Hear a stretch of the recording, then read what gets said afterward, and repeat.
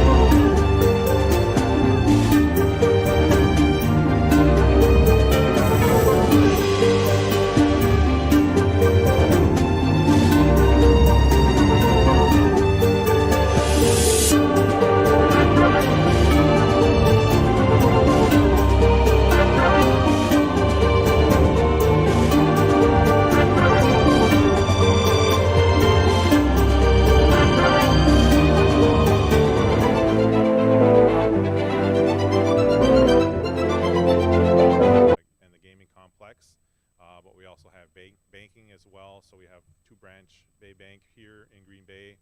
And last summer we were able to open up the first bank in Menominee County. So that was the last county in the entire state to not have a bank. So we were able to work with the Menominee tribe to bring banking services to their community. And other, I guess, enterprises, we have Oneida ESC, so that's kind of a science, engineering, construction, do a lot of federal contracts. And we also have a chain of convenience stores, so we have acquired and or built pretty much all of the C-stores that are on the reservation now. I believe there's 7 of them. There's one just on the road here that's half on the reservation. That one we don't own, and Quick Trip is building one here on the corner, and that's not on the reservation. So just a little bit about Oneida, and so again, I hope you have a great state convention, Libertarian Party, and we look forward to you joining us again. And please enjoy yourself, and please let the staff know if you need if any needs are unmet, and please enjoy yourselves. Thank you. Yeah, I won't go.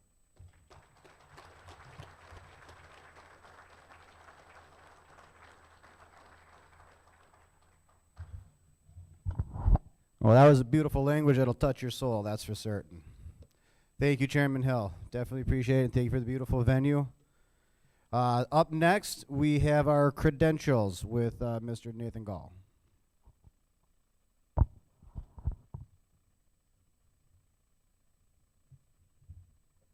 Welcome, Libertarians. I'll be brief. We have 54 registered voting members today.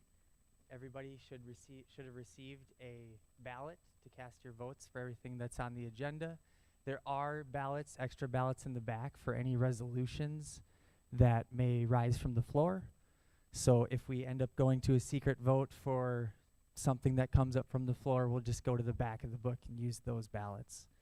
We'll be printing the delegate ballots after the delegates are nominated. So we'll be doing that first on the agenda. I'll go print them. Once they're printed, we'll bring them back and do the vote. Your tellers also have ballot books to bring over to the secretary. Tellers, Could you please raise your hands so everybody knows who they need to give their votes to in their district? Thank you. We do have a filming room for any candidates, activists, or anybody who wants to produce some content for the LPWI. If you walk over to the Michigan room over here, you'll see a green screen and a white screen set up, and there's a camera set up in there. Just press record and get the footage that you need for your campaign. And we are doing a hard break at noon for lunch, regardless of where we are in the business meeting. Any questions for me?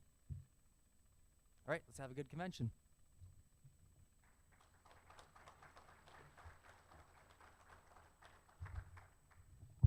Excellent. Let's get this fired off.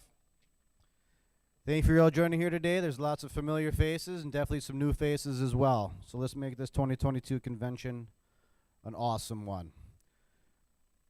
We definitely started off a little shaky last year with the switch up of the chairman, but that's all right. Took us a minute to find our footing, but we took it and ran. And here we are now. 134 new members joined just in the time that I've been your chairman. That's an incredible accomplishment for each and every one of you. Thank you. We've continued our to clean up our communities with the Kickapoo River cleanup and the Fox River watershed cleanup as well. So thank you to all those that have participated in those events. That is tremendous to be out within your communities. That's where the rubber really meets the road, is the community actually seeing us work our values. Our Vice Chairman Neil Harmon championed a book drive for the Afghanistan refugees. That was an awesome feeling to be a part of that as well. So thank you, Neil, for that. Our Policies and Procedures Manual was completed last year on time with minimal contentiousness. That's a great step in the right direction. Our finances have improved to the point that we now are setting a budget. We will have now a project-based budgeting, which is a tremendous help to getting things done. We started working with several different college campuses, UW-Madison and MSOE. That's a step and guide in the future towards libertarians. We have an awesome list of candidates, and you'll be hearing from some of them here today as well. And our media presence has improved, especially with the new podcast we've got launched off, Chasing Liberty with Jake. Take a guess at who runs that one. Thank you. This coming year, we have some new goals and some new work to be doing. First and foremost, let's get our candidates elected, okay? Right now, we are in the midst of signature season. We have Neil Harmon and several other Neil Long here for statewide candidates. Make sure you are signing their nomination papers. Okay, this is for ballot access. We just got the email back a couple days ago for the ballot access here for 2022. So we are officially on the ballot. That is all because of your hard work helping gather signatures for the George Jorgensen and Spike Cohen campaign. So thank you all for that. And let's keep that momentum moving forward into 2022 here. I also want to set forth an actual strategic marketing plan, so we can start targeting the disaffected groups and start driving them here to our party here. And that's going to take more membership within our marketing and marketing team. So if you're interested, we are going to be adding positions for writers. We need writers, and we need social media content. And we'll be putting that actual strategic plan together on Sunday. So if you want to participate, please join us. I'd like to remind everybody here today that we are all indeed on the same team. Let's work nicely together. Let's play nicely together. I've heard lots of ruckus about a Reno takeover and the national convention. I encourage those conversations to wait until after we're done here conducting the Libertarian Party of Wisconsin's business. We've got lots to conduct. There is a time and a place. You can voice your concerns to the awesome slate of delegates that we will be electing here very shortly. That's what they are for. Last night I had the opportunity to talk a little bit about time and how much has changed. Once in a while, I like to think back through time to our founding fathers who all sat in a hot, steamy room hashing out the Constitution. Kind of reminds me of what we're doing here today, except the temperature is a little better controlled. Although lots has changed and time has changed a lot, our goals have not, and that's freedom and liberty for all. In the movie The Patriot, the character Benjamin Martin said, "Why would I trade one tyrant 3,000 miles away for 3,000 tyrants 1 mile away?" If those were actual true words, what a prophecy it was. And that's kind of what we are facing here now. Our founding fathers were once the future of this great nation, and now they are the past. And we are the future. We carry that torch of liberty for the future generations, and that is because of all of you sitting here within this room. So we are here today to do the work our founding fathers had once started and had not yet complete. So let's get at it and get started. Thank you all.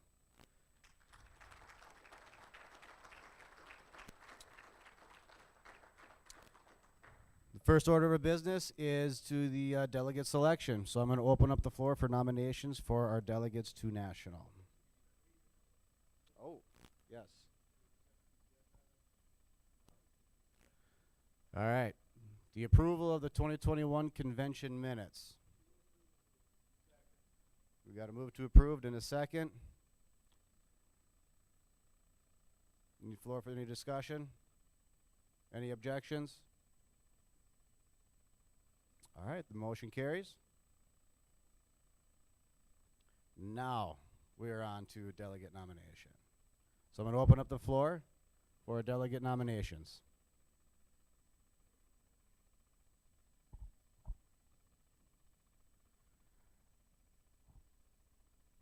We lost it. Couple of ground rules for the nomination.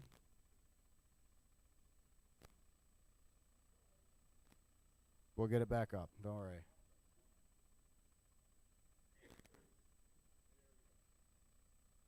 All right, persons seeking delegate or alternate status must be members in good standing of the Libertarian Party of Wisconsin. Election of delegates and alternates to the National Libertarian Convention shall be by majority vote. Party members attending the convention may nominate any number of candidates for delegate. The convention shall vote a secret ballot for up to as many delegates as they are allotted by the National Party Secretary, which is 20. All candidates receiving more votes than does none of the above shall be eligible to be delegates. Candidates are ranked in descending order and by number of votes received. The ranked list of delegates shall be used to fill the delegate slots available as reported by the National Libertarian Party Secretary. The chair and vice chair of the delegation shall be nominated and elected among and by the persons who have been elected as delegates. So as soon as the gavel drops here today, you guys get to go nominate your your chairman and vice chairman of the delegates to national. So the floor is now open for nominations. Jeff? Neil, do you accept?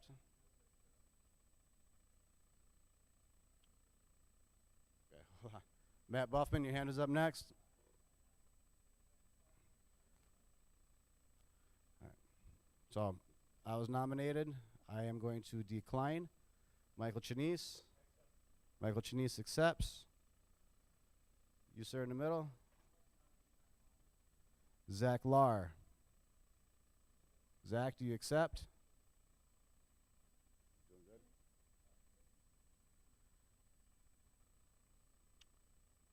Actually, can you guys come up to the microphones, please? I can't see and read names here, and we need to be able to have names for the secretary to keep notes. Kevin Linton, go ahead. The 3rd District, am I on? Is it on? Am I on? Yep, go ahead. The 3rd District would like to nominate Rand Dixon, Joseph Eklund, and Kevin Litton, and I will present these to the secretary. Thank you. Rand Dixon, do you accept? Joseph, you accepted? I accept. Who was the 3rd? Kevin Litton, do you accept? There we go. All right. Lucas, go ahead. Yeah. I'd like to nominate Kevin Kangas.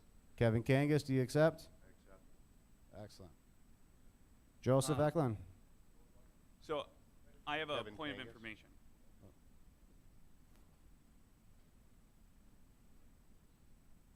No, we got to get all the names typed in and make sure it's all recorded.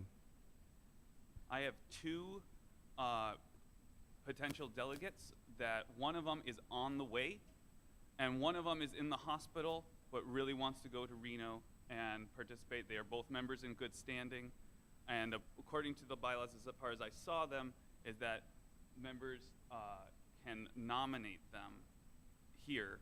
I just want to make sure that I can get a hold of them, make sure that they verbally confirm that they accept the nomination, and that would be acceptable to the convention. I would think so, yeah. As Wanted long to- as they verbally accept, yes. All right, I'll make sure I can get them on the phone, and I'll be right back in line. Perfect, perfect. Kevin? I'd like to nominate Lucas Mueller. Lucas Mueller, do you accept? Excellent. State your name, sir. Jake Boldick. Jake Balding. I nominate Stephen Ecker and Jared Knutson. Stephen Ecker, do you accept?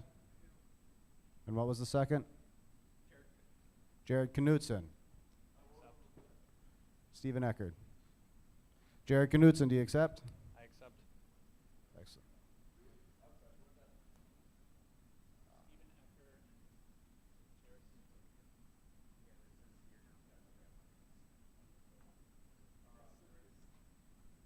State your name, sir. My name is Joseph Hexel. I nominate Carl Hutton from the 1st District. Carl Hutton, do you accept? Carl Hutton accepts. State your name, sir. My name is Jared Knutson. I'd like to nominate Jacob Boldig and Tyler Denke. Jacob Bolding, do you accept? Tyler Denke, do you accept?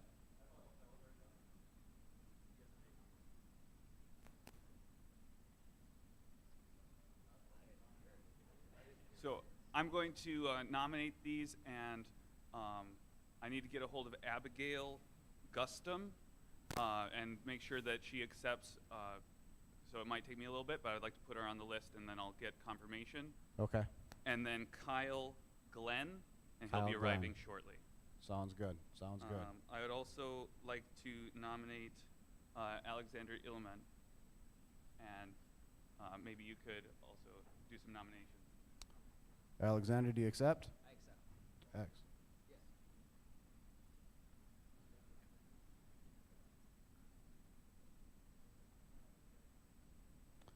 Are there any other nominations? How many are we up to?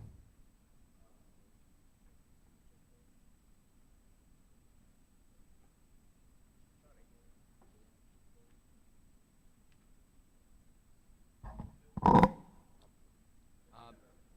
would like to nominate Jake Bullion. State your name, please. Alexander Ullman. Okay. I think Jake Bowling has already been nominated. Oh,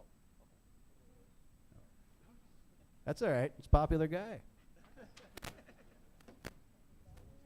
State your name, sir. Hi, I'm Nick Flatley, and I would like to nominate Robert Holtzberger. Robert, do you accept? Perfect. Excellent.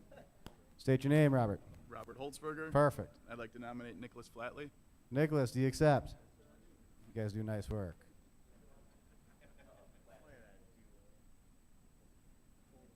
That puts us up to 17, folks. We need 3 more. Tyler, go ahead. I nominate Jake Bullion. Oh. Boldig and Bullion are 2 separate people. Okay. Do you accept? Excellent. We got that, Mr. Secretary. So I believe that puts us up to 18. Did we get...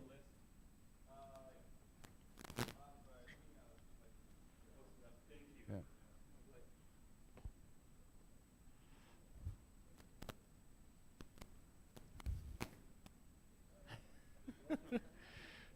It's gone. We'll get it ironed out by about noon. It'll be all right. Oren still has hair left on his head, so. There, we're back in business.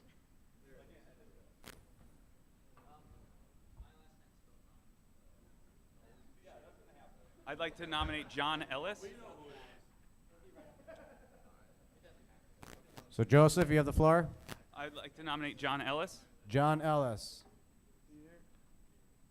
All right, maybe not. Where's the list? What happened to the list? Try not to reproduce. I think my luck is rubbing off on the list up here.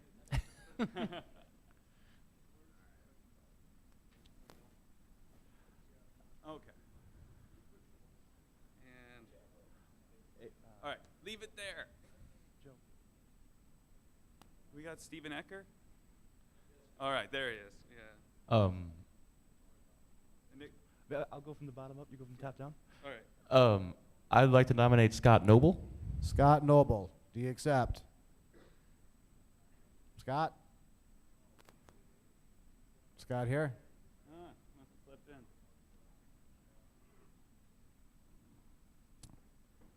There's no Scott Noble. I'd like to nominate James Hochin. James Hochin, do you accept? No James. And then Noah, would you like to go? Tyler, go ahead. Point of order, Mr. Yes. Chair. I do not believe that per Robert's Rules of Order nor our bylaws does a nomination for delegate require them to accept in person or even verbally at all. Okay. And So it doesn't also, need to be accepted. I do not believe that that we can't be limiting the number of nominations. We can have as many nominations as we want. We can nominate 100 people if we want. Okay. And then we choose from that list of maybe 100 how many actually go. So Okay. just clarifying. Let me just come up here too. Oh, sure. Yeah. So,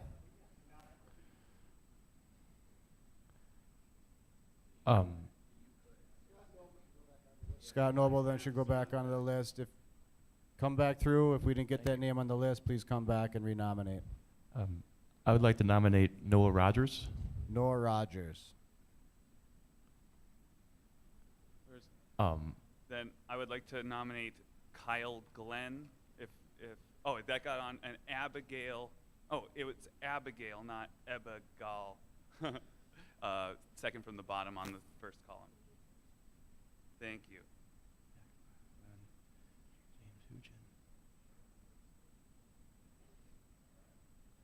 All sorts of stuff happening real fast. I would like to nominate James Hoochin. James Hoochin. Kevin Litton, go ahead. Miss, there's more than 20 people on there, and I've been many times. I'd like to run as an alternate. Okay. That's not an option. It's not an option? I've been informed that is not an option. When will it be an option?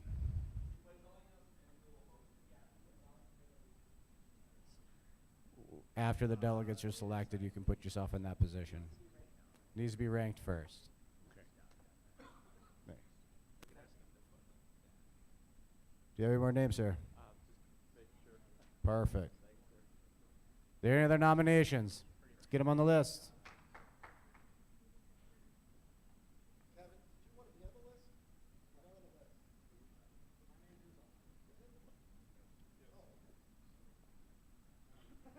I think this one's been said, but I don't see it. I would like to nominate Jared Knutson. Jared Knutson.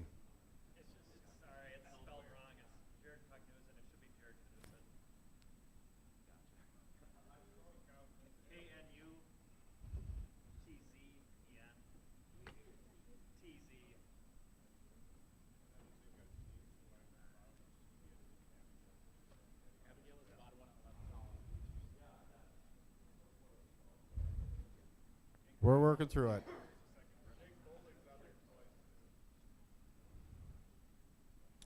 Point of procedure, so those who do not get elected as delegates then are automatically alternates? Is that the way it works?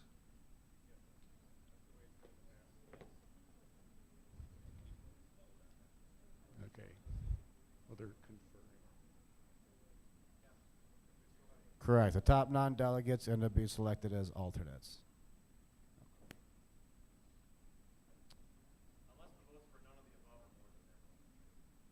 There we go. Any other nominations? Are all the spellings correct from those who've done the nominations? Can you come over here to the secretary and have him correct that?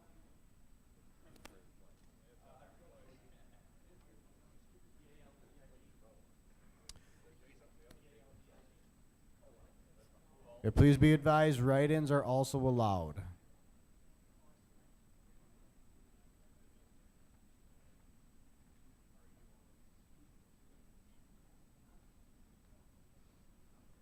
Correction, they have to be nominated.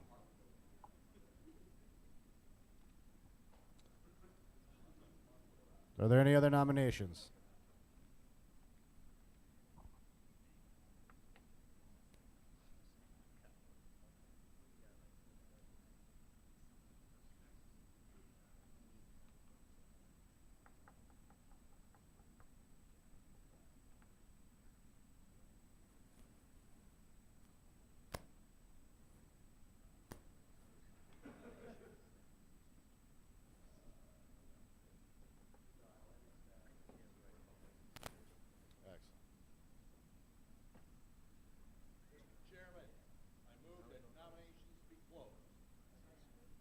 We got a first and a second.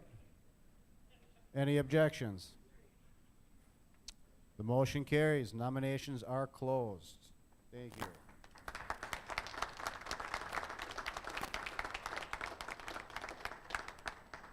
All right, now we're on to the fun part. Platform planks. So I'm going to open up the floor here.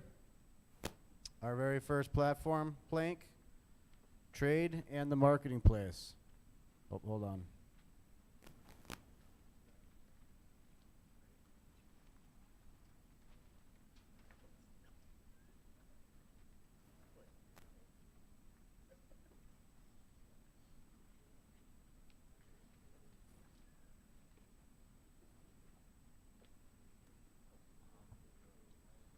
Are we having fun yet? All right. Yep, take your time.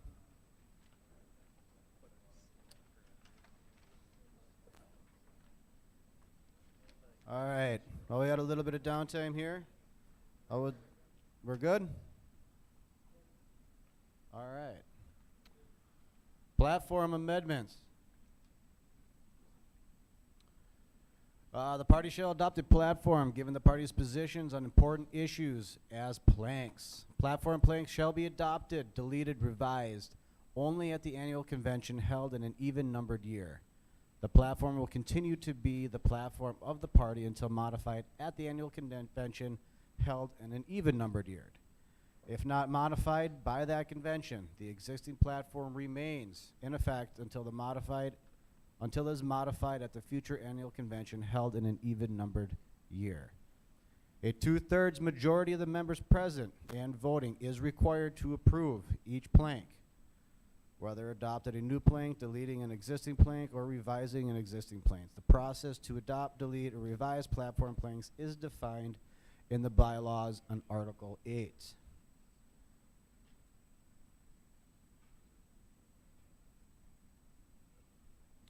So everyone got turned to the page in their workbooks here.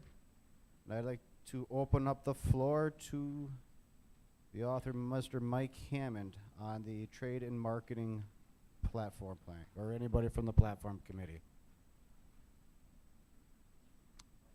Mr. Brian Defferding.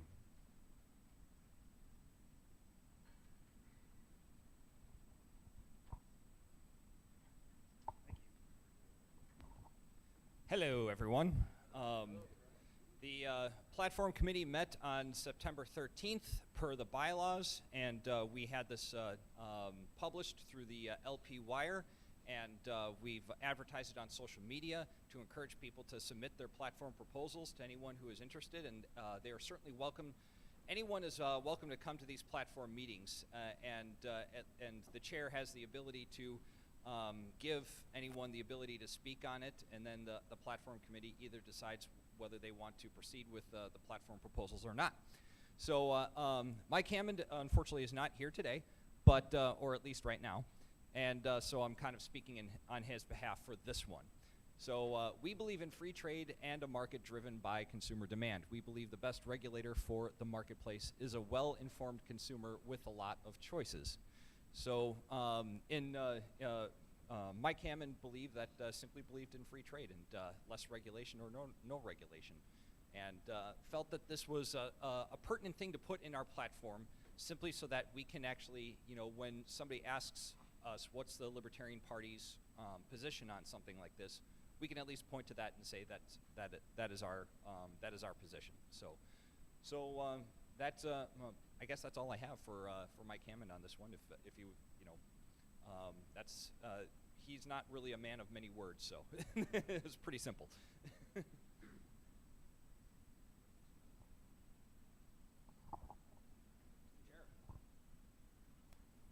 Thank you, Brian. So now I'd like to open up the floor for discussion. Yep, come to the mic and state your name, please. I'm Barry Couzet. I'm new this year, but I'm sure I'm on the same page with Mike on this. I just think the language is a little too specific. Maybe I'm being nitpicky, you know, because even among free market libertarian economists, consumer demand is up for debate whether that's driving the market. You know, I would think a market driven by voluntary exchange would be a little bit more appropriate, and not trying to say what kind of what kind of, you know, whether it's driven by consumer demand or producers' innovation. You know, that's a debate among free market economists. So I would suggest perhaps changing consumer demand to voluntary exchange, and would be my recommendation. And as far as regulating the marketplace, it's a similar thing where it's just free people, not necessarily consumers only. We're focusing on consumers as kind of almost what the Keynesians like to do, instead of realizing the producers, the people who invent products and make all these innovations, are the ones that really drive things. So anyway, that's my 2 cents. Would you like to make that amendment to this? I would like to, move to make an amendment to change. It's not amendable. Not amendable. Okay, well then that's just my 2 cents. All right. Any other debate on the floor? Mr. Nass? Chris Nass from Oregon, Wisconsin. So Mike Hammond has been helping us out for many years with the marketing of the Libertarian Party of Wisconsin. I'm sorry. So I'm Chris Nass from Oregon, Wisconsin, and Mike Hammond has been helping us with the marketing of Libertarian Party of Wisconsin for years. And I believe this is a worthwhile platform. Unfortunately, I am not going to back it. I am going to vote no, just so you know. State your name, please. Stingy McDougal from Hudson, Wisconsin. Point of information, the title on this says add plank. Are we adding a plank or are we changing the platform? Because if I'm not mistaken, a plank and a platform are two different things. A platform is the general statement that we believe in, such as we believe in a free market. A plank says that we should remove things specifically as a task for our candidates. I believe this is going to be adding a plank.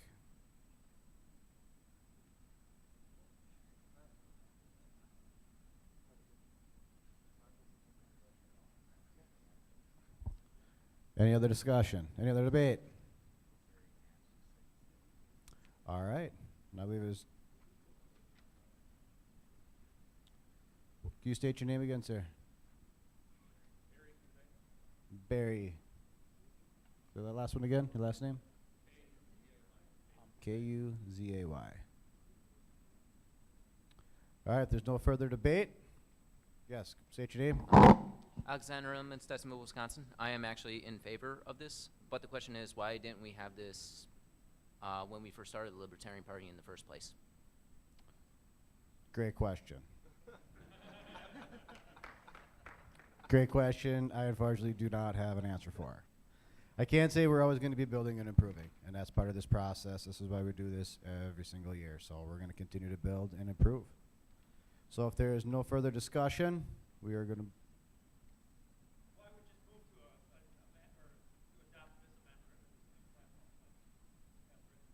All right. Can I get a second? You got a second to move this? Any objections?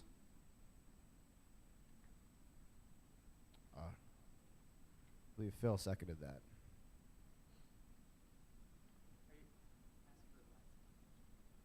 Going to get a rising vote. All in favor, please stand.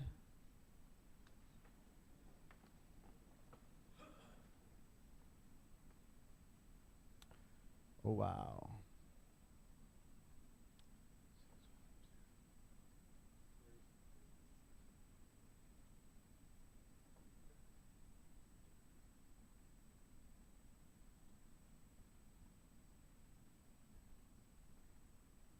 All right. It will look to appear that the motion carries. Well done. Oh. All right. There's something that needs to be addressed and it's out of order. I've got a parliamentarian. Thank you. Thank you. All opposed, please stand.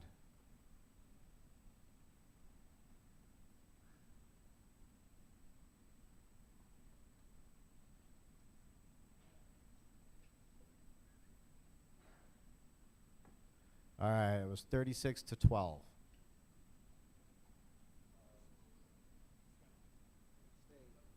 And all who abstain, please stand.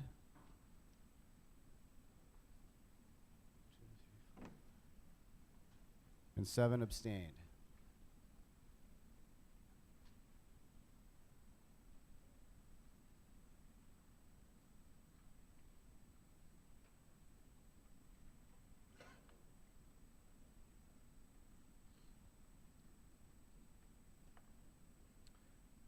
Congratulations, the motion passes.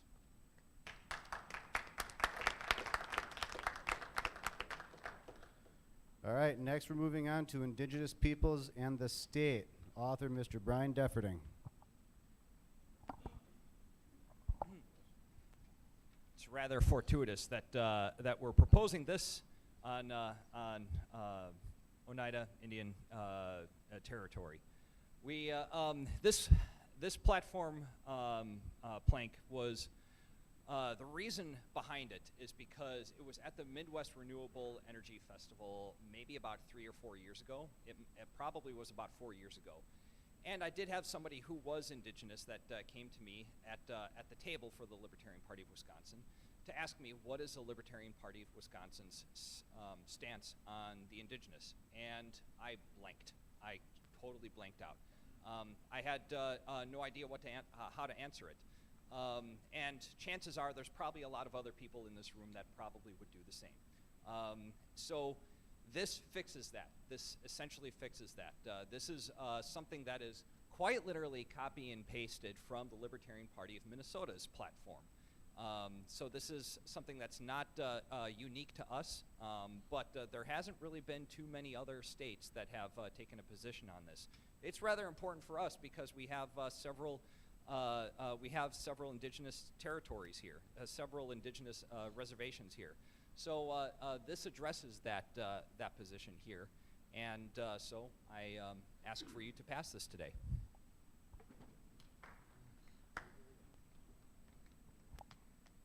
Excellent, excellent. Kevin, go ahead. I have a point of procedure. We do have these ballots here, and I missed why we did not use the ballot for the last vote, and I'm asking if we'll be using the ballot for this vote. If it's close, we'll be using it, but if it's a broad majority, but yes, if we're moving forward, we'll use the ballots.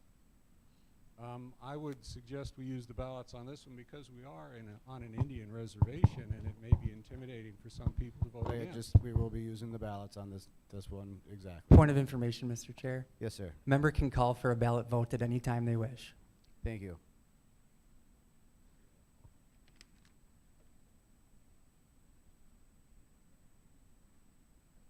Jordan, go ahead. I'd like to propose a friendly amendment to this to change some language. No amendments on the platforms.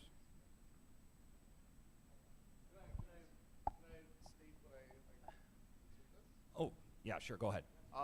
In the first sentence, it ends with policies toward the Native American. I kind of find that language a little archaic and would rather it say towards Native Americans.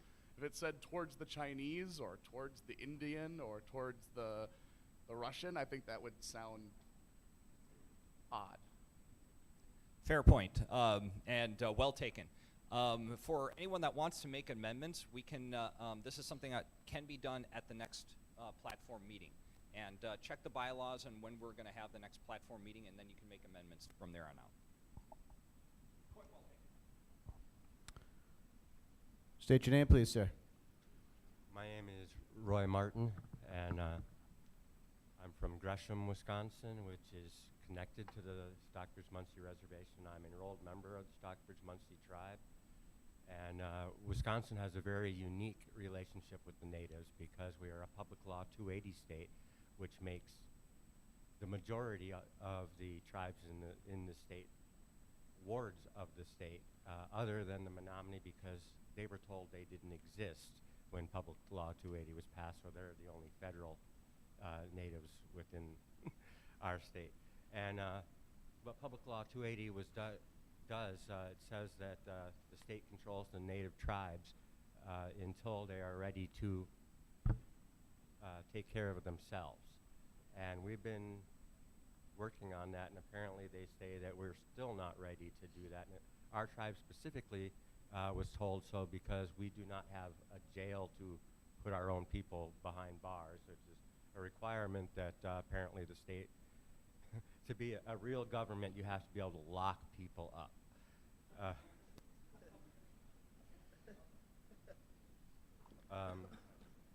I do not like the way this is worded. It is very, not right. Native Americans, anybody who was born here is a Native American. I'm sorry, we're indigenous peoples, for one. But I do agree that we need to clarify what our relationship is with the tribes. They do have the right to their own opinions and things, and the state has said that specifically in the smoking ban, that when they put the smoking ban into effect, they said that they knew that they could not enforce state laws upon tribal lands.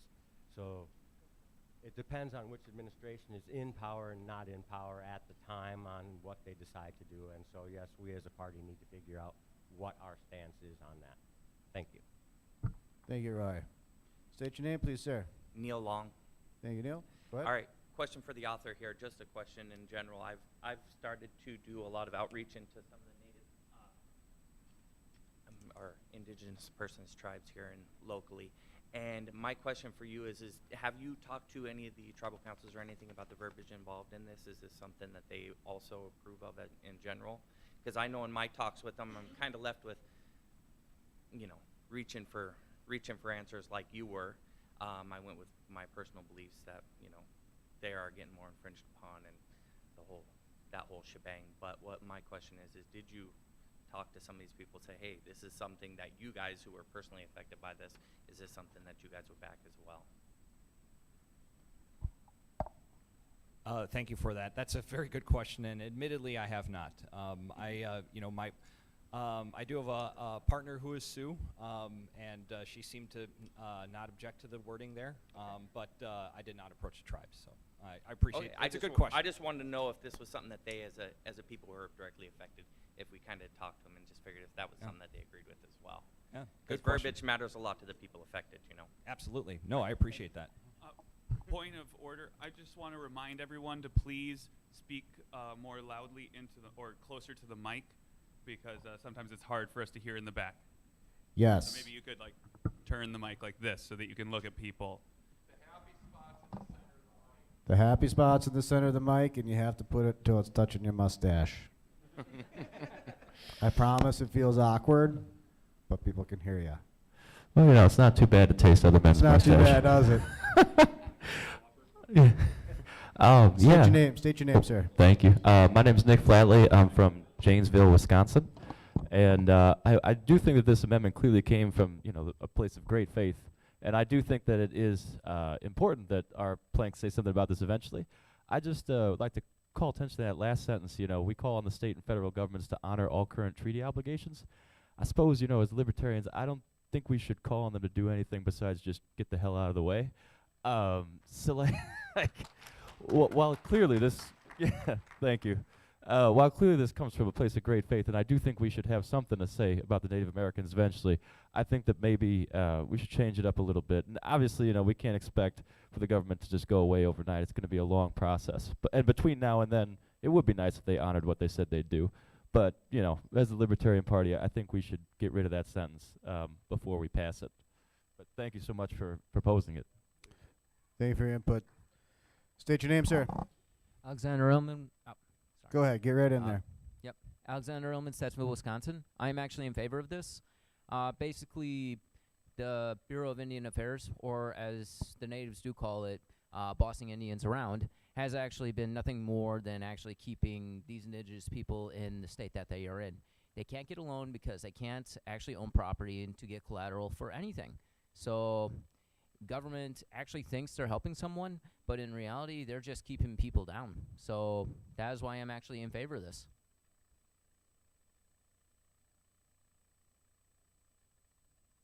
Excellent, excellent. Any further discussion?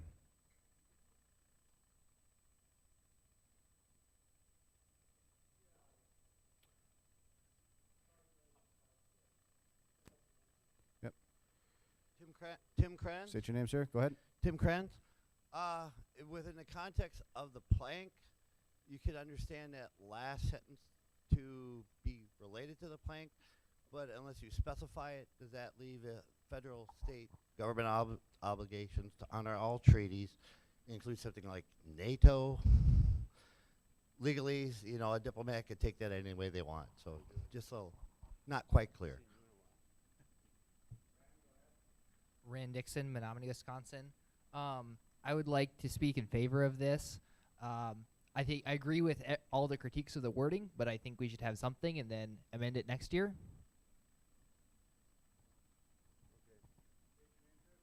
Tom Rasmussen. Card laid is a card played. This has been state law since 1846. You know, it's not for us to stick our nose in. This is a Native American in the state of Wisconsin issue.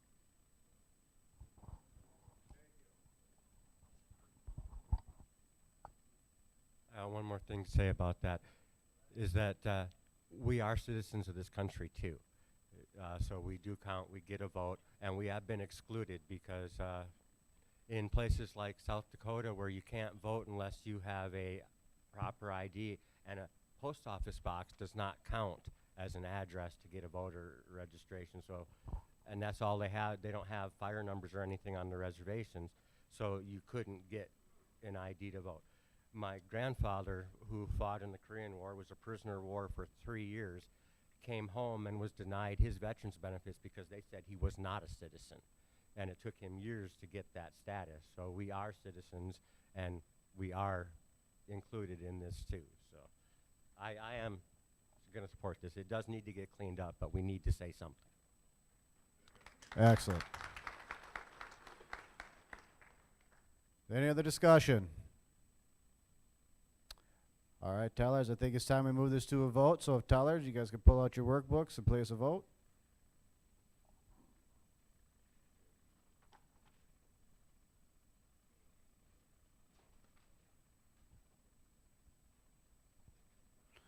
While the tellers are working here, I would like to invite up to the stage to speak for a few minutes.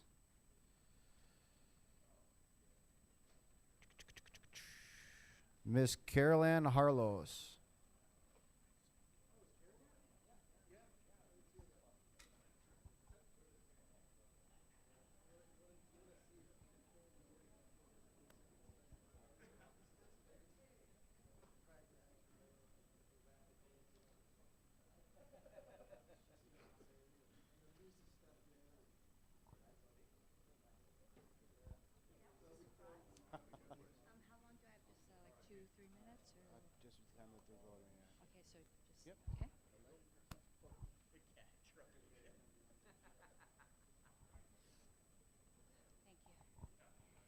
Hey, talk about just sitting there minding my own business and then hearing I have to get up and speak. That's always fun. I really, really am so glad to be here. This is the second time I have been to your convention, and I love this state. Anyone who watches my YouTube channel knows that the banner that some of the members gifted me last time is a regular appearance, and I'm so appreciative. I'm here for two reasons. One, I am running for, I don't even know what to call it, reinstatement, vindication, election as LNC secretary. I really don't care what you call it as long as you vote for me. I would love to speak with you further if you have any questions or concerns. But also, some of you may not know that I'm National Platform Committee Chair. That's what I was sitting back there finalizing our report. If any of you guys have any questions about what might be presented or any concerns, please come and speak with me. I would love to talk with you on that as well, because the platform belongs to everybody, whether or not you're a delegate. But just briefly, on my campaign, for LNC secretary. I know a lot of people have specific questions that I can't address in a little general comment.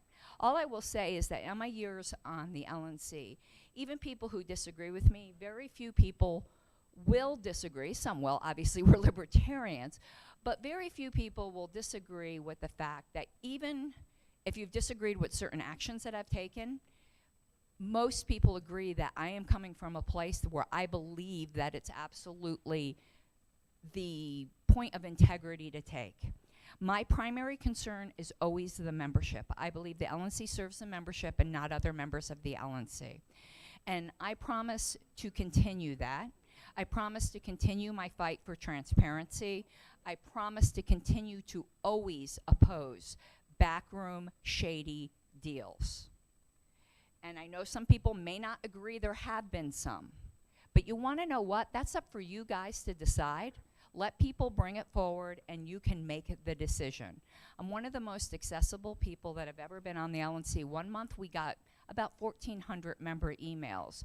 And while some other members of the LNC, maybe they had family obligations, I'm not going to judge them. We're using filters so that they got shoved aside. I answered every single one of those emails. It took me 3 months, but I answered every single one of them, and I would promise that again. And I would continue to revolutionize the secretarial role from what it has been in the past has been more just merely a clerical role. To me, you can hire somebody to do that. The officers are supposed to be leaders of the party and advocates for the general membership. And I would promise to continue to do that and to continue my work ethic. I volunteer about 40 hours a week for this party. I've been doing it this whole time, no matter what. In addition to normally a full-time job, I'm presently unemployed, but I will be looking again after Reno.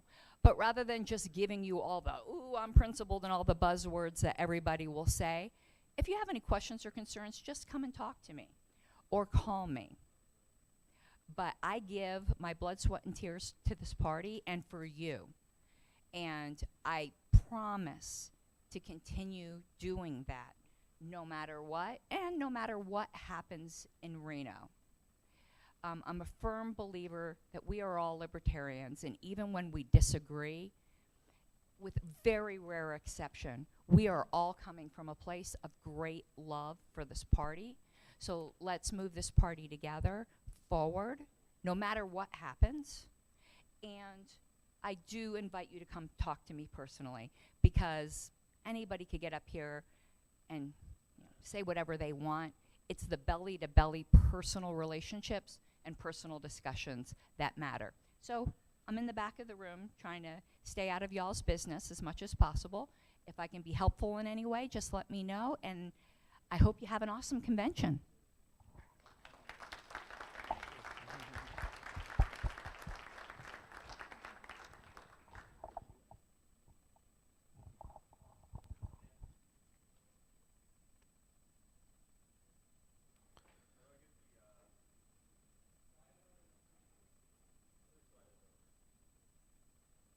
All right. 46, 7 and 2, the motion passes. Or the plank passes.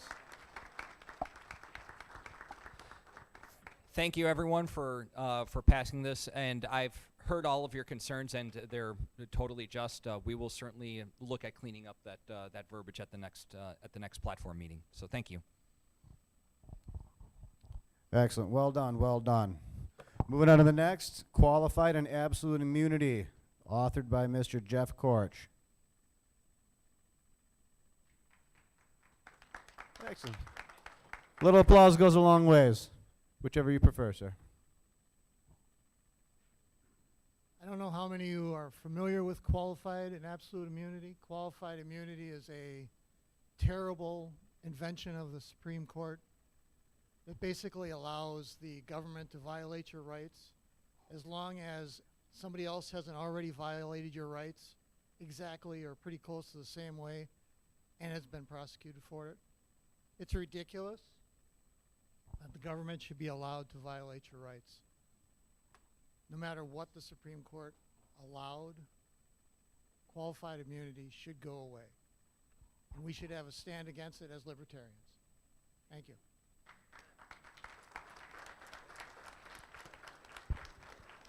Excellent. Floor is open for debate. Jordan Hansen. I support this, but once again, there's some verbiage I think should be struck. It says in here, just because they work for the federal government, it should be just because they work for any level of government. I think it's kind of implied elsewhere, but it's specifically stated federal government there. I think we should strike that, but I think we should vote for that now, strike it later. I think that's how we have to do that. Jeff, go ahead. That's the difference between qualified immunity and absolute immunity. If you work for the federal government, you basically have absolute immunity. Qualified immunity is for state, local, and municipal. Excellent. Brian, go ahead. Yeah, so obviously I'm very, very much in support of something like this. We need to make a very hard stance and a very clear stance, and I think that that it's stated very well here. It's just as for someone like me who has been to Washington and for the National Counties Association Judiciary and Public Safety Committee there, this proposal was, or the proposal to basically retain and enforce qualified immunity came to the table. I, of course, spoke against it and voted no. Unfortunately, everyone else disagreed with me, and a lot of people on that committee were either either married to police officers or they were police officers themselves. It was very clear that they were just basically protecting their profession. And then there's someone like me who basically works at a bougie gas station and saying, no, this is wrong. You are here to serve me. And so we need to make this a very hard stance and say that we definitely should abolish qualified immunity, period.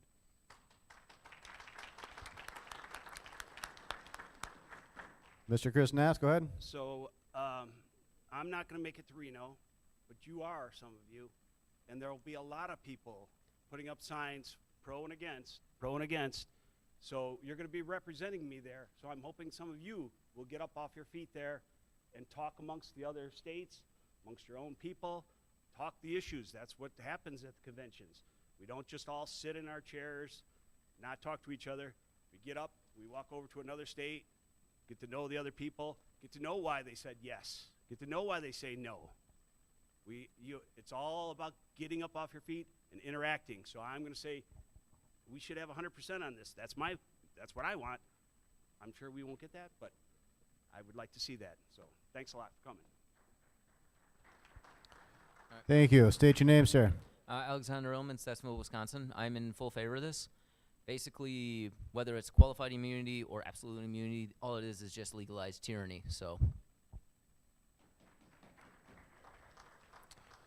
state your name, sir. Scott Noble, 3. Make sure you speak into the microphone real good. Okay, District 3, Scott Noble. Perfect.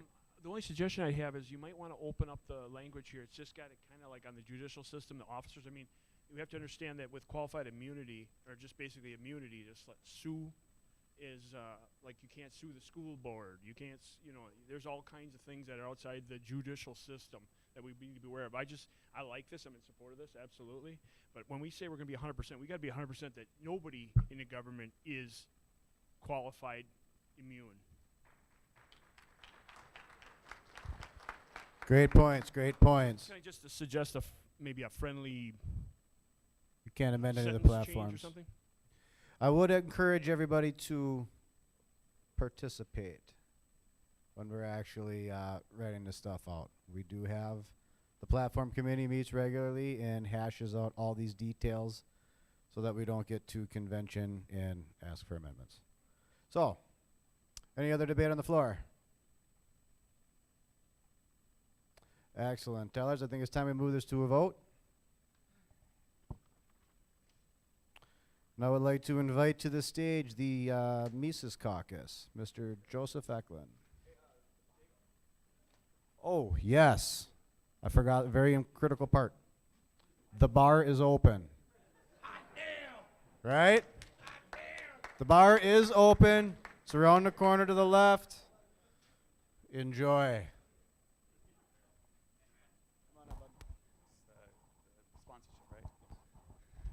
Hey, y'all. So I'm here representing the Mises Caucus. I'm one of the main state organizers for Wisconsin. One of the things that the Mises Caucus wants to do is reach out to the broader liberty movement and bring them into the party. We had this exciting time during the Ron Paul Revolution where many new libertarians were born. And part of this was using the national stage as an education platform. This is what Ron Paul did. Sure, he was running to be as impactful as possible. If he won, that would have been awesome, but he created a philosophical change, a groundswell of new libertarians. And we love that quality. We, in the Mises Caucus, want to take that and continue it, and then bring politics down to the most achievable races possible, which are local, county, municipality, where we can nullify federal laws and state laws that violate human rights and do it directly at the local level. And so we are bringing a lot of energy, a lot of momentum, a lot of funding. We just had at the national level, we had a fundraiser which raised $43,000 in 3 days. We have a lot of momentum, and we want to bring this into the party. We want to bring this excitement into the party. And there's a lot of worry about terms like the takeover. Part of the history of that was that some of the leadership of the National Party were calling Ron Paul a racist and calling the Mises Institute the favored think tank of the alt-right. And it annoyed and angered some people in the liberty movement so much that they decided to join the party and make it so that nothing like that ever happened in leadership again. And we want to heal the division and wounds that happen because of that kind of language, but that's where the history comes from. It's like we are so upset that there's such division and alienation of people who are honest and passionate libertarians from the Libertarian Party. We want to bring them in, we want to welcome them, and we want to create a movement through the whole country, through the whole world, changing people's ideas of what it means to have a government, what it means to use violence in society. So let's bring the liberty movement into the Libertarian Party and rock the world.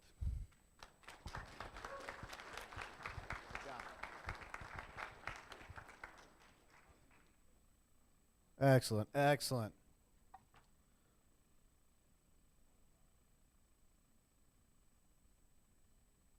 All right. While they're still tallying votes, we will, we got it?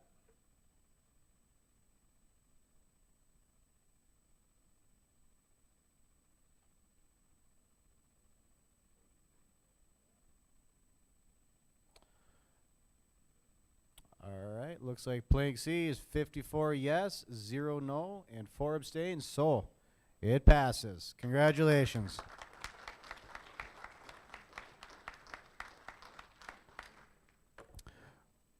Excellent. Moving on. Civil asset forfeiture. Mr. Jeff Korch.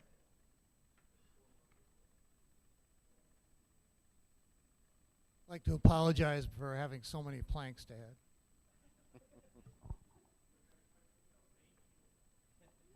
Again, I'll ask the question, who's familiar with civil asset forfeiture?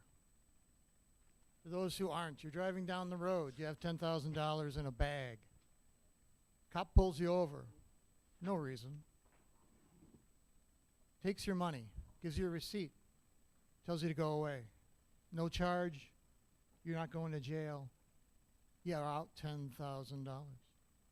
$10,000 goes to the government. It was your money. You have to fight a court case to get your own money back. That's what civil asset forfeiture is.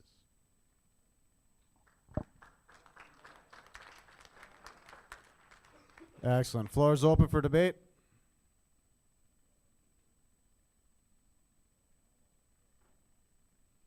State your name.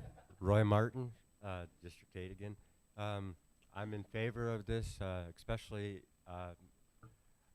those of you that don't know me, I'm a cannabis guy. I have 10 certificates in cannabis, and I follow this quite a bit. And right now, in the state of Kansas and California, they're targeting legal industries. where they wait for a armored truck to pull away from a cannabis dispensary, and they find some reason to pull it over. They run a drug dog past it, and they smell drugs on the money, and they've so far have seized over $1.8 million.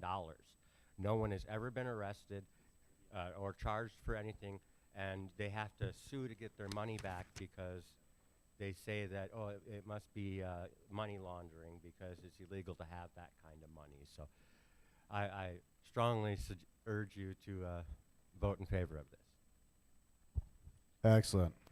State your name, sir. Alexander Illman, Stuttsville, Wisconsin. Basically, this to me just tells me that taxation, of course, is another form of theft, is not enough. They got to do this as well. So basically, this is just legalized theft. Thank you. Thank you. It is okay to clap, folks. Let's get excited. This is good stuff. We're building the future here.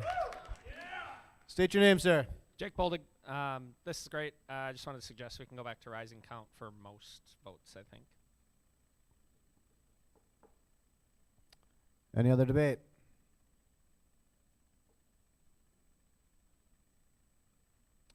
All righty. For all those in favor, stand.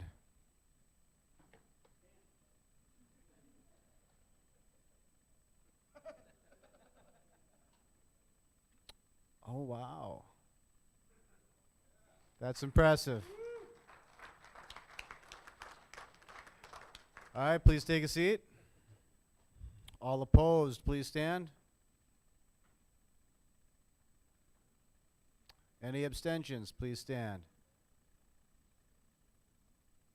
1, 2, 3, 4.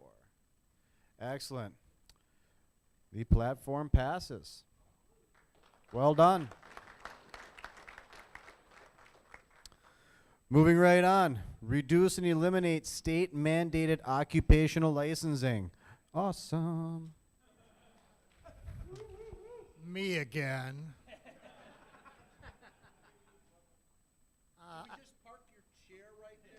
Actually, I need my own microphone, please. Okay, so this one is, and actually all of these are, if you're interested in learning more about it, go to the Institute for Justice, ij.org, and look at all the cases they brought against government. A lot of this stuff came from them, ideas that planted in my head. Again, this is something that the state gets involved in. And yes, the state should have license for things that are for states, like police officers. Great. Police officers. But if you're a hairdresser, let's take it down to another level. You're a hair braider. You don't need a license to braid hair, but states all over the country require it. They require you to take cosmetology school courses, which don't teach hair braiding. So you spend thousands of dollars and hundreds of hours to learn something you're never going to use because you want a hair braid. Government should not be in the position of giving or making people get licenses to do their occupation. Thank you.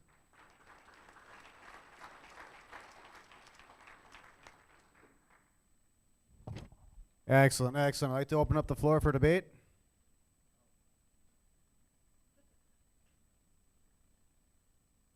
Please state your name, good sir. Michael Koerner, Loyal, Wisconsin. And as a person who has to have a state license to practice his craft, I'm a physician assistant. I work for a locum company as a second job that requires me to be licensed in every state.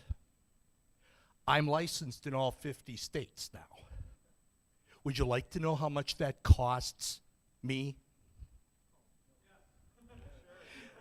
This year on my tax form, $17,000. And my employer only pays for 2 of the licenses. State licensure of professions is nothing more than taxing what you've worked hard to do. This needs to be in our platform. Thank you. Thank you.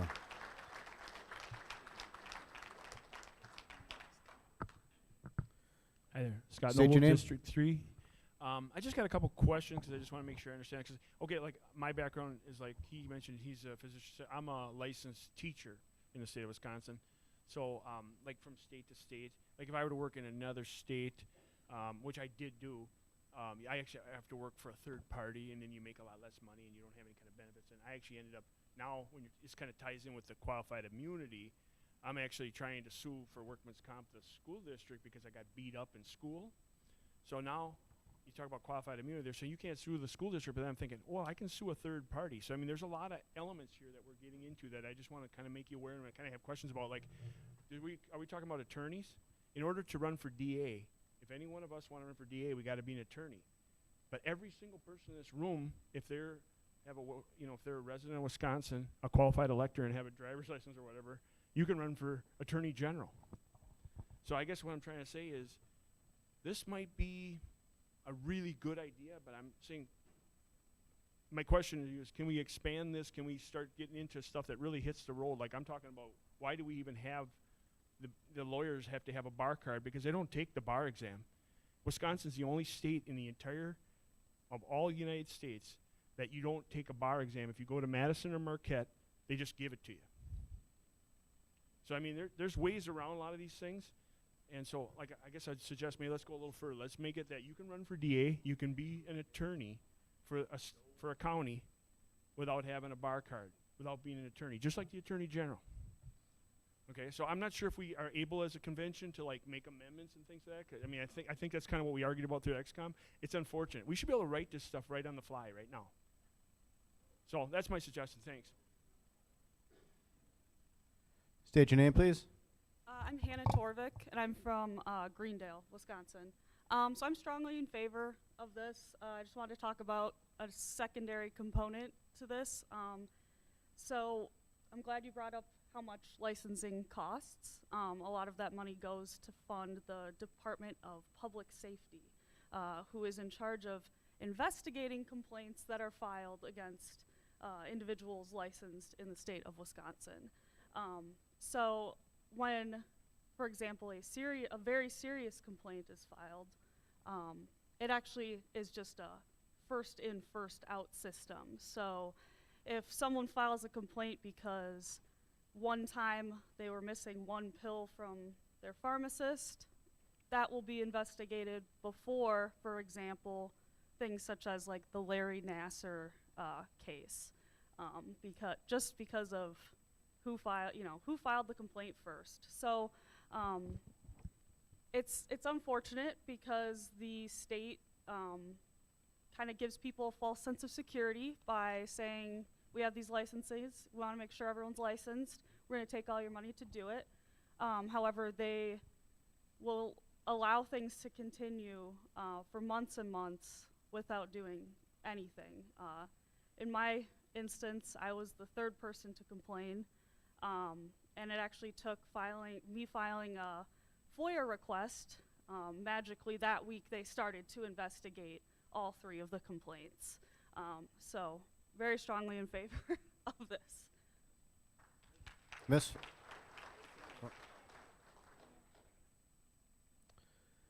Tyler, go ahead. As a retired chicken judge at the county fairs, I had a license with state of Wisconsin, licensed chicken judge. I am fully in favor, one who, mind you, was not qualified to get a judging license by the American Poultry Association. The state gave me a license. Yeah. I was not qualified. I judged 25 county fairs in 1 year, like 3 years ago, and decided that I didn't want to take state funds for judging chickens. So, thank you. I speak in favor of this emphatically. Please tell me chicken judges on your resume. All right. State your name, sir. Alexander Ullman, Stetsville, Wisconsin. You've already seen me multiple times, so. I'm actually in full favor of this. My mom actually owns a business in downtown Marshfield, It took her a couple years just to get a single business license because, oh, she has something on her juvenile record, so we need to investigate that shit, even though she has the license to cut hair and color hair and whatever not. And also my father, stepfather as, he actually works for a trucking company, and I tried to actually get a CDL myself, and with everything that you have to do to get the CDL, and that doesn't cover almost everything. So government thinks that they are keeping people safe, like she was saying before. So basically, I think licensing is just another way of taking people's money and time. And again, full favor. Excellent. Thank you. Mr. Roy Martin. Yep, Roy Martin again. I'm going to speak opposed to this one. Now, I agree that most of these licenses are bullshit, and it's a way to generate money, but some of them, you know, maybe a registration is a better way to look at it because certain people shouldn't be doing certain things. I myself have a youth elder license, so I can be a Little League coach because they had to do a background check and make sure I wasn't a kitty toucher, that I wasn't a drunk driver so I could drive the kids in the van to their events, and that I knew how to operate a van. You know, you put, someone in a position like that where, maybe they know about baseball, but you also have to look at that they're actually qualified to do the thing, doctor's licenses and that. I ran for judge, and I am not a lawyer. So you don't have to have those kind of licenses to do that, maybe to be a district attorney, but I guess it depends on where they're at. So not all licenses are the same, and some of them are good, so I'm not opposed to getting rid of all of them. Excellent. Thank you. You want to state your name, please? Of course. Nick Flatley from Janesville. As another Mises Caucus member who, like Joseph, does not believe in the takeover language, I just wanted to take a moment to say thank you to Jeff because all three of your amendments have kicked ass. And I also just wanted to say thank you to everybody else that's put these together because God bless you guys for making this a party we want to be a part of. Thank you. State your name, please. Kelly Berman, Nina. Kelly Berman, Nina. Are we not all libertarians? Right? Do we like to be taxed? Do we like to be licensed? It's theft. And we don't like theft. Thank you. I think she was speaking in favor of the motion. I'd also like to point out that I'm Jeff Korch's biggest fan in this room. I guarantee it. Served as my treasurer at least once. I'm Phil Anderson, Middleton, Wisconsin, Congressional District 2. I'm rising in favor of the motion. I am a real estate broker, and I'm grateful for the fact that it has a pretty low bar to be a real estate agent or a real estate broker. Not, I didn't mean it to sound like that. But it's true, Anyone in this room could be a real estate agent or a real estate broker, and that's a good thing. And what happens is that there's a lot of real estate agents. People are beating down your door. What do you want to sell your house? Can I help you buy your house? Blah, blah, blah. And what happens is what should be happening for every profession, and that is if you suck at it, word spreads, and then people don't do business with you. And that is much more efficient, and it's much more accountable than the government being a gatekeeper for whether people are licensed and whether they're any good at their professions. Thank you. Excellent. Thank you, sir. Please state your name. Tim Kranz, mostly in favor, partially opposed. When you talk about something like eliminate vague standards like, quote, good moral character, unquote, mom and pop voter will sit there and say, are you going to let just anybody drive my grandson's bus, my kid's bus? It's not great language to with the ambiguity in it. Thank you. Excellent. Thank you. Thank you. Any more discussion for the floor?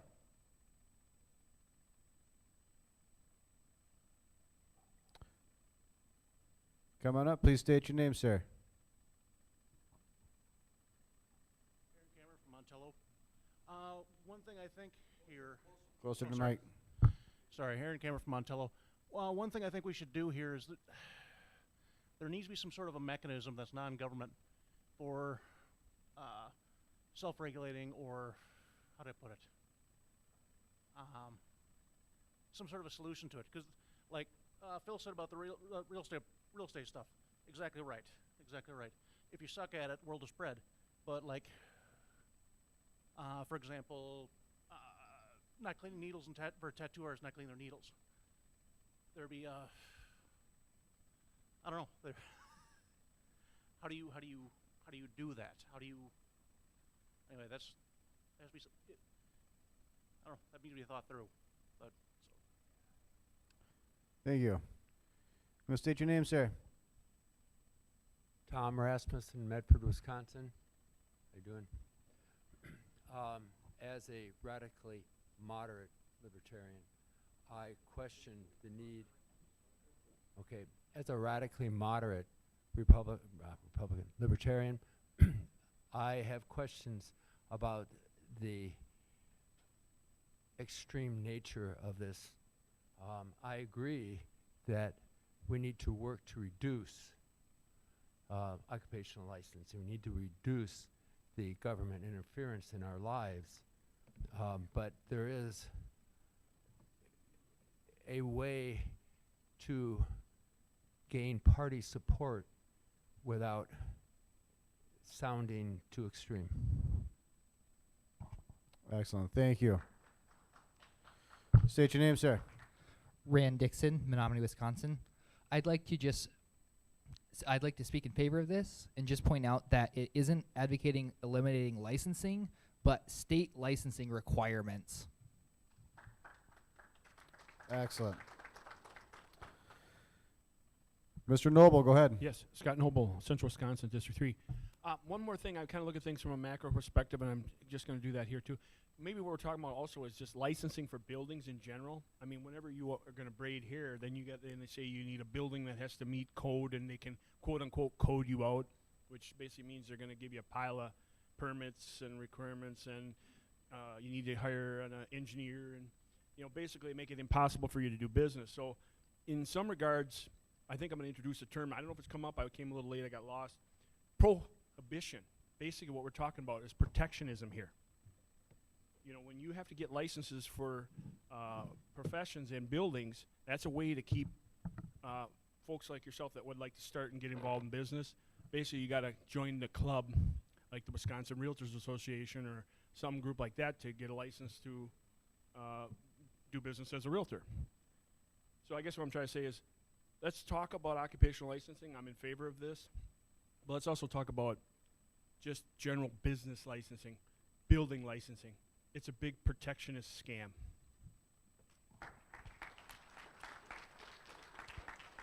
Mr. Eklund, go ahead. I'm Joseph Eklund from Viroqua, Wisconsin. I want to speak in favor strongly of this motion, or this plank addition.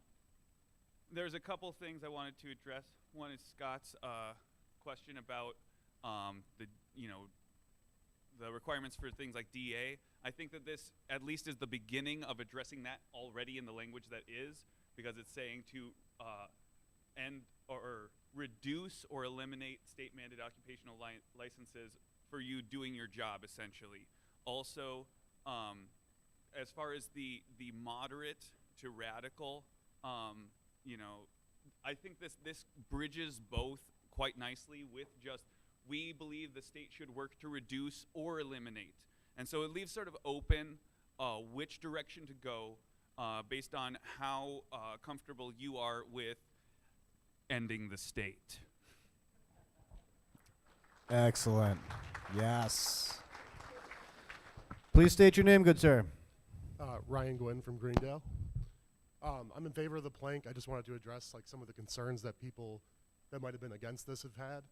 I just wanted to say that it's not, the way the plank's written right now focuses a lot on where it's overbroad and it's kind of overly restrictive. But I think one of the main concerns that people had would be that some of the negatives of removing it would be that some of the protections that they want from the licensing would be gone. But I just wanted to bring focus to the fact that right now there's a sense that it's more protective than it is. The state has no incentive to actually provide this protection, and removing them from this equation would allow for the free market to provide a mechanism for actually implementing it better. Can you state your name one more time? What's that? State your name one more time for the Ryan Gwynn. Brian Wood. Thank you. Any more discussion from the floor? Excellent. State your name for us when you come up. Eric Scolio, Turtle Lake. A lot of word vomit. I think it's a problem here on most of them. But as libertarians, we should be keeping it simple. It should be reduce or eliminate mandated licensing. Whether it's recreational or anything else, it's not getting rid of them all. It's just reducing and getting rid of all the taxation we have outside of taxation in licensing. Excellent. Anyone else? All right, for this, I would like to go forward on a paper vote. So tellers. And while we're tallying those up, I would like to invite to the stage Mr. Neil Harmon.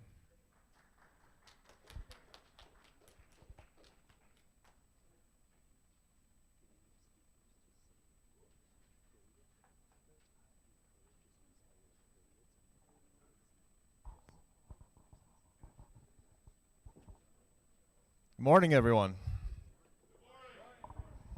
Louder. Good morning, everyone. All right. There we go. Well, I couldn't be more excited to be here as a representative now for the Libertarian Party, running for Secretary of State to get us ballot access for the National Party. Also plan on winning and putting more accountability into state government. I'm very, very, very excited to be doing this. I was contemplating whether I was going to do it or not, but I'm gung-ho, I'm ready to go. I really need your support. I have ballot access papers over the side right by Chris Nass. If you could please sign, take a few sheets with you. We need 2,000 signatures to get me on the ballot. I'm already got set up some debates with other Secretary of State candidates. I have one in June with 3 Republicans, so I'm so glad to be beating the hell out of them.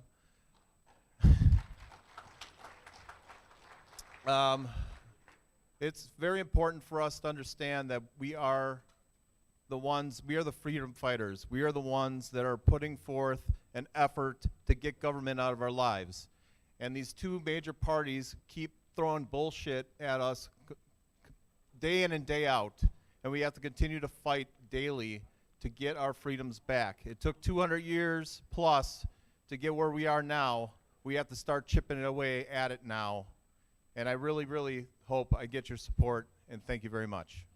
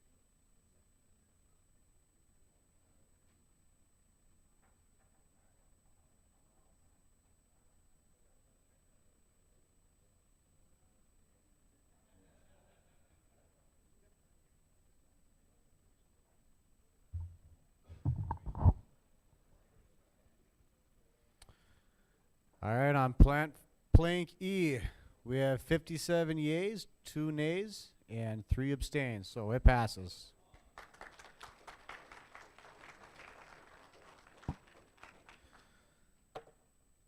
Moving right on. Eliminate taxation by citation. Mr. Jeff Korch.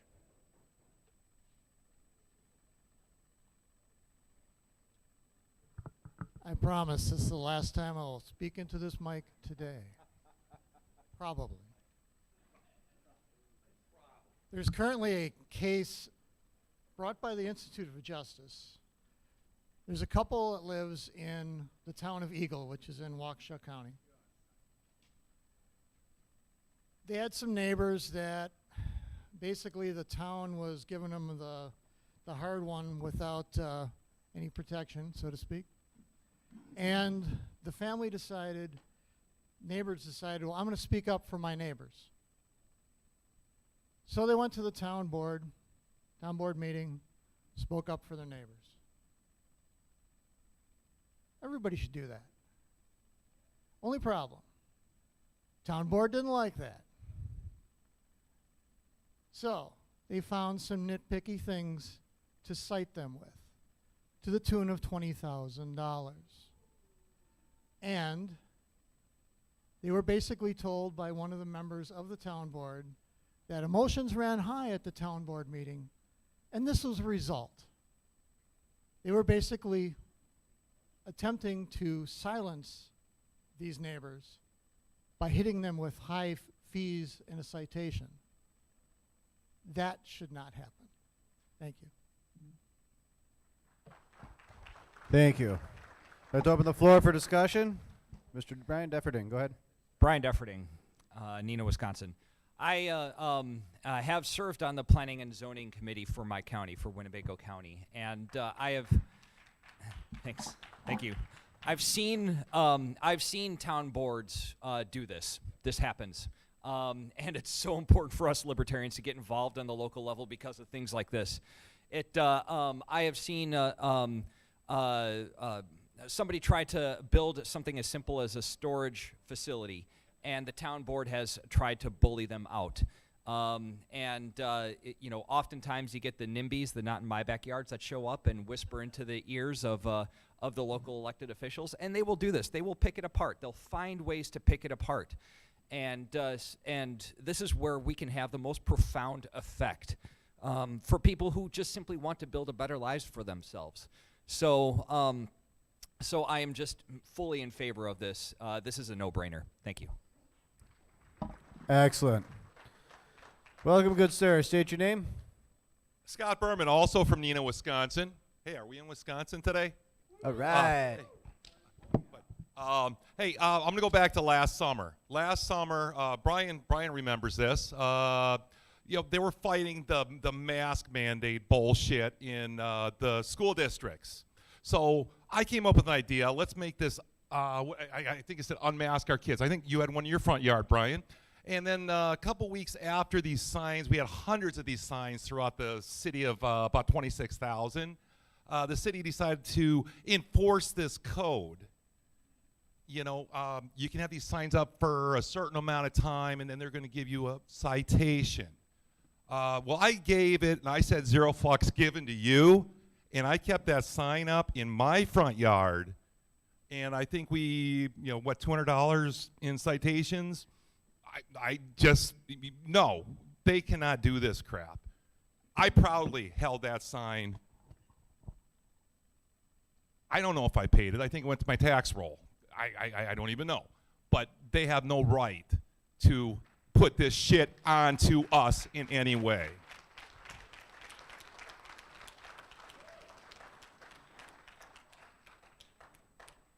You guys all make me so happy. Really do. Any more discussion from the floor?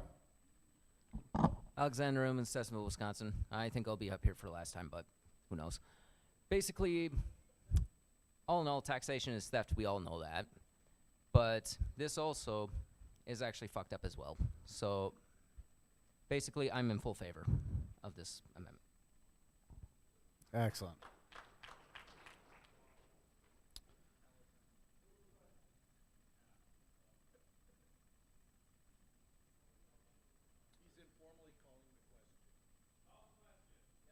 All right. Let's move to a standing vote. All in favor, please stand.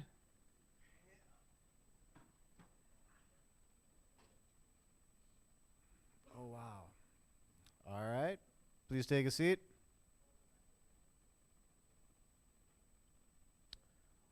All the nays, please stand. Abstains, please stand.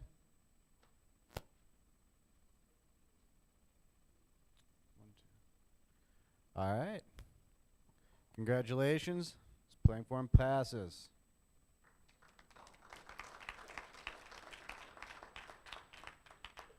We're cruising right along here. That was the end of the platform section. I'd like to remind everybody that the bar is open.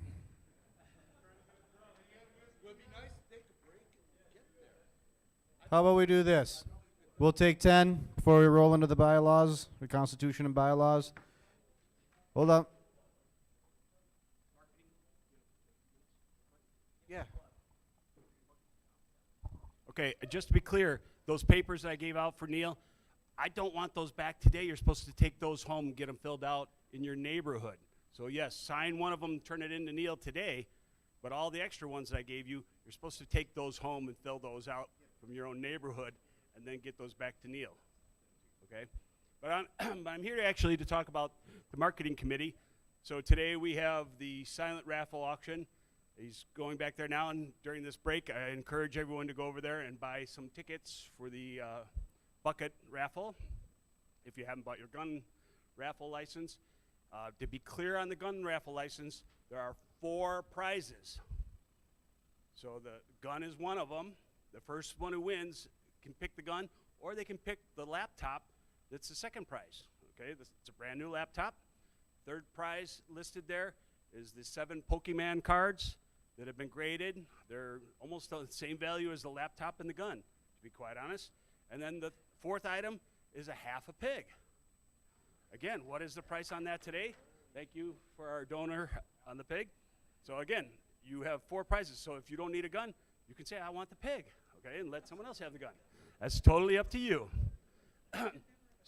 So again, buy some silent auction tickets over there, buy the raffle tickets. Then also on the first marketing table, all those items are for sale today. Anna's built some great hats and some scarves that are priced as marked. Everything else there's labeled over there. But I want to talk about next year. So next year, for the next year raffle, where'd it go? So we're going to be collecting coins, not necessarily this type of coin, but in general, we're collecting silver from the membership. So we're hoping to get 40 people to donate 1 ounce coin of silver to use in our raffle next year. So I don't know if we're going to have another gun raffle next year or not. I don't know for sure, but we're for sure going to have another raffle next year. And that, right now, the #1 prize, and Kevin, oh, there he is over there, secret hiding over there, gave me this silver coin earlier today, and I forgot to bring my Morgan with me. But you know what I'm talking about. I'm sure some of you have Morgan dollars in your pocket back at home.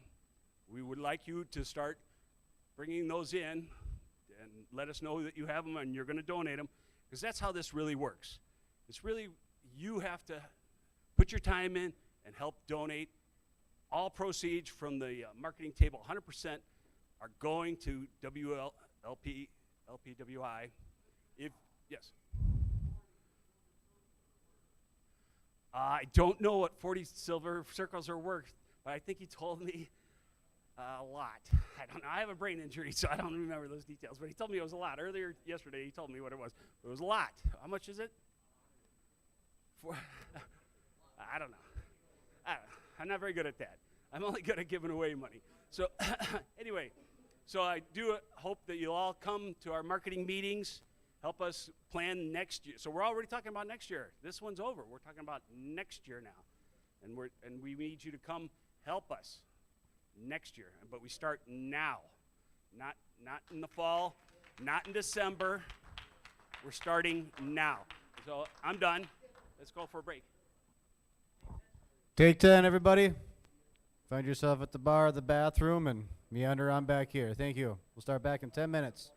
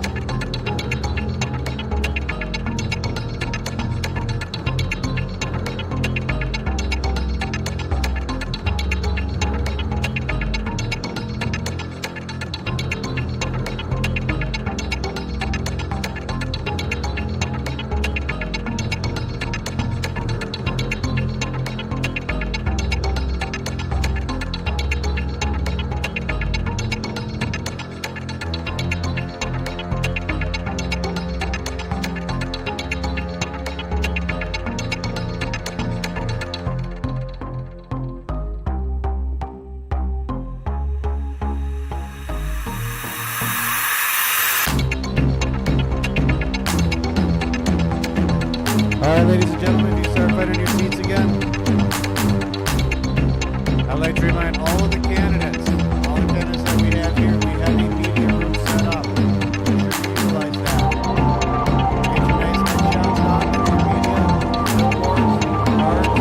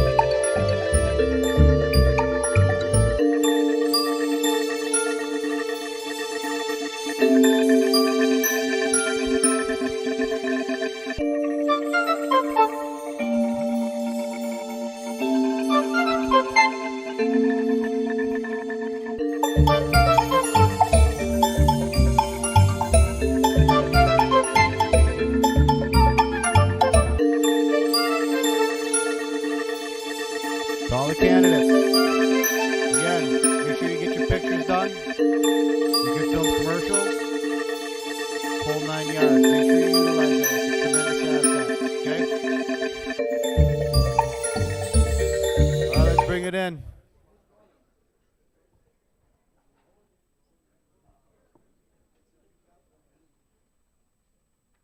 Are we ready?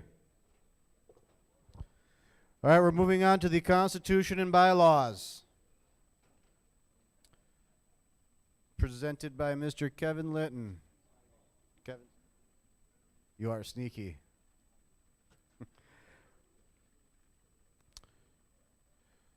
Rules for the Constitution and bylaw amendments. The Constitution may be amended by a 2/3 vote of the members voting on the particular issue at the annual convention.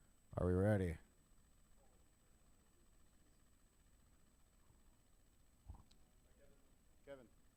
Kevin. We're going to come and read this one. You're the author? Yeah, absolutely.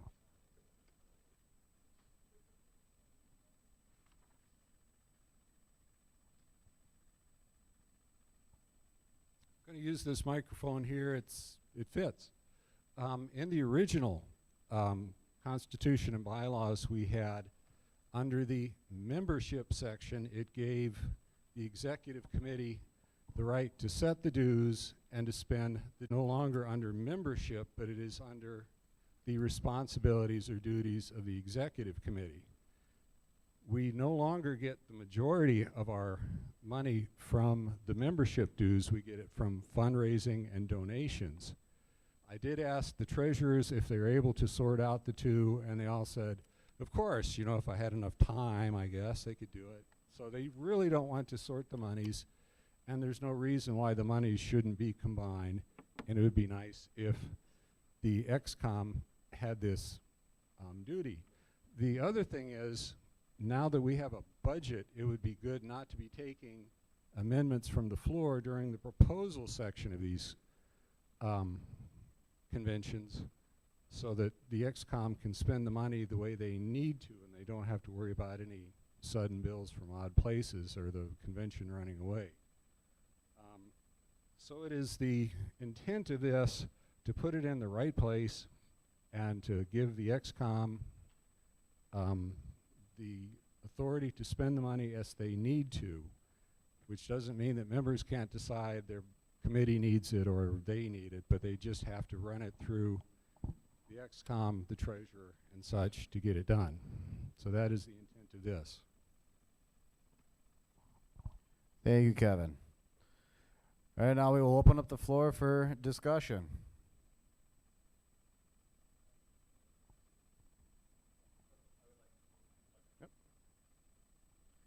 Please state your name, please.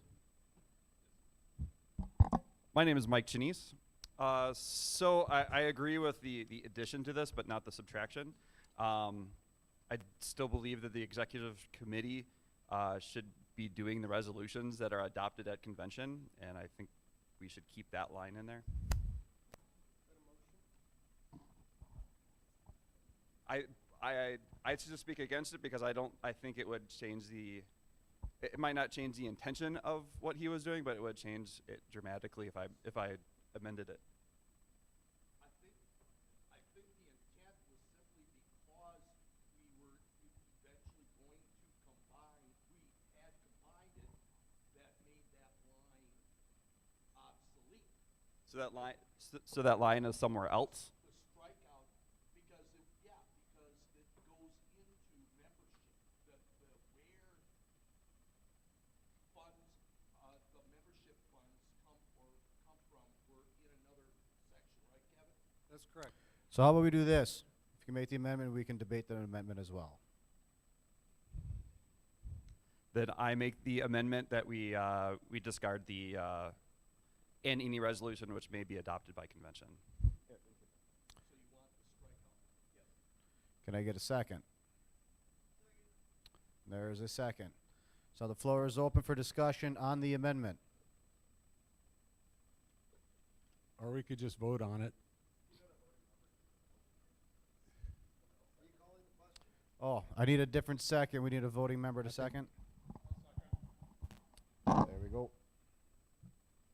So I believe what we're doing here is we're putting the wording back in that any resolutions which may be adopted at the convention stays, but the executive committee still has control over the money and how it is spent.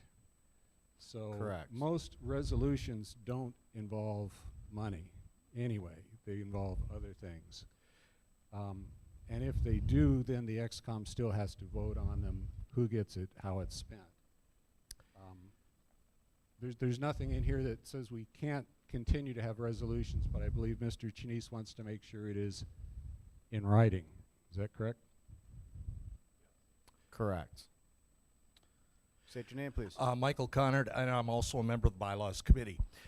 Actually, this would have made sense if the Bylaws Committee's original map for handling the bylaws changes that were proposed had been accepted by the XCOM by the process that had been previously set up. Since it was not, it would make sense to me to remove the strikeout and leave it in and then revisit cleaning out, because somewhere along the line we are going to have some other cleanups that will need to be done when we're done with this process. So it makes sense to me, given our current state where we still have actually a constitution and bylaws and not a single combined document, to remove the strikeout. So I speak in favor of the amendment. Excellent. Thank you. Please state your name, sir. Kevin Kangas, Beloit, Wisconsin. This is a question, not an objection so much. It seems to me like proposals 2 and 3 accomplish what is proposed in number 1, and they're delivered by 3 different authors. Is number 1 necessary if number 2 and 3 are passed? Right now we're currently discussing number 1. We're going to focus on that. I would like to address that question, if I may. Number 2 has the XCOM setting the dues for the party, which was in the membership section before, but now it's in the executive committee section. So they can state if we're going to have dues, they're going to be this much money. And this one does not talk about membership dues. Okay. State your name, please. Stingy McDougal. I'm going to speak in opposition to the entire thing. I do not see a real... We're discussing the amendment at the moment. Very good. I will return. Any further discussion on the amendment? To the amendment?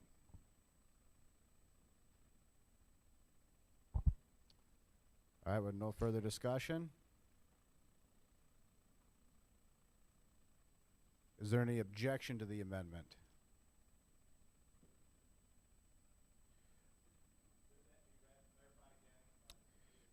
Sure, Secretary, can you read it back? So I propose to remove this line here.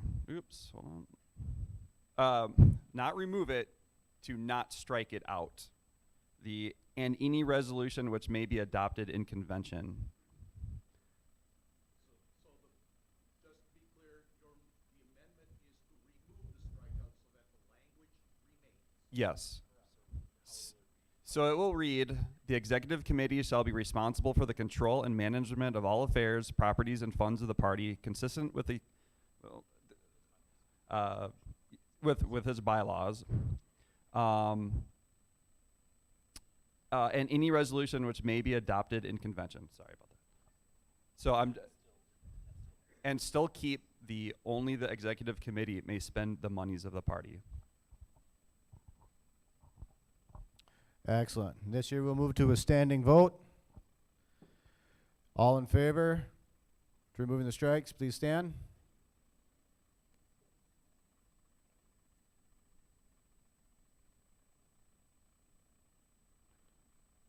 Okay. Please sit. All those opposed, please stand.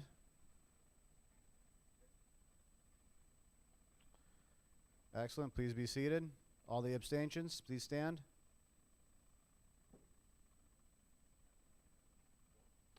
One, two, 4, correct. All right. The amendment to the amendment passes. Now we're back to the original. The floor is back open for discussion on the original amendment.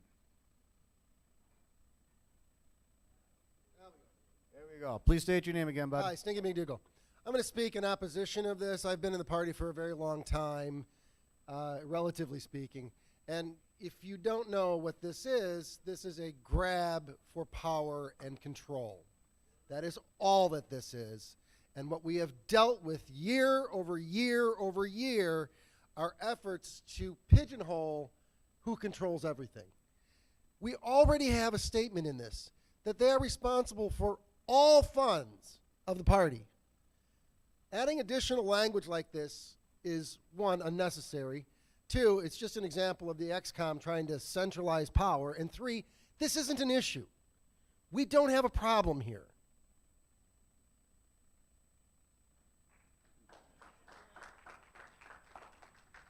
Thank you. Mr. Chair, may I address that? Yes, please go ahead. Floor is yours.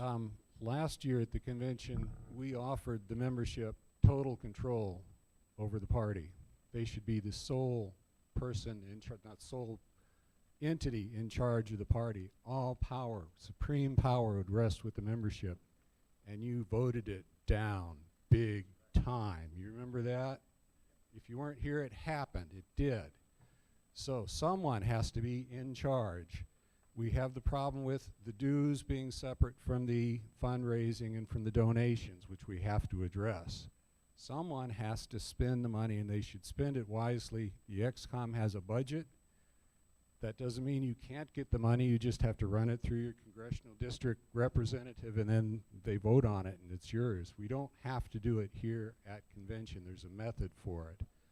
This is a procedural thing. This is how our money will be spent. It'll go through the XCOM. That's what we're addressing here. Thank you, Kevin. Mr. Rasmussen, go ahead. The floor is yours. Hi, I'm Tom Rasmussen in Medford, Wisconsin. Okay. There's a problem in the libertarian movement that no one reads the information before committee meetings. It's all, actually, it's been my experience on any committee. So that's what creates the loggerhead of having to the exec-com committee make decisions. Now, if we were willing to assume responsibility for our own lives, and unlike we decided last year, not give away all our power to the XCOM, all that power would remain with the members. But that's not how human nature works. Thank you kindly. Mr. Nass? So I'm Chris Nass, and I live in Oregon now. I've been in South Central Wisconsin for quite some time. And you know, I'm a libertarian, a longtime libertarian, spending a lot of money on the Libertarian Party. And I don't want you to audit me, but I believe we should pass this so that we start actually looking at a budget and do some things that we're supposed to be doing. And otherwise, I'm just going to keep doing whatever the hell I want, and it's under the table. So that's how it works. Thank you. So again, Mike Chinese. I do speak in favor of this. The problem it's trying to fix is that you all could vote to extend our budget beyond our means, technically. We want to have some power to rein that in so that we're not, so as a board, we're not responsible for that debt that you guys want to put us in. So that is the problem it's trying to solve, if I'm correct. Or it is a problem that it is trying to solve that I see it as solving. I wasn't going to bring this up yet, but you see there's a new shirt out today, the yellow Midwest Marijuana Harvest Festival. Unofficially, you guys sponsored it last year. I don't know if you guys knew that, but yes, you did. And guess what? As of this past week, I already have the money and the permit in process with the city of Madison to hold the 52nd one this coming October 1st and 2nd. And I hope you all show up. Tell your friends to show up, because if you don't pass this, then I'm going to put our name down, and we are going to be doing it, and it'll be my money. I don't need your budget. I don't need your money, okay? Someone else already has some money. But I do have money, and we're going to have bands, and I would like to be on the books. I would like us to officially sponsor things like that, not just show up at the Midwest Renewable Energy Fair. Everybody should go. It's a lot of fun. But we've been doing it under the table rather than through a budget like we should be doing. We should be planning it. It's in the thing. We talk about it. Everybody knows the first weekend in October is Harvest Festival. Father's Day weekend is the Midwest Renewable Energy Fair. We've been doing the Kickapoo River in July's. So, but these things, we don't put them down. So we need to put those things down. So I hope you vote for this, please. Thank you. Excellent. Thank you. Any other discussion on the floor? All right. I'd like to move this to a standing vote. So all in favor, please stand.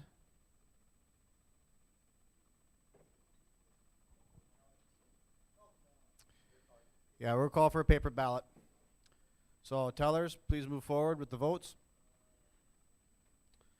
And while they are tallying that up, I'd like to welcome to the stage Mr. Neil Long, the Senate candidate.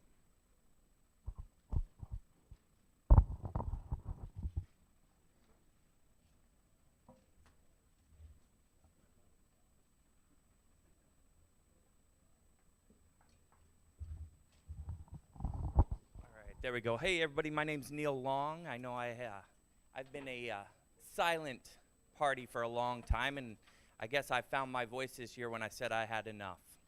Let me tell you a little bit about myself, and then I really do. I want to have you guys ask me a couple of questions, because it's you who I'm representing here, and it's you who I want to give you my opinions. A little bit about me first, so you know about me. I come from a family of military members. My father enlisted to serve in Vietnam. I enlisted directly after 9/11 because I believe in selfless service to my nation. I believe that if you go to Washington or you decide to serve your nation, you shouldn't go as a man of meager needs and leave a millionaire. You should go to try to return the power to where it was initially belonged, and that's with us people. We are the ultimate check and balance in our system, and for so long the two-party system has taken those rights and those powers away from us, so that we are weaker now than we have ever been. I believe that when the people that founded our nation decided, hey, this is the American dream, this is what we want to have, this is the American project, and let's see if this works, Those guys sat around all day talking at taverns. They didn't have smartphones. They didn't have TVs. They didn't have Sally Jesse Raphael or whatever shows are on these days. They sat there and they talked about liberty. They talked about what they were going through. And they talked about how they could make a better system than what was around. And how the people could rule their own lives through liberty. How you could do what you want to do and not have someone else tell you what to do. Now, my time in the military defined me as a person. It taught me how to lead soldiers. It taught me how to listen to criticism. It taught me a lot about human nature as well, because we see a lot of the worst of it when you're deployed against our nation's enemies. And let me tell you, some of the things I saw have direct parallels to what we're seeing here in the United States. Some of the worst parts of human nature, power, greed, corruption, we see so often, and it's right in front of our faces, and so many people have gone to such extreme and great lengths to ignore what is happening around us instead of stepping forward and saying, this isn't right. This is not the way it's supposed to be. So I finally hit my limit, and I said, you know what? That's enough. These two parties that are running this country are going so far away from each other now that they're starting to make us fight amongst each other, and they're concentrating on those few several decisive items to fundraise, to get more power, to hand that power out only to the people who they see fit, who see the world that they want to give a little bit of power to, and they're removing that power from us. And then when it comes time that they want your vote, they want your money, they dangle that in front of us like a little carrot and say, hey, you guys, for example, want your Second Amendment rights. Here, we'll give you concealed carry if you vote for us, and then you never see it. Hey, we believe in searches, and seizures need to be approved through a judge. Hey, vote for me. It's this little carrot, and then you never see it. So I wanted to run for a platform that I knew represented everybody, and we really do. If you think about it, our version of liberty that we see is very similar in nature to what we saw when this country was founded.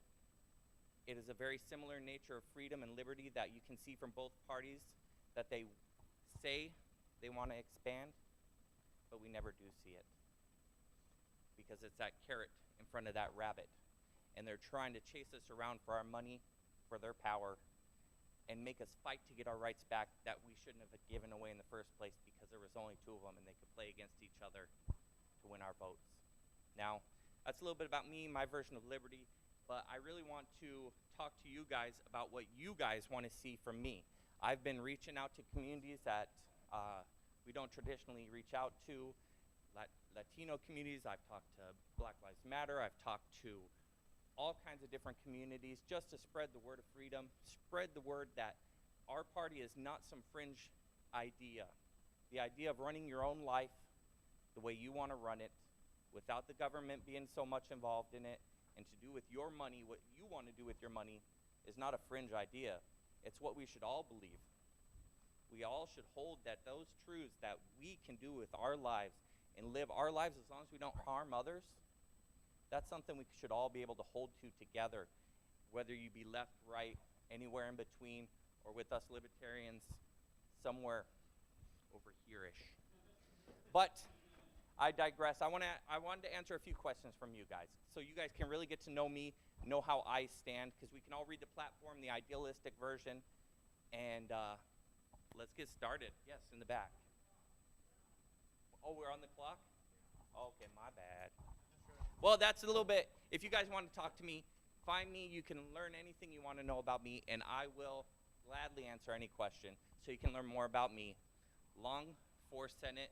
Try to make it super LONG, number 4, senate.org. You can find me, learn a little bit more about me, ask me questions. Come chase me down. It's almost lunchtime, so let's do this. Sorry, long-winded.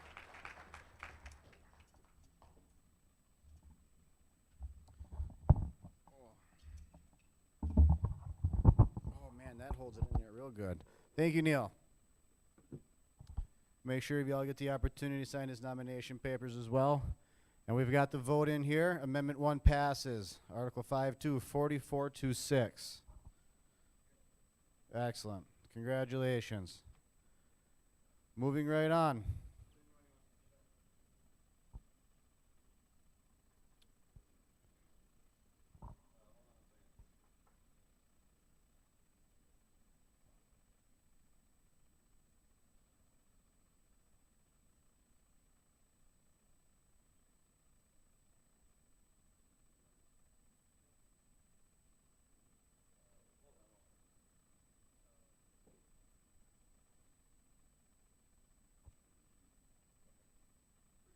All right.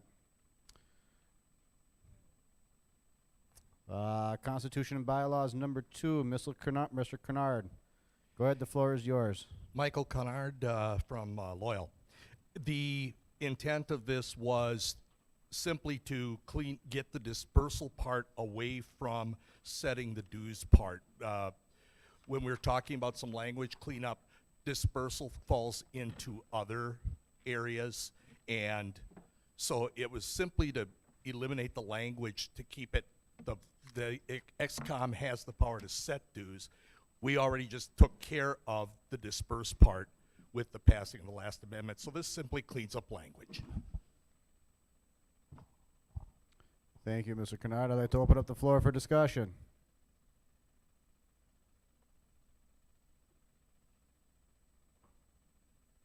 We got one comment.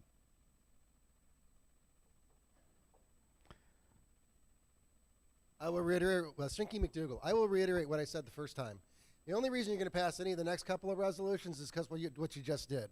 So we shouldn't discuss any of this because having already voted for the First Amendment, all of the rest are just cleaning up the work around it. And I congratulate you guys for concentrating power in the Libertarian Party.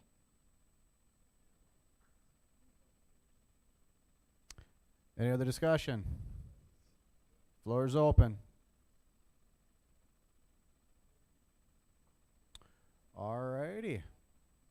With no further discussion, we'll move this to a paper vote. So tellers, please go to work.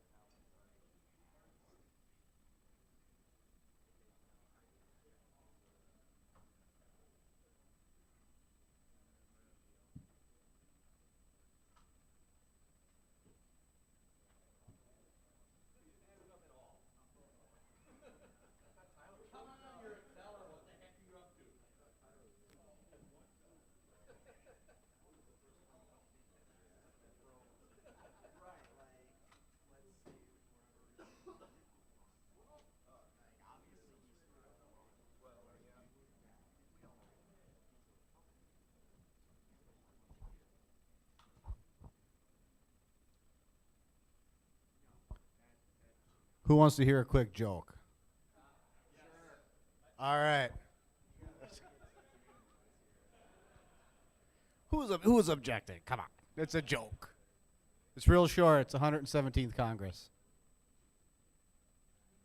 All right, I won't quit my day job. Excellent. Well, at least I got a couple of laughs. I know, that's all you got left.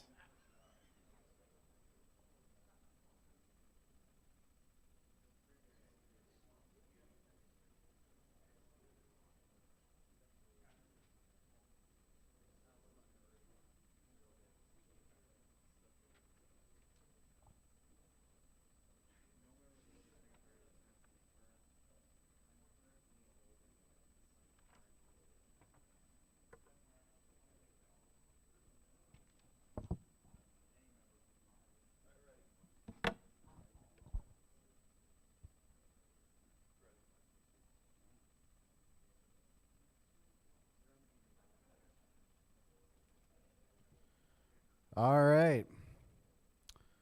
Amendment 2 passes 47-5. Congratulations. Well done.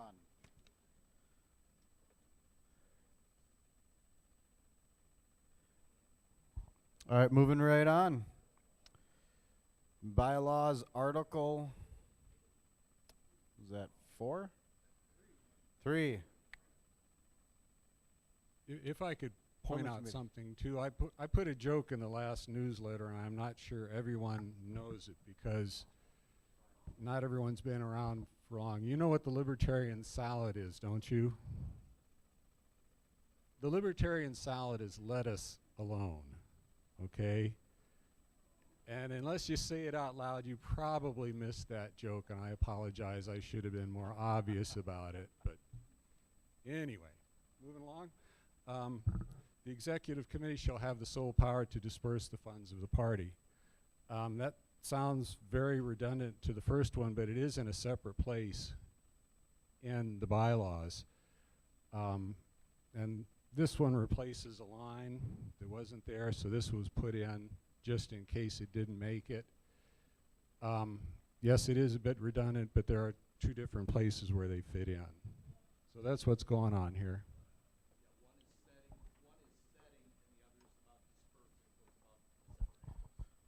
Okay, you said one is setting and the other is dispersing.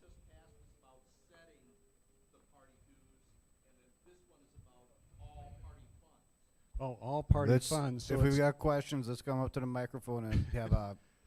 I'm sorry, we're doing this. Originally, the original bylaws only had the dues, and the party could only spend the dues, and how the donations and fundraising could be spent was separate. This combines it together and gives it to the XCOM, and it's in a separate place. Is that okay? Excellent. I'd like to open the floor for discussion on this amendment to our Constitution and bylaws.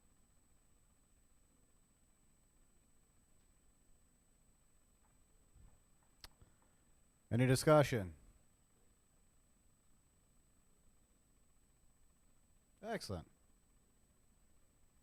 Please state your name, sir. Hello, I'm Gabriel Prawley. I'm from Mindoro. I'll make this short. So, reading over our bylaws, Article 4, Finance and Accounting, point 2 says... Can you speak in the microphone a little closer?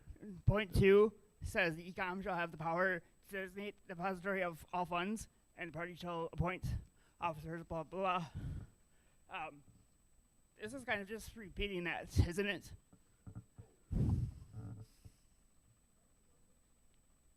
Can you say your name one more time? Gabriel Prawley. Thank you. Mr. Danke, go ahead. Tyler Danke. We're hailing from Wapaka County Libertarians.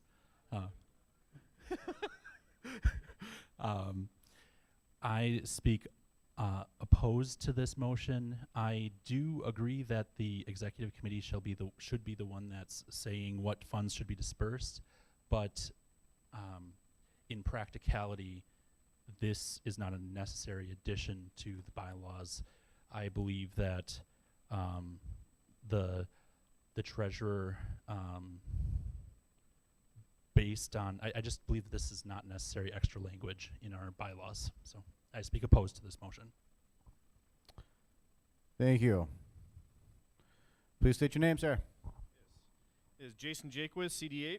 I just wanted to point out that we literally just added this to the Constitution, Article 5, Section 2. Only the executive committee may spend the monies of the party. It's already in there now.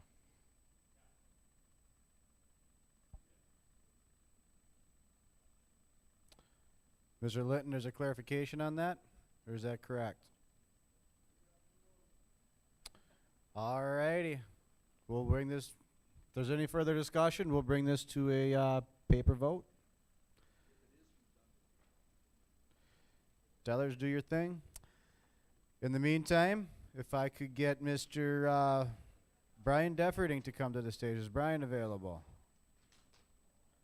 Talk to a little bit about what he's doing with his elected position here as the only Libertarian elected in the state of Wisconsin. Thank you.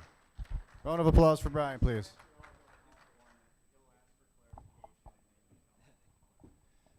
Hello, everyone. I am Brian Defferting, and I am an elected Libertarian.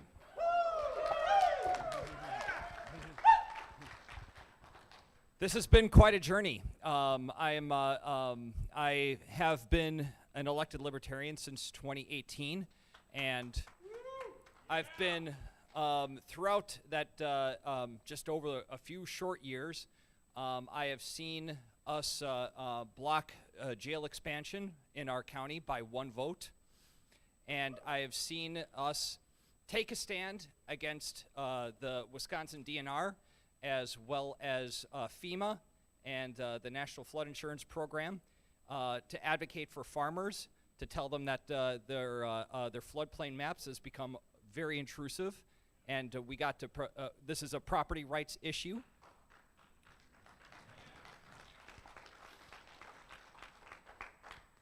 And now, as of recently, as of last week, I am now on the Judiciary and Public Safety Committee for Winnebago County.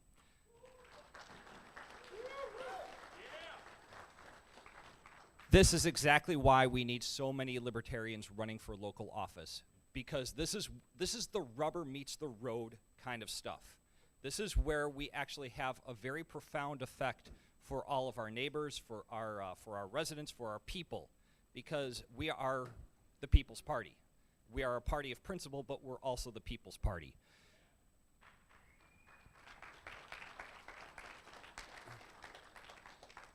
Now, with the Judiciary Public Safety Committee being on this committee, this means that I have the first stop against the sheriff obtaining a lot of intrusive equipment, whether it be grants from the Department of Homeland Security or grants from the Department of Justice.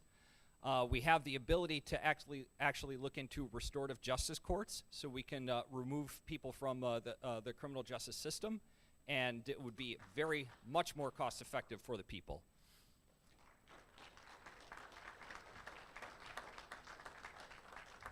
We are now seriously looking into more expanding our diversion programs for Winnebago County. So instead of arrest, fine, and incarcerate, arrest, fine, and incarcerate, we're actually looking at what we can do to connect people to decentralized local resources in Winnebago County. And the most important thing right now is, as you can see, that a lot of the counties are receiving ARPA dollars, the American Rescue Plan Act. This is money that's directly coming from Washington, D.C. to the counties. And as you can imagine, pretty much every county is just waiting at the trough to figure out what they can do to spend all this money. So our budget quite literally doubled in a matter of a couple of years. So this is where it is so important for us to simply say no, just say no, return the money to Washington, D.C.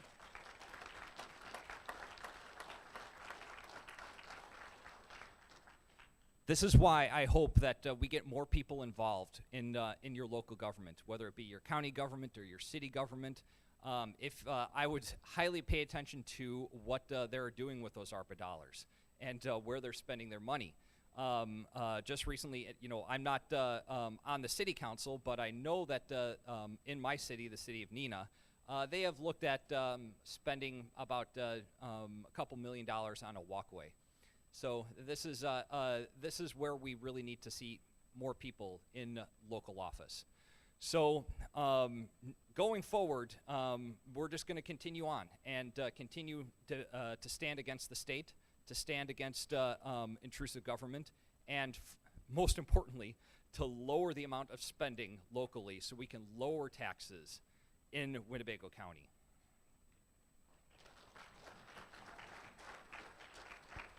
Eventually to the point where it's zero. So with that, by all means, please come up and talk to me if you're thinking about running for local office. It's really not that difficult. You come to find that you think that you need to have a lot of clout and you need to have a lot of money. You don't, especially when it comes to Wisconsin. My district in Winnebago County covers about 4,900 people, and I just needed to collect 50 signatures. And so that's probably what's going to be something similar for your county as well. So if you have any questions, by all means, come up to me and talk to me. I'd be happy to talk to you about what you can do to run for local office. And by all means, please do it. So thank you.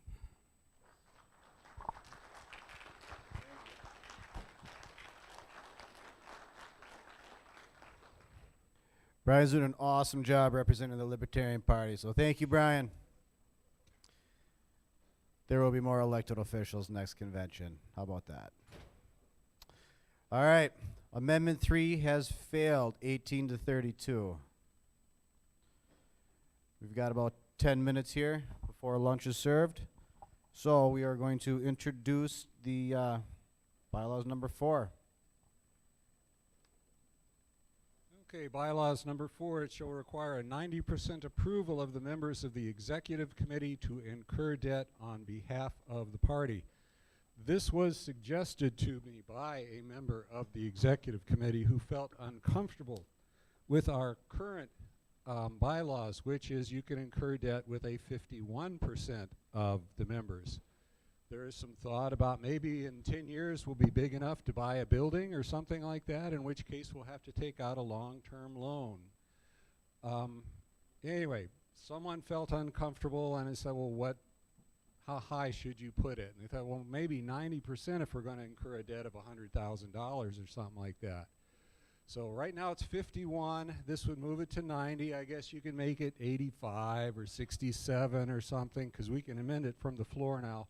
But I do believe for something as big as incurring debt, we should move the bar up from 51. So that's where this bill came from. Thank you, Kevin. And we all have the floor open for discussion. State your name, sir. Jordan Hansen. I think that 90% is too high. I think that's 2 votes on the XCOM to block anything. I think 67 is a much more reasonable number, and if I can, I'd like to make a friendly amendment to change that to 67% or 2/3 majority. It would just be a regular amendment. Okay, an amendment. All right. I'd like to make an amendment to change 90% to 2/3 or 67%.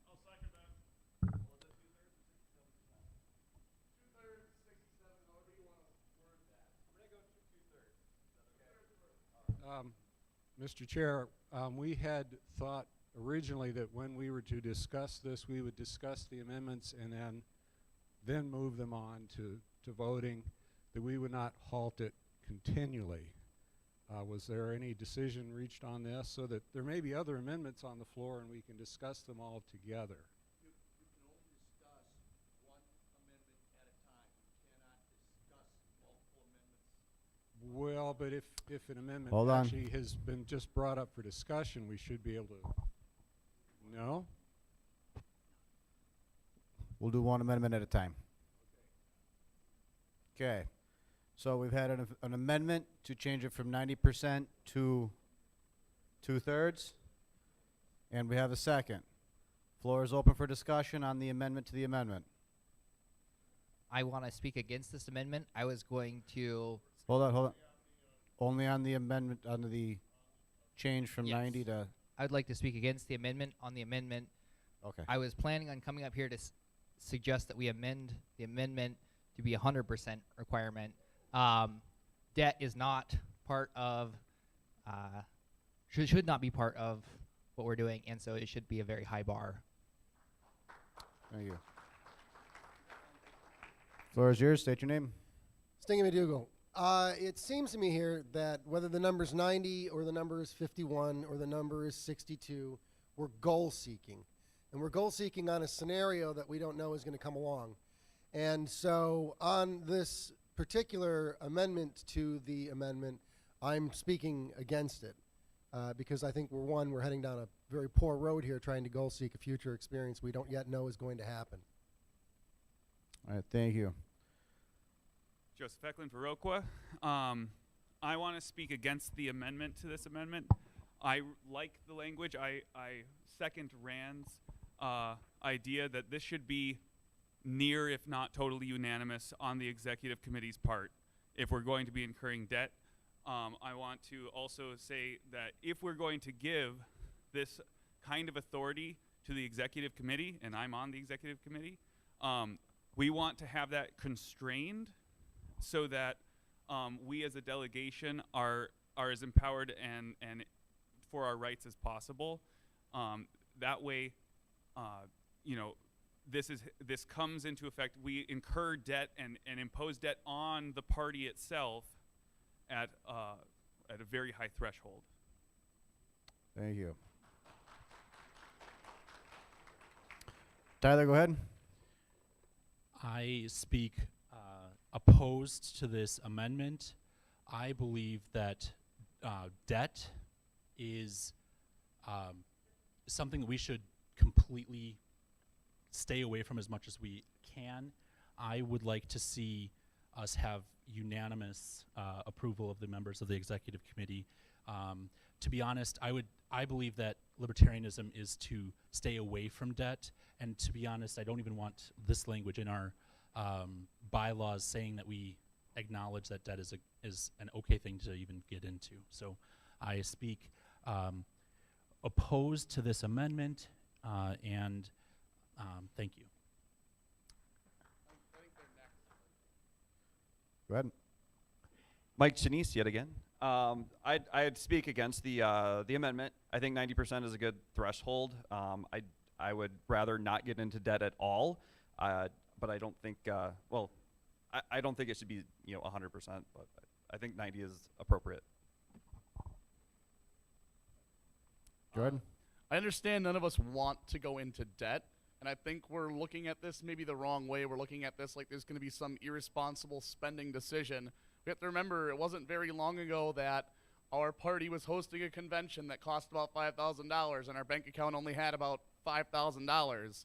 And the point of this isn't we're going to spend $50,000 to do something that might not work out. It's if we were in a financial situation again where we needed to borrow literally a few $100s to host our convention just to get through, we could incur a few $100s of debt to be made up when we get our revenue from the event, from the convention. It's not about like buying a car or something that's going to be exorbitantly expensive. It's about literally about having a credit card for a moment to do something that we have to do. Phil, go ahead. I'm rising against the amendment to the amendment. I understand the point that Jordan just made. However, there's nothing here that restricts the amount of debt or the nature of the debt. Could be a capital expenditure. And as somebody who's been on the XCOM for a long time, I don't think anything could go wrong. But the thing about debt is you're not only incurring it in one budget cycle, it might be for a long, long time. And so I'm against this, and I'm also probably going to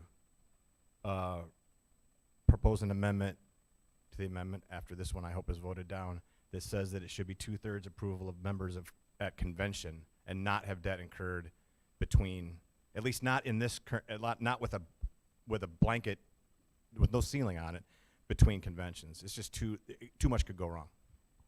Thank you. Mr. Eklund?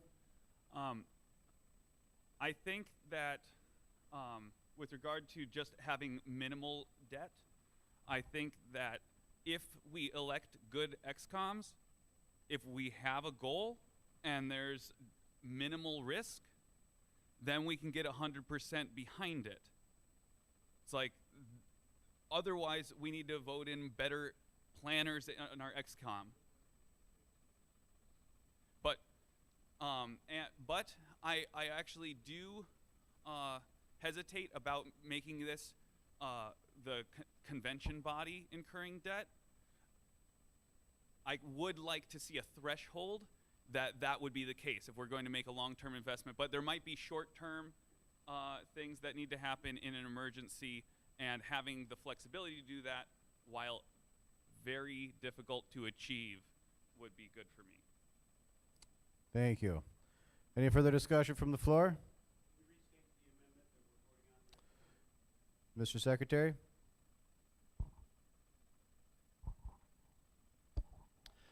It shall require a 2/3 approval of the members of the executive committee to incur debt on behalf of the party. We're just changing the 90% to 2/3. Any further debate from the floor?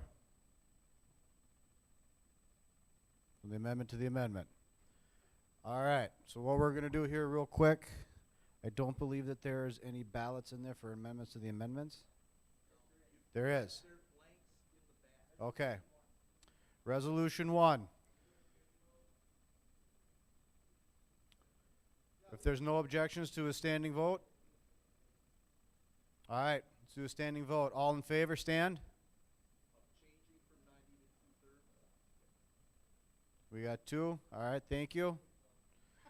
All opposed, please stand. Oh, wow. All right, please be seated. All the abstentions, please stand. 1, 2. We have 3 abstentions. All right, that amendment to the amendment fails. And at this point in time, we are going to be pausing for lunch. Do I bring the gavel? No? Make sure that the VIPs are the first ones in line. Okay? Who are the VIPs here? 1, 2, 3. Find your way to the head of the line, please.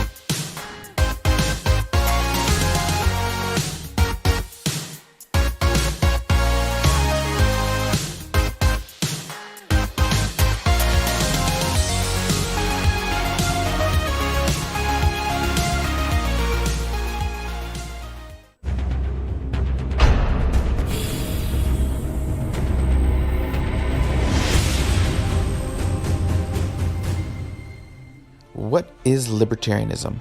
The philosophical and the practical. Libertarianism begins with the idea that you own yourself, that you own your life, body, and justly acquired property. If you own yourself, then no one has the right to initiate force on your life, body, or property. You do have the right to defend yourself from the initiation of force by another on your life, body, and property. If society decides to organize itself around these principles, then many of the institutions and arrangements within society must be built around consent and voluntarism. When people exchange goods or services, they do it on a voluntary basis. When people choose to love another and form households, they do it based on consent and voluntarism. The bottom line is if you're a libertarian, you really believe that consent matters. If you believe that consent matters, it's easy to see why libertarians can often be very skeptical and very wary of the state, aka government. Because government, through regulations, can oftentimes control and prevent voluntary exchanges between consenting parties. And many times in history, government has intervened between consenting adults in their choices to love each other and form households and engage in contracts with each other. Government will oftentimes incarcerate, fine, and otherwise harshly punish people, oftentimes for things that do not violate one's consent or does not violate their life, body, and property. And in order for the government to have the resources to intervene in our exchanges, our personal lives, and punish us for whatever it decides to punish us for, it requires to take our resources through taxation to fund it, making us worse off economically. So now let's go beyond the philosophy and ethics and see some of the just practical reasons why bigger government can be a problem. The bigger the government, the bigger the scope, the less knowledge it's going to have to really address problems. Because oftentimes there really isn't an education problem. There's several different unique problems all across the country that only the local community are best going to understand the dynamics of their local area. So one-size-fits-all policy can oftentimes cause more trouble than it provides any help. Those who do too much do little well. So oftentimes people get government involved in almost everything: education, war, energy, etc., etc., etc. The problem is a government being involved in too many areas stretches its resources thin and also allows the governance of one issue to interfere with the governance of another issue, resulting in poorer governance. As any government gets larger, its ability to be accountable becomes less because it becomes more powerful in protecting its own information and becomes more powerful in getting the information and taking the privacy away from you. Unlike smaller political units, which will be more directly accountable to you, more accessible, and will basically allow you to make more change at a quicker pace. Policy is never a sure thing. Policies can do bad, they can do good. So every policy is an experiment. When you do an experiment on a large national scale, if it doesn't work, you're causing everyone to suffer. By having smaller political units do policy or more of policy, you can control the damage of bad experiments and then copy the good experiments. For big changes in policy, it often takes several years and several election cycles for change to happen. So the more that government determines, the slower change can happen. By leaving most change in the voluntary sector among individuals, their communities, and their businesses, change can happen quicker because all we have to do is get each other on the same page and make change happen today. So whether you see a value in the philosophical propositions of libertarianism or the practical ones, or both, there's a home for you here in the Libertarian Party, and we'd love to see you get involved. Start by becoming a member at lp.org/join. My name is Alex Merced, and I'm the Vice Chair of the Libertarian National Committee. I am more than glad to help you find your home here in the Libertarian Party, so feel free to reach out to me on Facebook, Twitter, Instagram, so we can get this change going.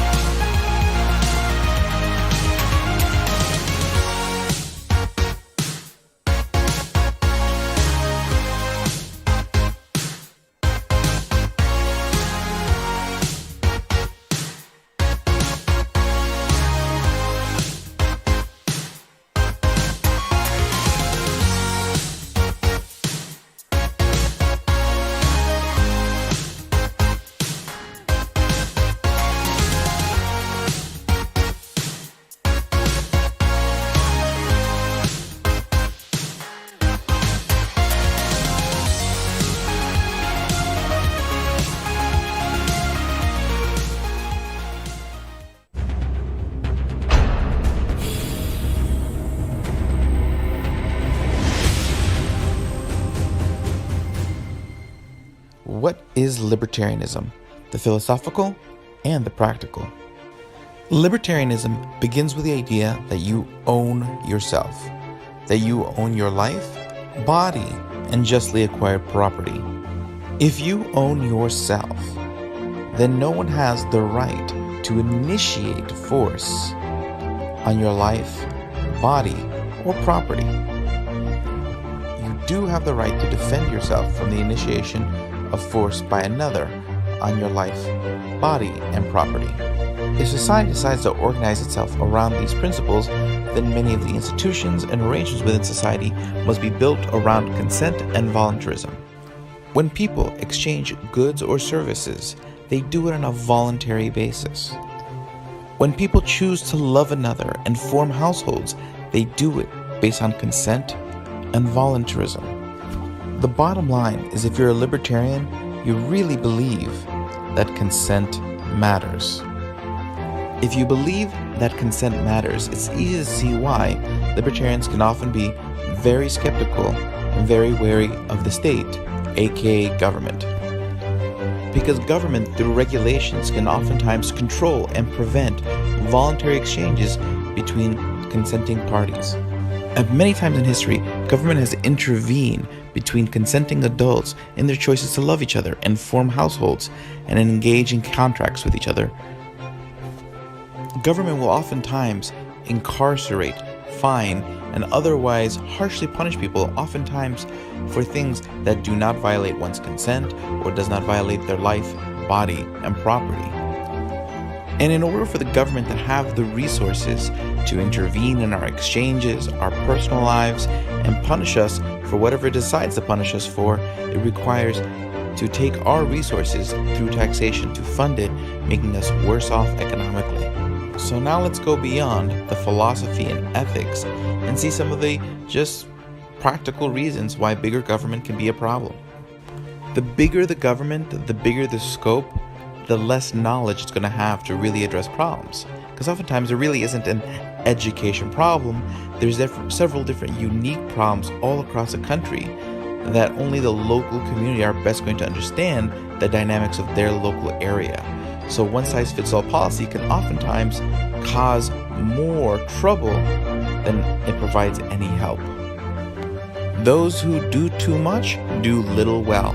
So oftentimes people get government involved in almost everything: education, war, energy, etc., etc., etc. The problem is, a government being involved in too many areas stretches its resources thin and also allows the governance of one issue to interfere with the governance of another issue, resulting in poorer governance.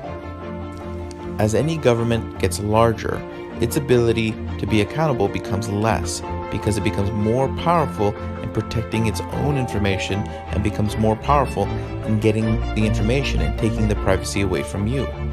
Unlike smaller political units, which will be more directly accountable to you, more accessible, and will basically allow you to make more change at a quicker pace. Policy is never a sure thing. Policies can do bad, they can do good.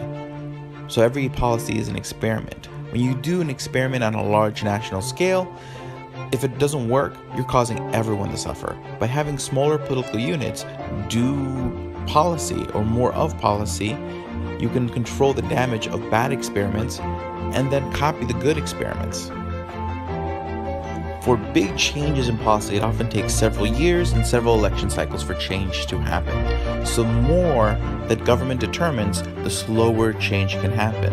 By leaving most change in the voluntary sector among individuals, their communities, and their businesses, change can happen quicker, because all we have to do is get each other on the same page and make change happen today. So whether you see a value in the philosophical propositions of libertarianism or the practical ones, or both, there's a home for you here in the Libertarian Party, and we'd love to see you get involved. Start by becoming a member at lp.org/join. My name is Alex Merced, and I'm the Vice Chair of the Libertarian National Committee. I am more than glad to help you find your home here in the Libertarian Party, so feel free to reach out to me on Facebook, Twitter, Instagram, so we can get this change going.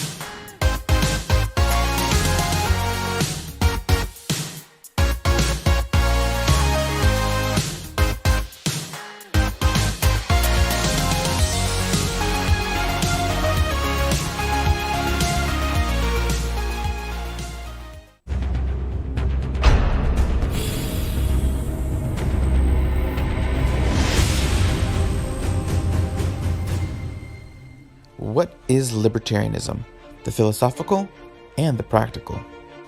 Libertarianism begins with the idea that you own yourself, that you own your life, body, and justly acquired property. If you own yourself, then no one has the right to initiate force on your life, body, or property. You do have the right to defend yourself from the initiation of force by another on your life, body, and property. If society decides to organize itself around these principles, then many of the institutions and arrangements within society must be built around consent and voluntarism. When people exchange goods or services, they do it on a voluntary basis. When people choose to love another and form households, they do it based on consent and voluntarism. The bottom line is, if you're a libertarian, you really believe that consent matters. If you believe that consent matters, it's easy to see why libertarians can often be very skeptical and very wary of the state, aka government. Because government, through regulations, can oftentimes control and prevent voluntary exchanges between consenting parties. And many times in history, government has intervened between consenting adults in their choices to love each other and form households and engage in contracts with each other. Government will oftentimes incarcerate, fine, and otherwise harshly punish people, oftentimes for things that do not violate one's consent or does not violate their life, body, and property. And in order for the government to have the resources to intervene in our exchanges, our personal lives, and punish us for whatever it decides to punish us for, it requires to take our resources through taxation to fund it, making us worse off economically. So now let's go beyond the philosophy and ethics and see some of the just practical reasons why bigger government can be a problem. The bigger the government, the bigger the scope, the less knowledge it's going to have to really address problems. Because oftentimes there really isn't an education problem. There's several different unique problems all across the country that only the local community are best going to understand the dynamics of their local area. So one-size-fits-all policy can oftentimes cause more trouble than it provides any help. Those who do too much do little well. So oftentimes people get government involved in almost everything: education, war, energy, etc., etc., etc. The problem is, a government being involved in too many areas stretches its resources thin and also allows the governance of one issue to interfere with the governance of another issue, resulting in poorer governance. As any government gets larger, its ability to be accountable becomes less, because it becomes more powerful in protecting its own information and becomes more powerful in getting the information and taking the privacy away from you. Unlike smaller political units, which will be more directly accountable to you, more accessible, and will basically allow you to make more change at a quicker pace. Policy is never a sure thing. Policies can do bad, they can do good. So every policy is an experiment. When you do an experiment on a large national scale, if it doesn't work, you're causing everyone to suffer. By having smaller political units do policy or more of policy, you can control the damage of bad experiments.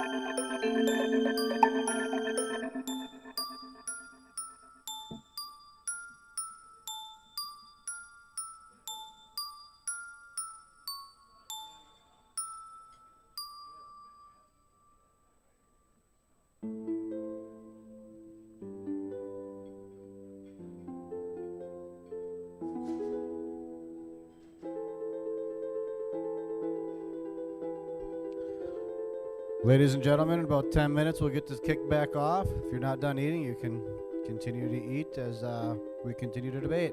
So, 10-minute warning. And also, the bar's going to start closing down, so if you want to get a drink, now's the time.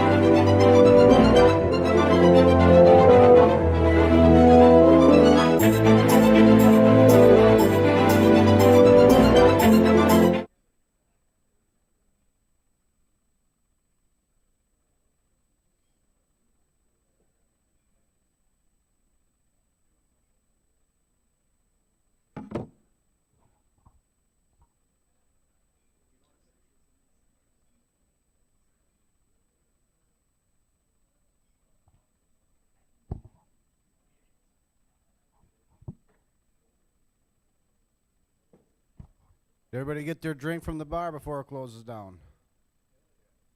All right.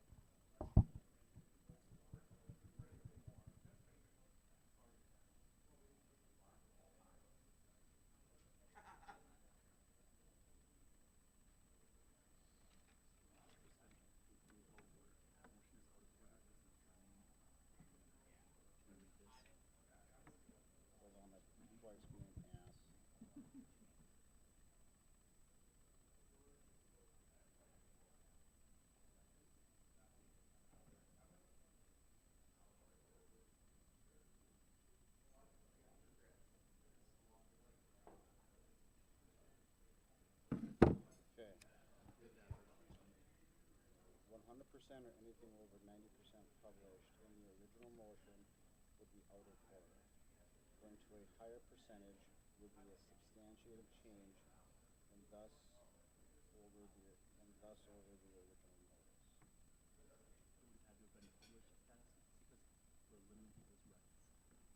it can't go over 90% of the only for the test questions on that because I haven't done that.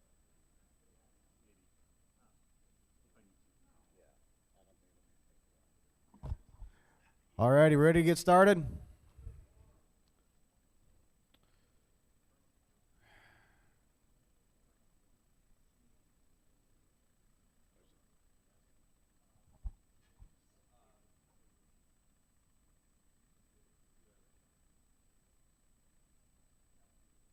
Nate, do we have a quorum?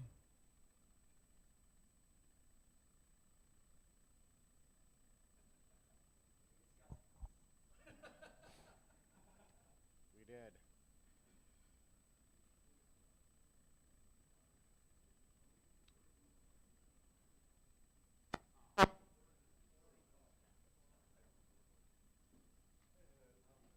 Per our bylaws, there is no quorum requirement at our annual convention. However, it looks like there's a lot of empty places that used to be filled. I'm wondering, should we give them just another few minutes? We give them a couple more minutes here. But if whoever was sitting next to you on your left or right is not here, please message them.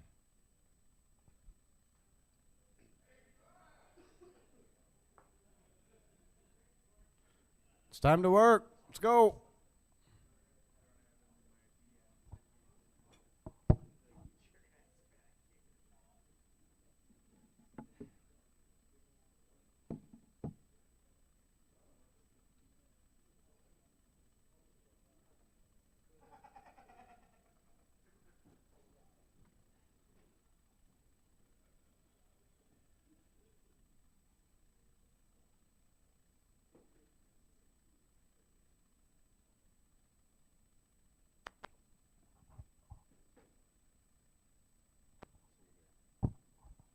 How was lunch?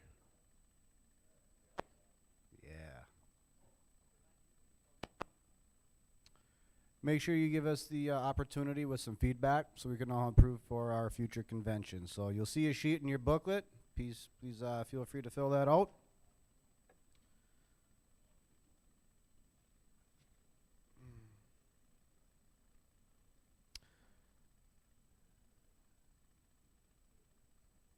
Tell you what, in the meantime, we got people filtering in here. Is Anna Buffman available?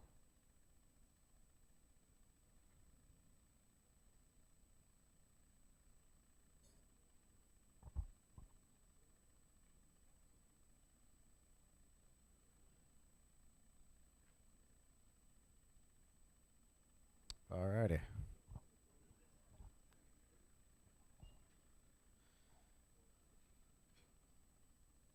How about Mr. Roy Martin? Are you available? Come on up here for a few minutes while people filter in. Give you a few minutes to talk about your campaign, and then we'll get this kicked back off again.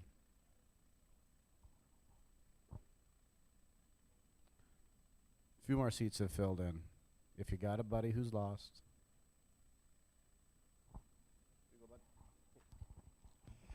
Hi, everybody. My name is Roy Martin. I'm a United States Army veteran. I served in Bosnia in 97, 98.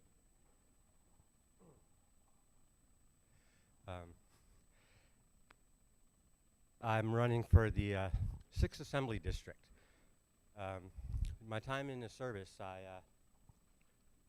came home with some injuries from the war. I had a lung disease and PTSD. And trying to work with my elected officials to get the medicine that I need to be legalized here in Wisconsin so I don't have to go to jail for trying to stay alive. And everybody kept saying how they supported it and they were willing to help out and do some medical marijuana bills. But when it came down to it, nobody wanted to spend any political capital to do it. Even though here in Wisconsin, 85% of our citizens support medical cannabis and 63%, I think was the last poll, recreational, nobody wants to actually come forward and help out with anything on it. And so I kept going and asking them and fighting for other veterans issues, and we kept getting stepped on, and because we weren't putting out the money and buying these votes, that they wouldn't listen to us. They wouldn't even give us hearings. And finally, on the cannabis, we got a hearing on 4/20, and I did testify at that hearing. We just want them to start to listen to the people and realize that every one of our voices counts, not just those with the big checkbooks. So part of the things that I believe, other than the cannabis, that makes me libertarian, is that I tell people I'm running for office because I want to be left alone. I don't like the police coming and pounding on my door at 1 o'clock in the morning, for whatever reason it is. Actually, this last time it was because they thought it was my dog. And because I refused to buy a license for my dog, this is a big issue in our town, but they were stupid enough not to put a penalty on it, so it's not going to happen. I am against qualified and absolute immunity. I believe that every person should be held accountable for their actions, and I understand that these laws were brought in place to stop frivolous lawsuits.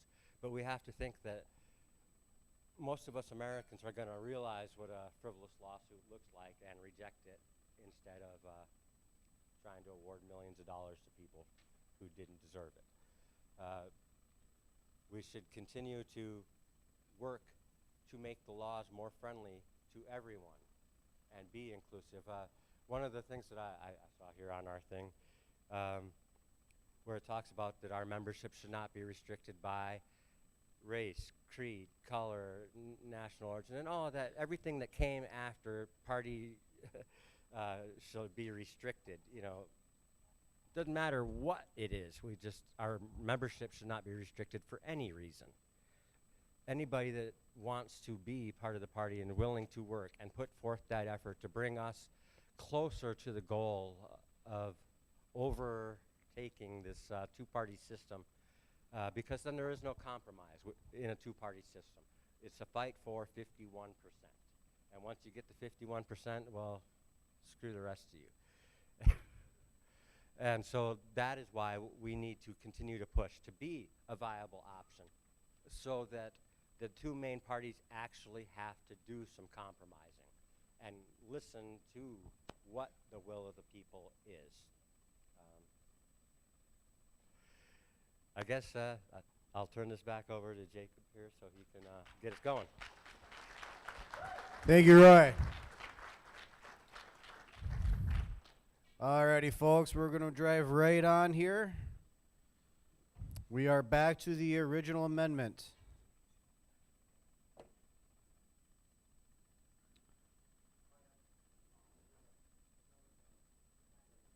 All right, tellers,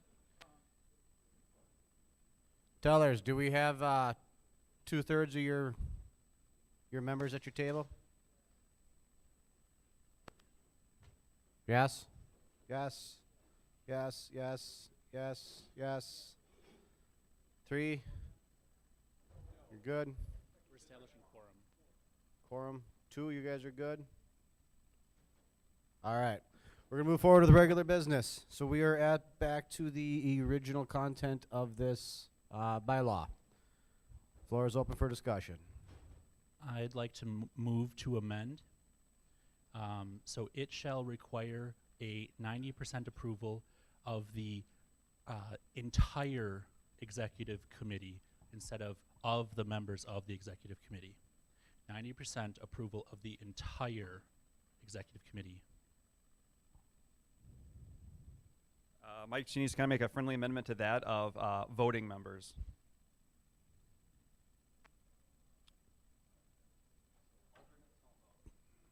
So we have an amendment on the floor.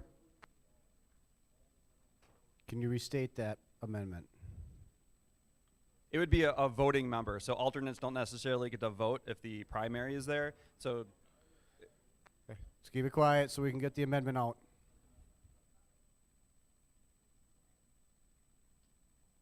So my amendment would read, so this statement would read, it shall require a 90% approval of the voting, the entire voting members of the executive committee. All voting members.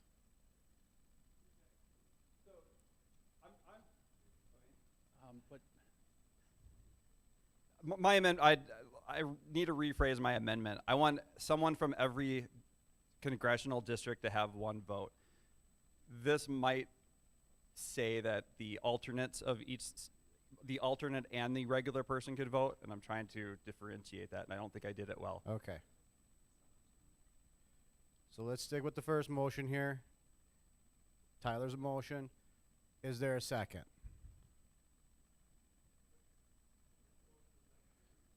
Tyler, state your motion.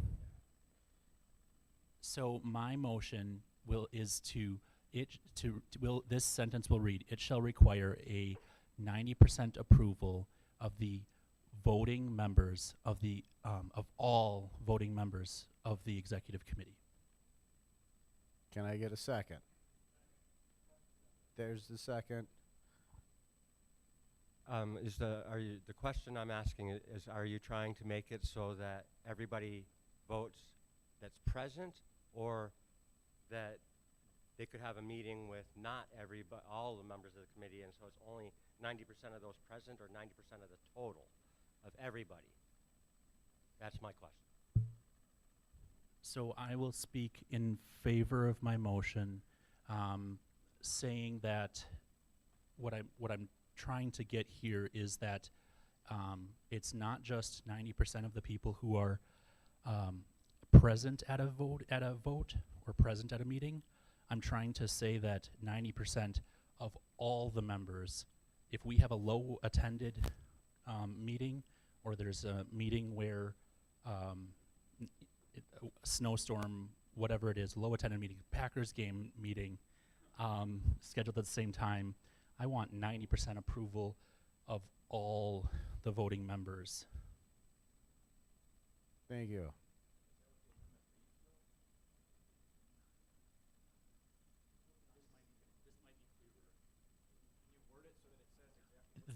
I think this might be clearer than what this says. It does say of the members of the executive committee, but I just want to make sure that if there is a meeting where there's low attendance, that they look at this and they say, it's super clear, of all the voting members. So we can get that typed and put up on the screen at all?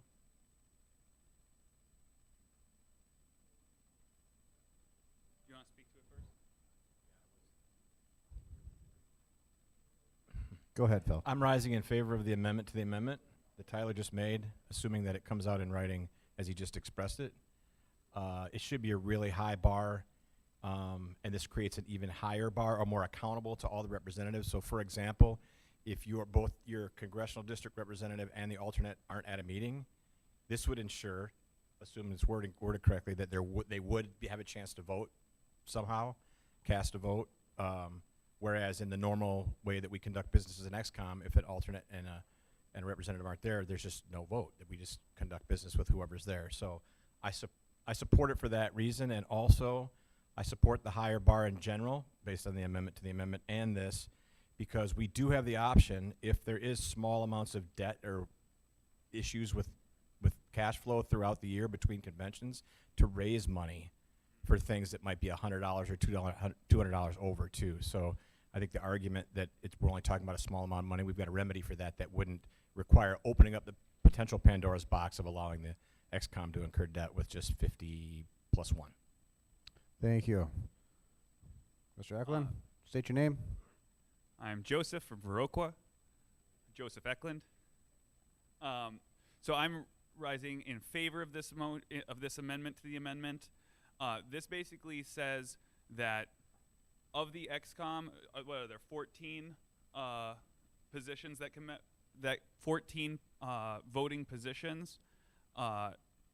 So we've got 2 at-larges, the 4 officers, and 8 congressional district representatives or alternates, whoever shows up, plus past chair. Okay, so 15. So that 90% of that, I believe, is 13 members in order for it to pass, no matter if a portion don't show up. You're not able to incur debt when you manage to make quorum, but you don't have everybody on board. So if there is a low attendance meeting, they can't go and incur debt. And I think this is a great thing. We still have the flexibility to handle any sort of emergency that happens as an executive committee, but it has such a high bar. It would take essentially 1 or 2 people to block it, and if not everybody's on board, then it won't pass. So I rise in favor of this. Thank you.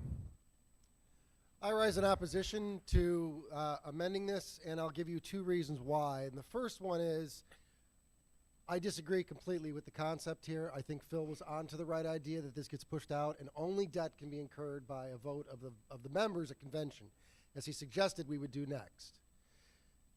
I dislike this because if you vote yes because you think this is the right move, it is a step towards voting yes for the whole thing, which means that when we introduce the amendment to change this to a vote by the body here, you will have already committed yourself to changing the initial document. If you don't like this idea of it being with the executive committee, then it doesn't matter if you like this amendment or not. Vote the amendment down, and we'll introduce the amendment that puts this back to the convention if we want to incur debt. Because if we're going to incur debt, that debt needs to be agreed upon by the people who are going to help pay it. And that's not the 13 people on the phone call who agree. Mr. Rand Dickerson, go ahead. Rand Dixon from Menominee. I wanted to speak in favor of this amendment to the amendment. One of my concerns with as it was originally written, is that if, say, 2 members were against the debt and one happened to not be on a call, then the debt could be incurred. And I'd like to also just mention that XCOM minutes are sent out in advance, so people would know ahead of time if there's going to be voting on debt, so that I don't think it'd be a problem if people weren't present to just push the movement to the next meeting. Yeah. Go ahead, sir. David Grover, Oshkosh, Congressional District 6 representative. Point of information, how would this work if you had an open officer, or you had a congressional district that was open and we didn't have anybody? How would that work then with this?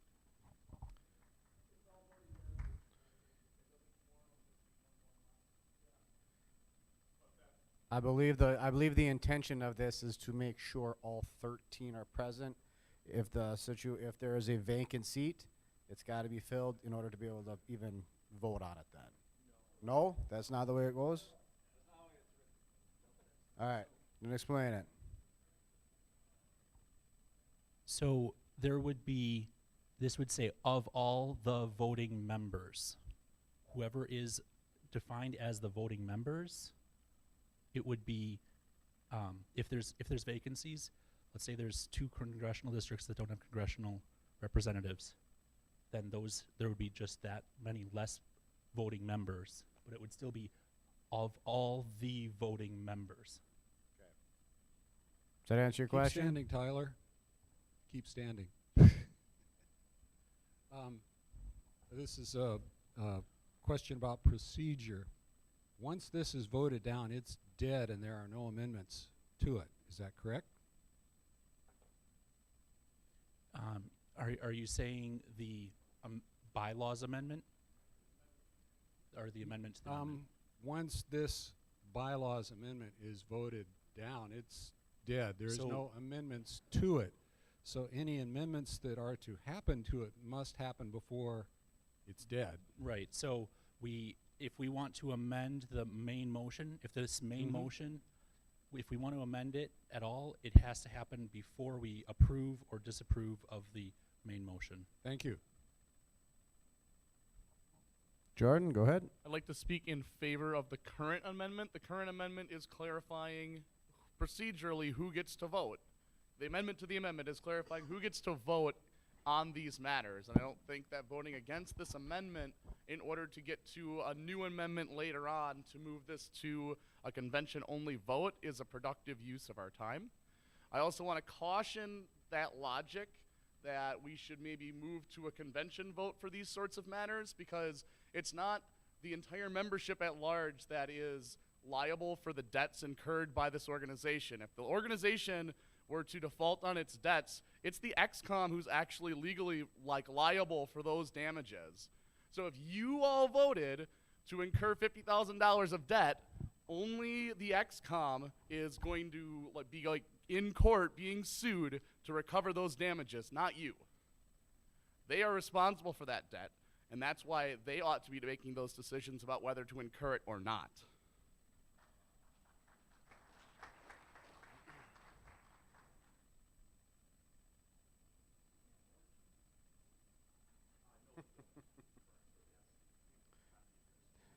Phil Anderson, the floor is yours. Is that coming up? Can it be addressed by resolution? Thank you. Most organizations, Jordan's correct currently. Most organizations, well-run organizations, have board insurance so that nobody would serve on an executive board in that scenario, right? That wouldn't make any sense if I'm putting my personal assets at risk with you people. You know what I'm saying? Or any group of you people. So that's sort of a separate issue, I would argue. And yeah, that's all I'm going to say. I'm rising against or for the amendment to the amendment, but addressing that issue. Excellent. Any further discussion from the floor? All right, tellers. We're going to put this to a paper vote. Correct. Correct.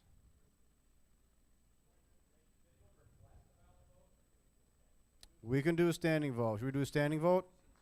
Any objections to a standing vote?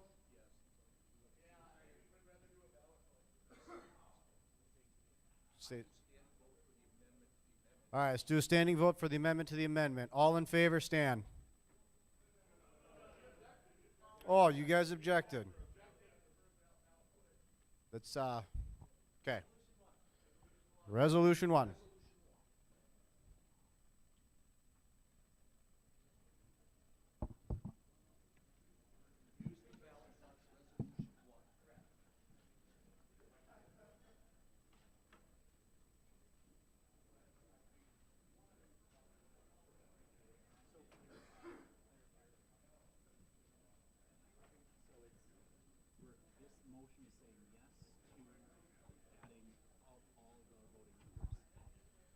All right, this vote is in regards to adding all of the voting members for clarification.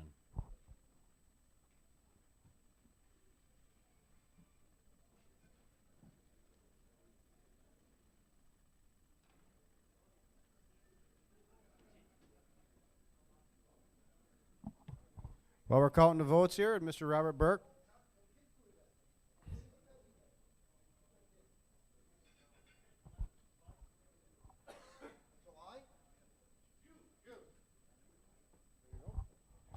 Hey guys, I want to tell you about a community activity we did last year. We're going to do again this year, which was that we did a garbage pickup run down a 7-mile stretch of the Kickapoo, which is down by Toma. And it was a great time. Chris Nass can run a boat on a river like I've never seen. We pulled out 7 tires. I think we pulled 7 tires. We pulled a bus seat out, and then, of course, a variety of other garbage items. We're going to be doing the Kickapoo again this year. If you have a kayak or you have a boat that works on a river for collecting garbage, you're welcome to come down and join us. It'll be on June 11th, and we usually get together around 9 or 10. I think it was 10 o'clock last year. But if you're interested, come see either Chris or me, and we'll take your name down if you'd like information and to be updated on the final details. But we'd love to have you all come out. It was a good time. We had, 7 or 8 people last year? Yeah, we had a good crew. And, if you like kayaking, you have a kayak, bring your kayak, because there's, all sorts of trash grabs out there that happen in the weeds. So we also have kayaks. If you don't have one, we can provide them. All right? So June 11th, stick it in your calendar if you'd like to do it with us, and I hope you can make it. Thank you.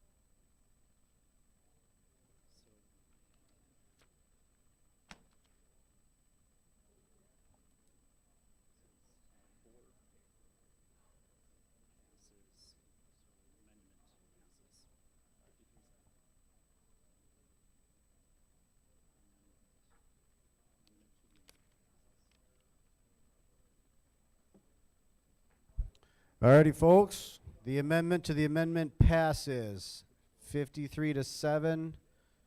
How many abstentions? With 4 abstaining. So now we move back to the main motion. Oh.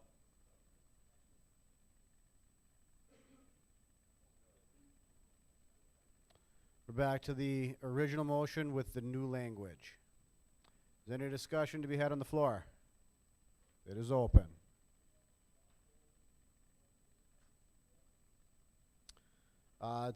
We actually got some information as far as the percentages. 100% or anything over 90% published in the original motion would be out of order. Going to a higher percentage would be a substantive change and thus over the original notice.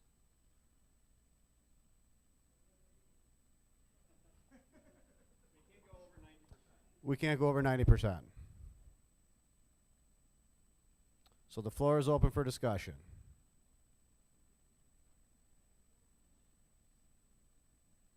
Are there any objections? All right, let's move for a standing vote. All in favor, please stand.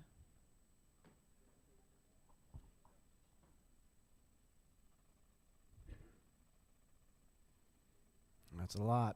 All right, please be seated. Everyone against, please stand. 1, 2, 3. All right, please be seated. And everyone who abstains, please stand. 1 abstained. 2 abstained. All right. Well, then that motion carries. It passes. Congratulations. This was moving on to the next one, number 5.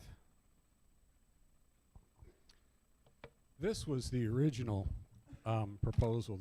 The ex-com member gave me that there should be a supermajority for a large amount of money.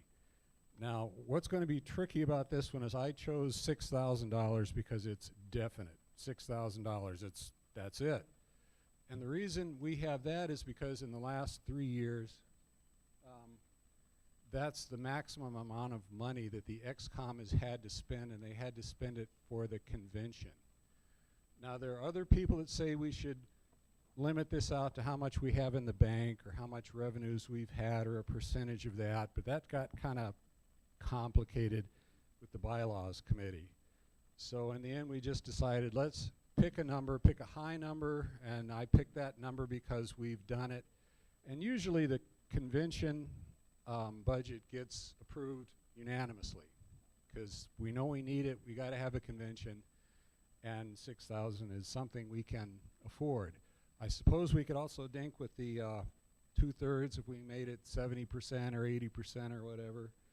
But anyway, so we just decided for any big amounts, it probably has to have a larger majority. And you can disagree with that too, but we do believe it's necessary. So please consider supporting this. Excellent. The floor is open for discussion.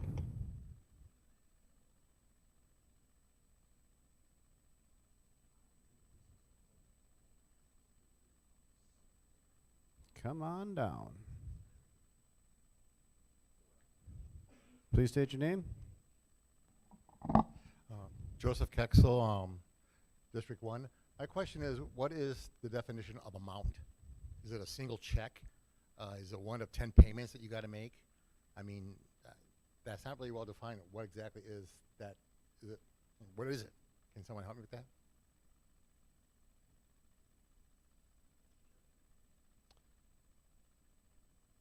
Go ahead. I'm sorry, my ankle's giving me a lot of trouble today. Michael Koerner, Loyal. Kevin, we did, I think, talk about this, that it was about a specific amount for whatever it was. It wasn't like 2,000 for this and another 1,000 for this. It was for a single item. I think that was the intent of what the author proposed.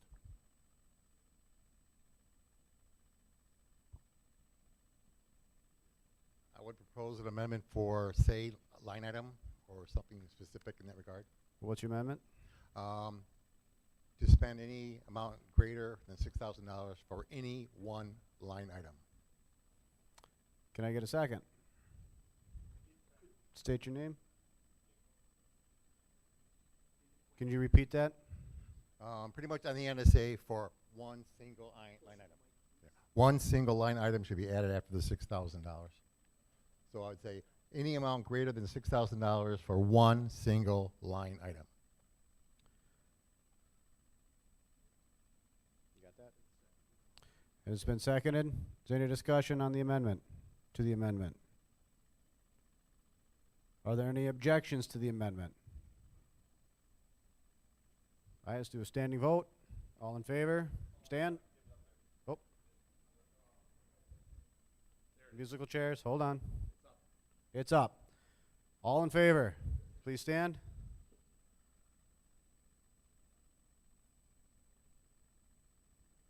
All right, please be seated.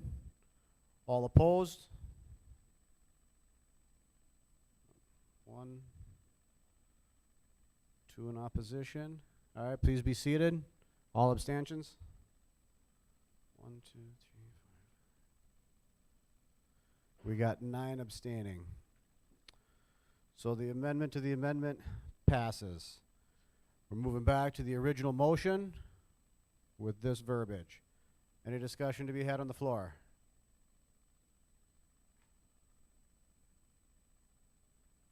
There's one.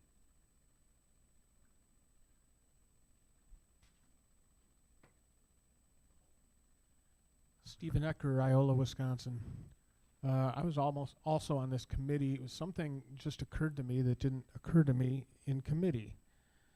And that is, if we approve by 90% of XCOM a debt that is greater than 6,000, we can't spend it.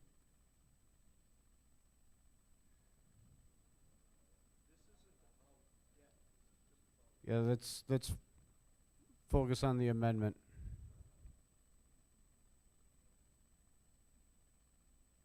Okay. Expect and hope that the treasurer is prepared to have a budget ready for next year's convention that we can approve up and down vote or amendments or whatever. All right, any further discussion on the motion on the floor?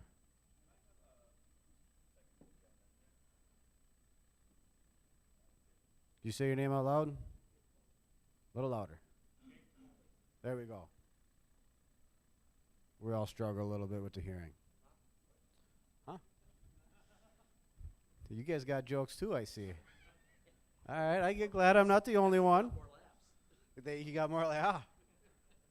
All right. So if there's no further discussion. Oh, Mr. Scott, go ahead. Scott Berman, Nina, what $6,000 today is not $6,000 of spending power last year, or 2 years ago, or 3 years ago. Should there be a rate of inflation, or should it be based on a rate of inflation per year?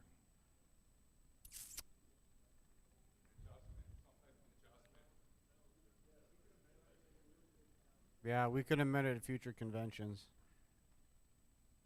Any further discussion? But valid point. All right, we're going to take a vote, standing vote. All in favor of this motion, please stand.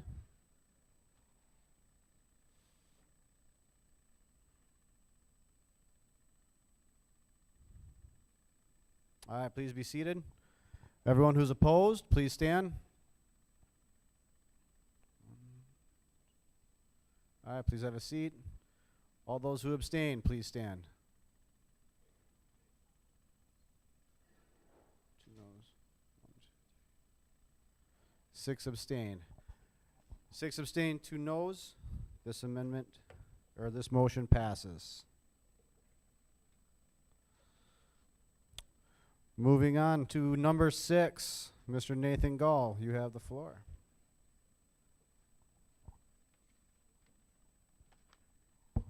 Some may find this language kind of redundant, but I just wanted to clarify that we elect our delegates to the National Convention during this convention. Our seats don't get sold or swindled or given away to whoever's buddies after this meeting is adjourned. And I wanted to clarify that because in the past, not the recent past, but in the past, we have had delegates from other states seeking to fill our void slots, and we should not allow that. Anybody who is representing Wisconsin should be approved by this body. I'd like to open up the floor for discussion on this motion. Scott, go ahead. Scott Berman again from Nina. I'm going to agree with him because I can say specifically coming from the Republican Party, they will do this. There's a certain person in Winnebago County that is trying to buy delegates for Rebecca Kleefich. I will guarantee it. I've seen it. I was physically asked personally. It happens. It cannot happen. It has to happen at a convention like this. There you go. Michael Koerner, loyal. I've been involved in 2 different bylaws rewrites for one state and one national organization. And in both of those, this was considered an extremely important point that you clarify. When you elect delegates, they're your delegates. Nobody else should be able to fill those. Now, there is sometimes at conventions where, not all the delegates got here, and the chief delegate wants to make a substitution. But our bylaws say we elect. I speak in favor of this. Thank you. Mr. Litton, go ahead. Does anybody remember this guy? Okay. Wisconsin had 2 delegates there. 2, count them. George Myers was one of them. Mr. Sewell, were you the other? And that was the other. That was all the delegates we had. It is important that if we are to flush out our delegates, we need a procedure to do it. And the usual way is we give it to our neighboring states, those in Region 6, who we figure will vote similar to us. Now, it's nice to vote for a presidential candidate. That is probably maybe 2% of all the votes you do at national. Most of the time you're voting on these rinky-dink things that go on forever. The bylaws changes, the platform changes, and they go over it word by word. It is deathly to your soul. But that's what delegates do, okay? So if we can't fill our delegates, and we have quite a good number here today, but probably a good third or fourth of them won't be able to make it. You either schedule change, you don't have the money, your ride cancels on you something. We need a way to replace those delegates we don't have so that we can have all 20 of those votes and not just 2 people there. Thank you. Thank you. You're opposed to this. Okay. Alexander Illman, Stetsonville, Wisconsin. I would be in full favor of this. I believe that if you are a Wisconsin resident, you should be able to be a delegate. Not somebody from California or New York that can actually fill the position just to gain some whatever power you believe. But I believe in full state, county, and town sovereignty. So, and this is why I'm in full favor of this. Thank you. Thank you. State your name, please. Nick Flatley from Janesville. Nathan, I just wanted to say thank you so much, and go Badgers. That is all.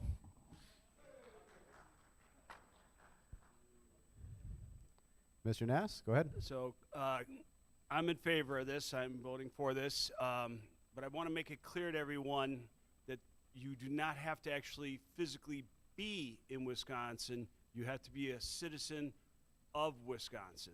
So in the past, we have had delegates who did not live in Wisconsin at the time, but had Wisconsin residents established here.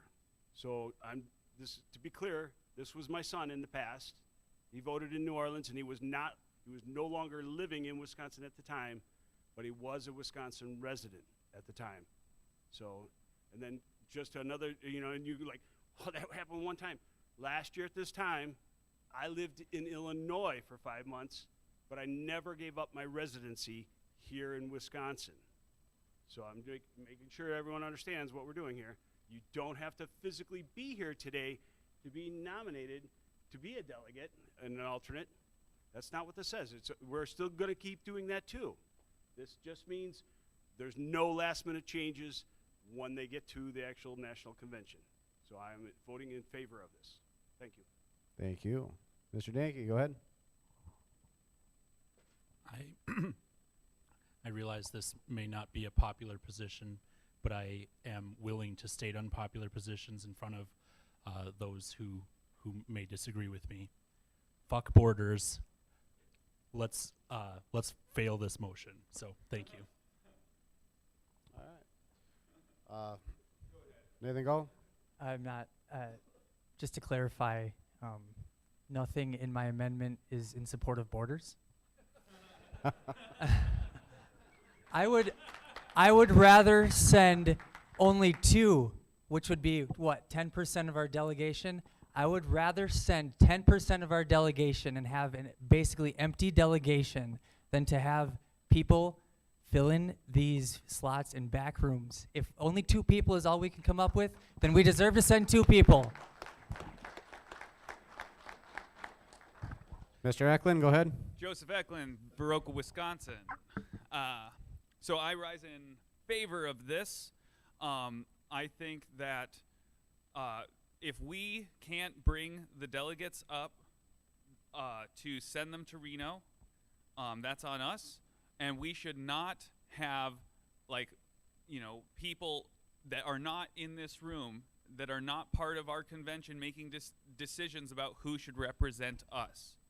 Now, we could change what a good member standing, what a member in good standing means as a body, but then we make that decision, not someone at national at the last minute as a delegate chair. So that way we're empowered to choose our delegates, not someone else. It just says that they will not be granted by, they must be granted by this body. And so if we change the rules, we can change the rules, but it's elected by us and not delegations after the fact. Thank you. Mr. Danke, go ahead. Floor is yours. So 2 years ago, I was I was asked if I'd be interested in giving a donation, not a donation, a membership dues to the Libertarian Party of California. They made $30 off of me, and the delegation, not the delegation chair, but the delegation voted to include me as an alternate delegate to the convention that was held on Zoom and in Orlando. And they made $30. This is a chance for us to bring in some funds if it's possible. And yes, it might be from out of the state. Hell, I like our Wisconsin coffers being full. Here, here. Mr. Anderson, go ahead. Wow, I'm in favor of this, and I'm kind of shocked at what you just said. We have a system of representation here where we're all here at convention and we vote on things that then endure after us, including the composition of the delegation. Kevin, that's what alternates are for, and if there weren't enough, there weren't enough, but that's not a reason to just open it up. And secondarily, if we did have a delegation, we should have a full delegation this time of 20 people, and they now, today, elect a delegate chair, and then a bunch of people can't go, then even their voting for that delegate chair gets watered down, and you could have a delegate chair deciding who represents this entire convention at our national convention, our entire membership at the national convention by a delegate chair who may have won, 11-9, and now the people that voted for him aren't even there. It's really, really dangerous to allow that to happen, and I trust everyone here as far as I know, but that's just bad process. This is good process. Excellent. Any more discussion for the floor? All right, we'll move this to a standing vote. Everybody's in favor.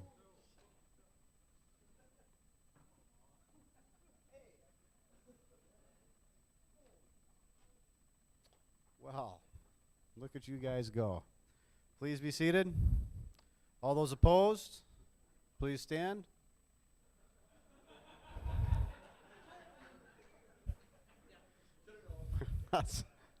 That's what we get.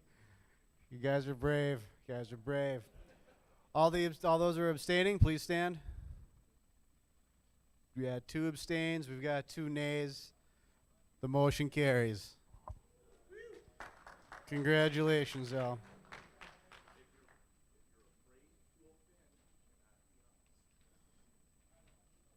All right. Moving right along. Bylaws number 7. Mr. Nathan Gall. So those familiar with our national presidential nominating process probably know that we don't nominate our candidates as a slate. The delegates select the presidential and the vice presidential candidates separately. So regardless of who Jo Jorgensen wants to run with, she's running with whoever the delegates select. And I think that's good practice for a number of reasons, maybe a debate we could have, but I think we should emulate that at the state level and still give the candidate that we're endorsing for governor time to address us and maybe share some concerns about some candidates that might be running with them. But ultimately, that's our decision. And we don't want to leave that decision up to the whims of someone we just elected, because they might lie to us and say, yeah, I'll run with this guy, and then So I think we should retain that power to choose all of our candidates and not leave it up to another candidate to decide who they are not running with. All right, the floor is open for discussion.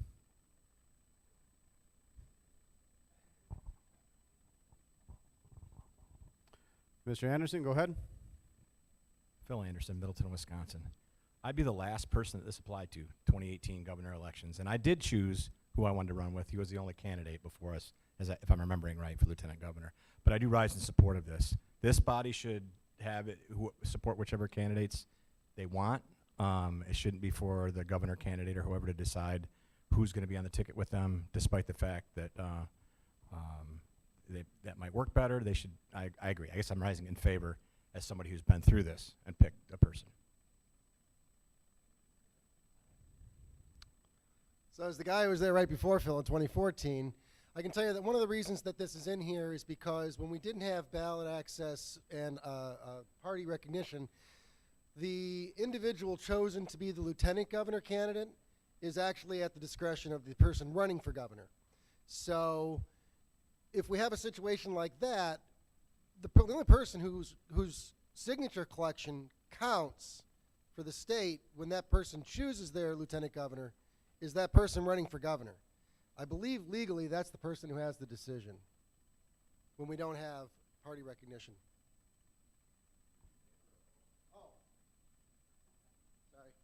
I'm opposed to it as it stands. We're not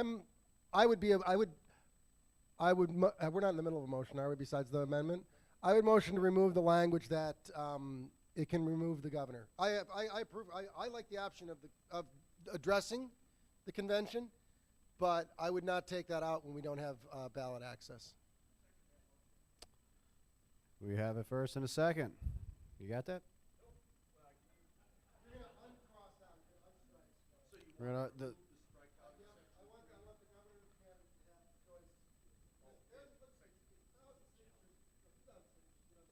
Yep.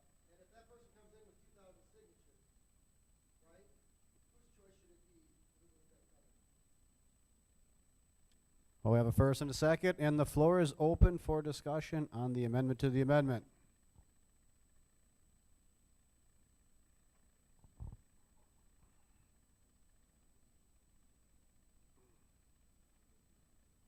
I'd like to make short shrift of this amendment because this amendment to the amendment.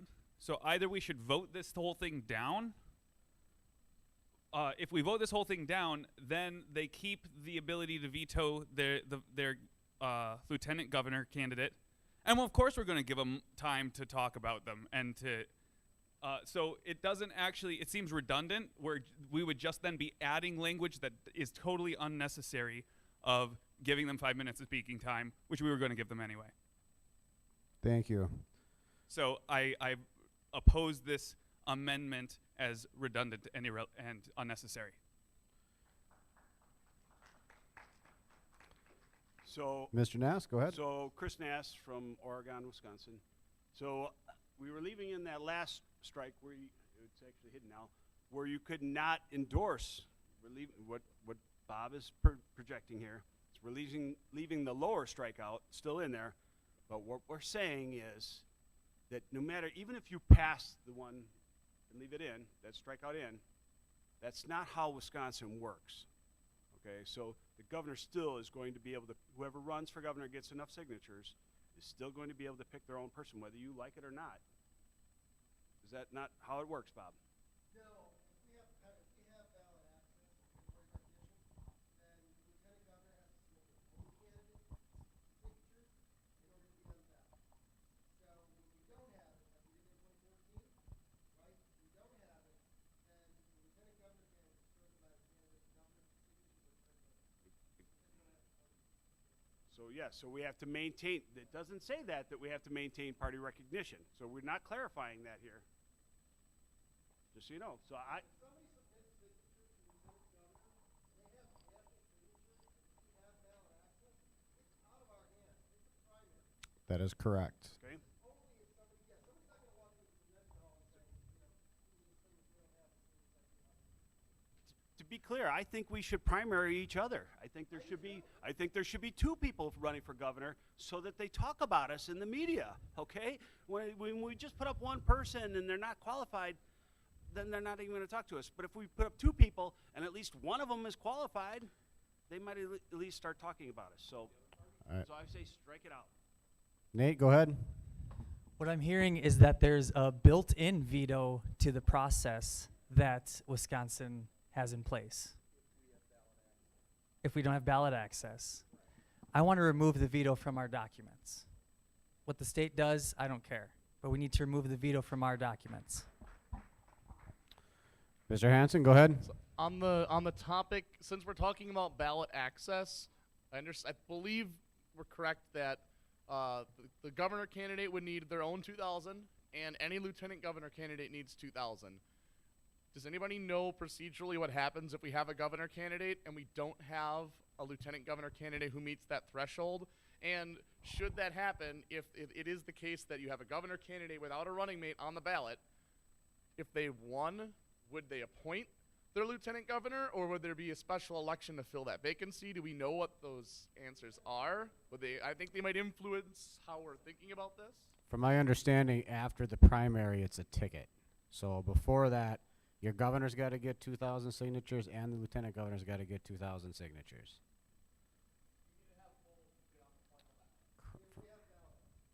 If we have the ballot access.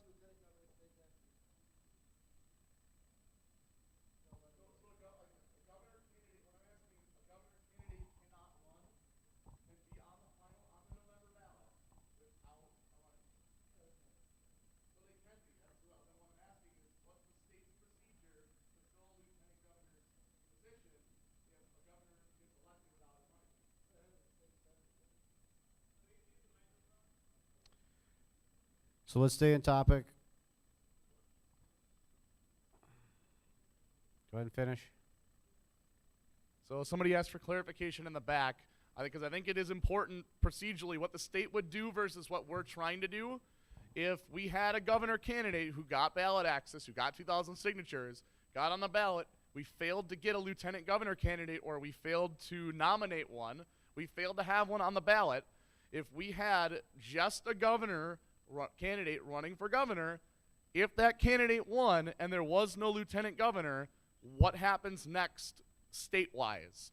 Does the governor appoint their lieutenant governor? Is there a special election for lieutenant governor? Does the legislature pick somebody? What happens next if we fail to get a lieutenant governor candidate on the ballot? That's what we're discussing.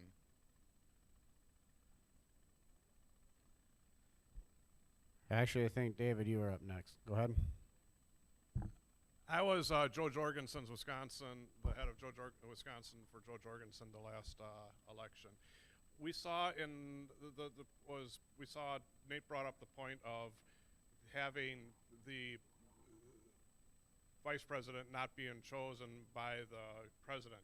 We saw what happened with this last election, where Joe Jorgensen was given a vice presidential candidate that was not her first choice and someone she did not work well. There was not one time where they actually appeared at all together this last election campaign. They did not appear at all on TV together. They had various philosophies on how philosophies on how the campaign should be run. There was a lot of internal fighting.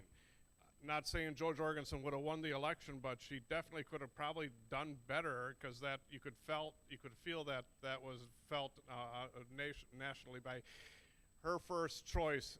She would have been somebody she could have worked with better. That's why it's important for the candidate to pick their running mate. And I think that if we did the same thing, this internal fighting amongst ourselves would be felt when it goes to the election polls. So you're in favor or opposed to this? I'm opposed to this. Thank you. Mr. Kennard? Michael Connard from Loyal.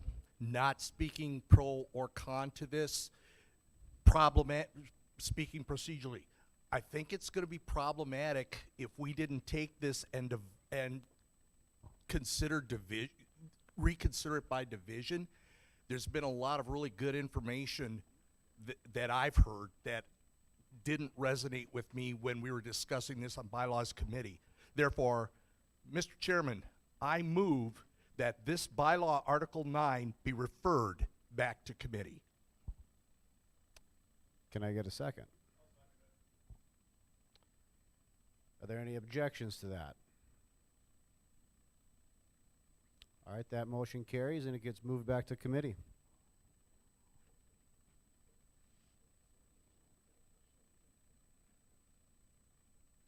Moving right along, number 8, Mr. Stephen Ecker. Floor is yours.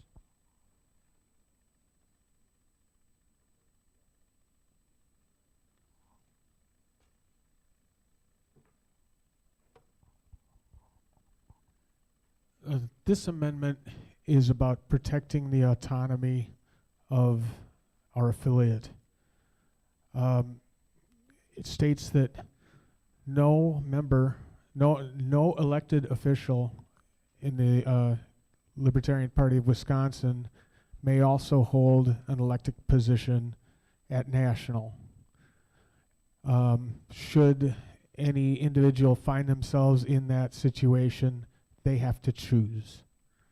The purpose of doing this is to prevent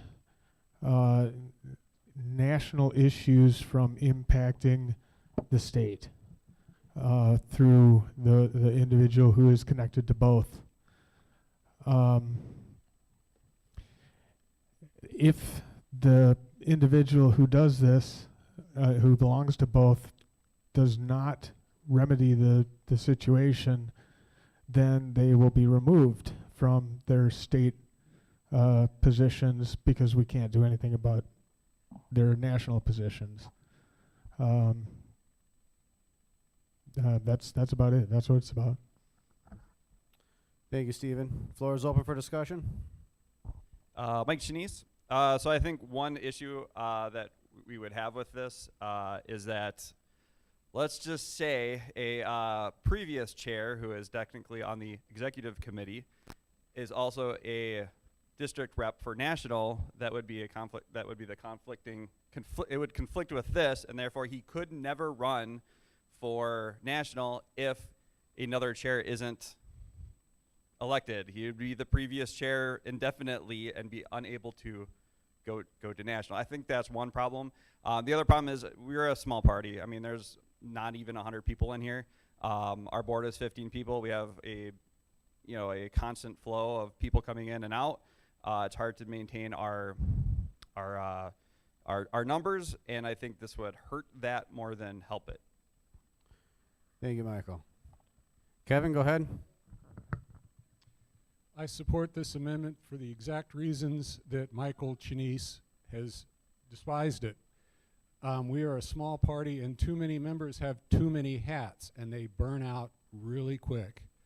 Let's have people do one job, do it well. I'm sorry, Jake, you should be a candidate and step aside and give your candidacy all of your energy. Instead, you got stuck with the chair, and I'm sure both sides are hurting for it. That would not be affected by this. This is merely, if you're going to be in state, be in state. If you're going to be in national, be in national, but don't be on both at the same time. You will burn out, and we will lose you. We lose a lot of people from trying to do too much. Phil, go ahead. I speak vehemently opposed to this. Where's Matt Buckman? Is he here? He's here somewhere. Perfect example of somebody who hasn't burnt out.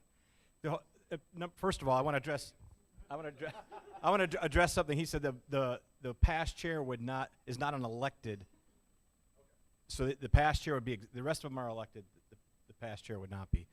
But this is classic sort of over-regulation, in my opinion. If somebody has the time, energy, and skill to serve at both levels, and they're the best person, let's say they're the best person in the region to serve as our region representative, yet they're still a congressional district rep at the state level, why on earth would we not want our best people in that position?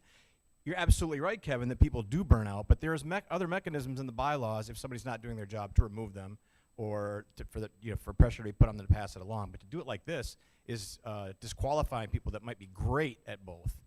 And plus, there are some benefits to somebody being in the loop on both sides and really knowing what's going on. And I think during Matt's term as the District 6 alternate rep to the LNC, that was really, really useful. Thank you. I want to speak against this for the same things that Michael said. I understand that some people might be burned out wearing too many hats. If you're wearing too many hats right now, give them up and find somebody competent to replace you in those hats, in those roles. The reality is we don't always have good, reliable people that are here consistently, have been here for a while, that know what's going on, that can fill these roles. And if, like you said, Phil, if there is somebody who's competent to do that and they're good at it, they should be in that role. I would rather have in this small party somebody wearing lots of hats that they're willing to wear rather than try to spread the load out among people who just aren't going to get it done. Thank you. Go ahead. Stingy McDougal, I'm going to speak in opposition to this amendment. In fact, I'll be honest with you. Of all of the things that I've seen presented by Kevin Litton, this is probably one of the most authoritarian I have seen so far. Oh, Stephen, I'm sorry, Stephen. Stephen. Well, same difference. It is. This is an authoritarian move. Hey, guys, here's the thing. I know better than you that no one person could serve on both of these. I'm here today to tell you that if anybody tries to do that, they're going to fail. And so I'm not going to let you make that choice. I'm going to save you.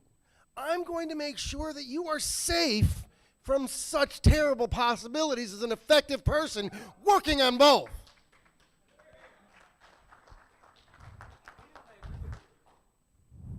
Mr. Danke, go ahead. As the dumb sucker who went for, I believe it was something like 20 elections in 1 year in 2018, I'm probably the guy this was written about.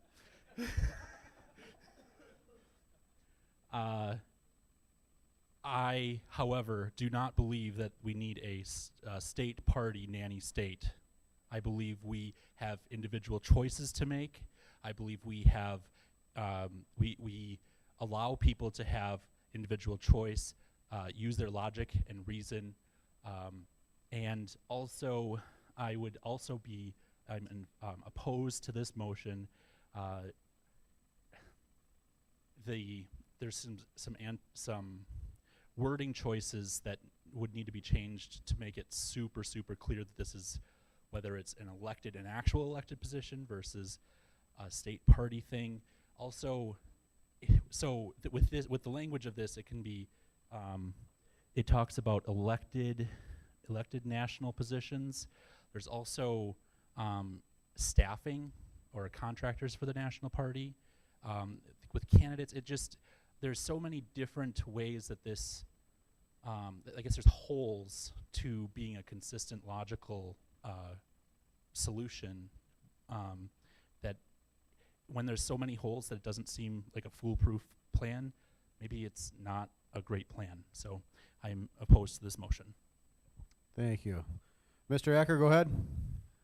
I would just like to point out that the words burn out never came out of my mouth. That's not what this is about. This is not about people trying to do more than what they can handle. This is about people who are in both positions letting issues that are happening at the state affect national, or vice versa, which I'm more concerned about, issues happening at national affecting decisions at the state position. That's all this is about. Thank you. Mr. Nass, go ahead. So again, I am against this, and for all the obvious reasons. No one's stopping you from stepping forward today to take a leadership role here in the state, and heaven forbid, I'm going to stop you from stepping forward on a national level to take a leadership position. You can do it. You do not need approval from Stephen or from anybody else to go help other people do stuff. Okay, I don't ask for permission to go do anything. When I'm going to do some community service, as long as I'm doing good, why do I need to ask for permission? I'm not hurting you, I'm helping you. If I was hurting you, then I would ask for permission. But that's not what we do, okay? So let's put this to rest. Thank you. Roy Martin, go ahead. Hey, I'm speaking in confusion to this particular.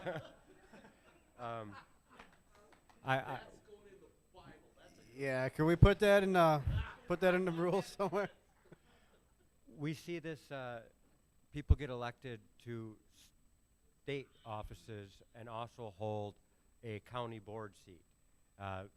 We have this in my district. They'll hold a school board position. And for us over there, we have someone that he holds positions also elected in the tribe, which I have problems with because that's like swearing allegiance to two different governments, two different countries.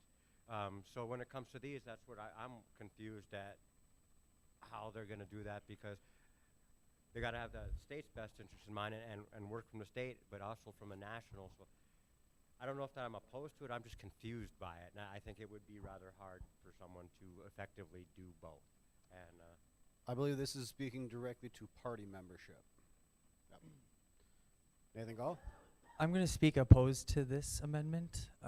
I believe that it is possible to serve with integrity in more than one position. I believe it's also possible to not serve with integrity and hold two positions. So the question is really, how do we decipher between the people that are able to and the people that aren't? And I don't have the answer to that question, but I don't think the answer is putting a limit on how ambitious you can be. Go ahead. Tim Kranz, I hate seeing barriers to participation, and this only crushes enthusiasm of people that want to and can do it. We have a hard enough time finding people that can be more involved and grow the party. Putting more barriers up kind of defeats the purpose of wanting to do it if you can.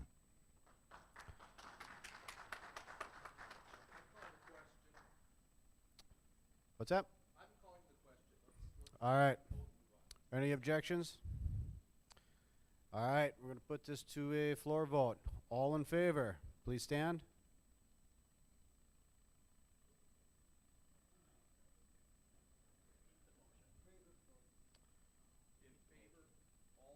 All in favor of the motion, please stand. We have 1, 2. The motion is to approve this, correct. Yep. All opposed, please stand.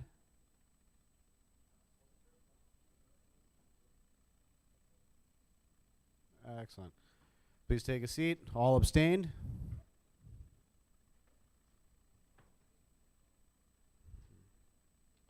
One, two, 9 abstaining, 2 noes. So the motion fails. And we will move right on to number 9, Mr. Kevin Litton.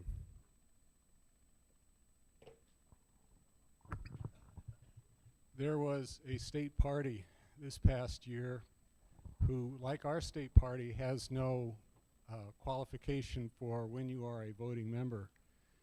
And as they opened the doors, several people signed up for membership, walked into the hall. They wore their MAGA hats proudly and their Trump stickers on their shirts and proceeded to cause all sorts of mischief. So I believe if anyone is a member of any party besides our own, they should not be granted membership. I think, furthermore, if they do join another party while they're members, do we really want them telling our party how it should be run? I know there are some parties that allow fusion candidates, members of multiple parties, but this state isn't one of them, okay?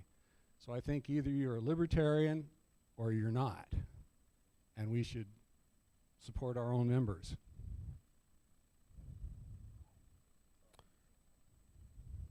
Nate, floor is yours. I'm going to rise in opposition to this, not because I want a bunch of Republicans and Democrats here, but because we really have no way to verify this other than hearsay, right?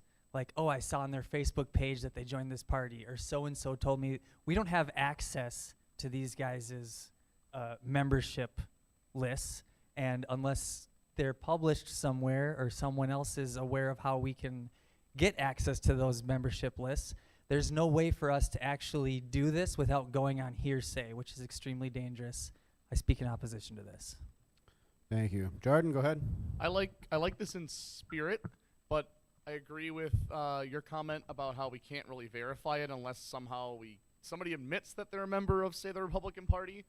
But this also doesn't really say, well, you could be a member of the Libertarian Party, not a member of the Republican Party, and still register to run for something as a Republican. That doesn't make you a member of the Republican Party. Doesn't mean you paid dues to them, for example. Like you said, the fusion candidate idea, you can run as whatever you want. You can make up your own party and put it on there and run as it. Doesn't mean you become a member of that party. Not only that, I think the wording is as such that you could argue that being a member of the National Libertarian Party would be being a member of another party. It doesn't say being a member of a Libertarian Party. It just says if you're not LPWI, you can't be LPWI. Or, so if you're a member of National, you can't be a member of LPWI is what this wording actually says. So I have a problem. Go ahead. Stinky, I'm going to speak in opposition. I know this is surprising. Once again, stop telling me what I can do. Call the question.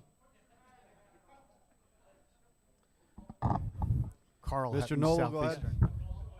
All right, there. Is there a second?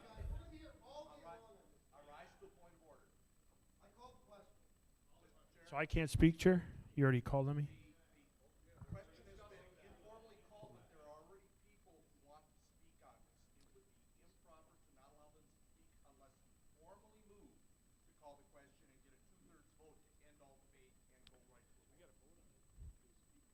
That's why I moved to the...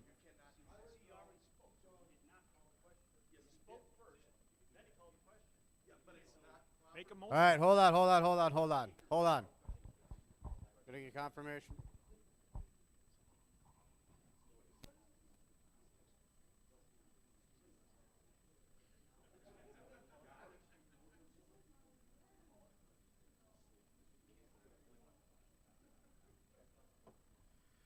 Seeing as how that he had called his question after he had spoken, and there was a second, we can vote right now to either shoot down that call and continue to let the speakers or have the vote. You withdrew it, all right.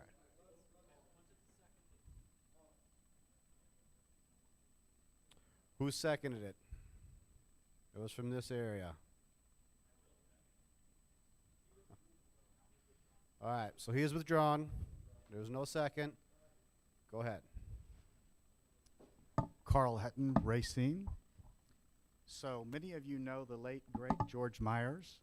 He was a candidate for Wisconsin Assembly District 66, as I am a candidate this year. And he taught me a trick. And the trick is, you circulate your petitions, you get on the ballot as a Libertarian, and then when the Racine Republicans do not have a candidate, as they frequently do not, then you attend the Racine County GOP meeting, and you can get a great deal of support that way. And I would hate to be discouraged from doing that, thinking that someone here might find that I am a member not in good standing. So I rise in opposition.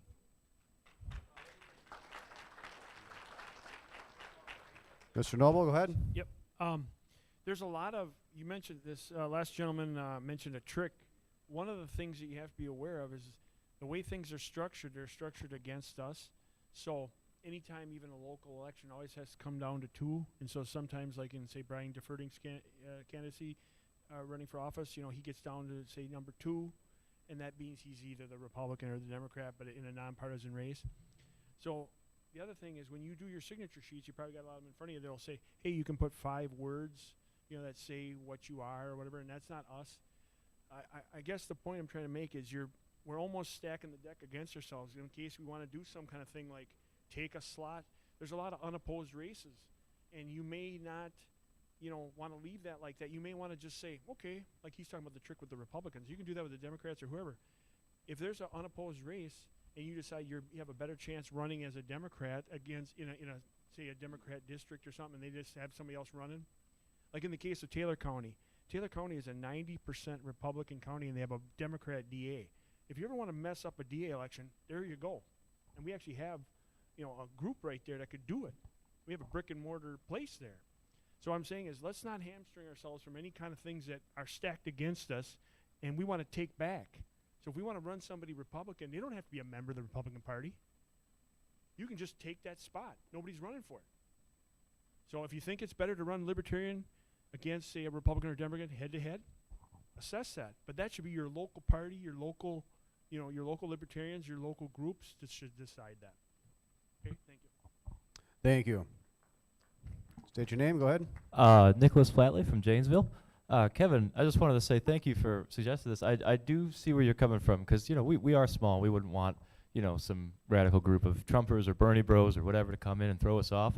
But I do speak in opposition to it, and I guess it's because I believe as libertarians we are absolutely right. You know, objectively, morally speaking, we've got the best arguments.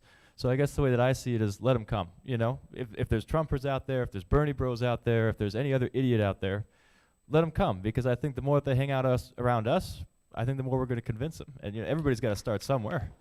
But thank you, though, for suggesting it, though. Kelly, go ahead. Kelly Berman. I'm a recovering Republican. which I don't think I ever was to begin with, but that's just the way they teach you. I signed up for the Libertarian Party today, so I'm officially a member.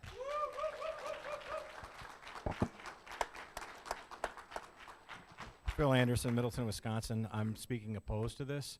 I first want to point out Scott was talking about running as a Republican or as a Democrat. I ran as a Republican in 2020 without joining the party, and I campaigned, and on my campaign materials had the Libertarian Party logo on them. Of course, not everyone noticed, but some did. So let's just make sure this is not what this addresses, and that is a good tactic when appropriate. But I rise opposed because I actually am a card-carrying member of another party, the Scottish Libertarian Party. I pay them £5 a month to be part, and I actually, if I could go to Edinburgh in November, I could vote, which I think is pretty cool. But this language is overly vague. There are a lot of little parties out there, here and abroad, that we might want to belong to and not have this language interfere with that. All right. Roy Martin, and I'd like to speak opposed to this because, like Scott said, for my particular race over in Shawano County, running for the assembly,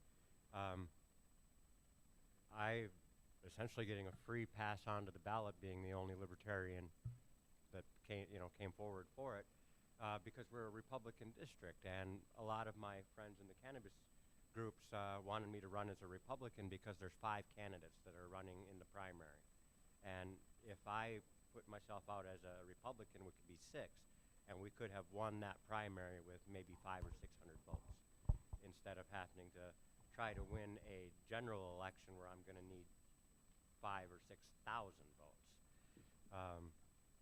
And also, if we pass this, then I can't be a member of the National Cannabis Party, which isn't even in Wisconsin. So. All right, thank you. Tim Kranz, opposed for first practical reason. Political parties not really defined what party where. Is it on a registry? Is it a soft money PAC that would help us? Which we should all be thinking about creating political action committees to help fund our candidates at some point soon. And then on a philosophical matter of this, we sign a pledge. The only thing that we have to do to join this party is renouncing the initiation of force to solve political differences. That motion would cheapen the value of that oath if we start putting more restrictions on it. It's a very important oath we have to take. Reese Wood, Janesville, also speaking opposed to this, but for reasons that were just mentioned. I'm surprised they weren't mentioned already. We have a Libertarian pledge. Everyone agrees they will not initiate force or coercion to achieve political results or goals. Thank you. So that's the bar right there. Call the question. Sorry, Tyler. Call the question. Is there a second?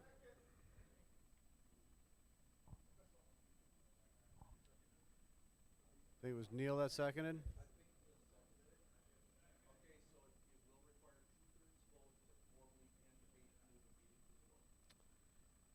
All right. Those in favor of moving to call to order, please stand.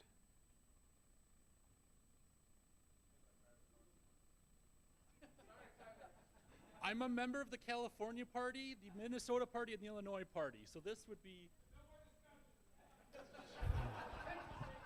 All right, please take a seat. All those opposed and want to keep discussing, please stand. As much as y'all like picking on me, I'm hoping we can just say by consensus that this has failed. So let's not take another vote. Let's just get this off the floor and move on. All right. Keep rolling with the vote. So we have 2 that want to keep talking. 1, 2, correct? All right. All any abstentions? 1, 2. That's 2/3. To move this to a vote. Okay. Moving to the vote on the motion. So now we just did that. Yep. So the debate's done. When the bar closed already, too. You're slacking. All right. So now we're going to vote specifically on the motion. Who is in favor of the motion, please stand.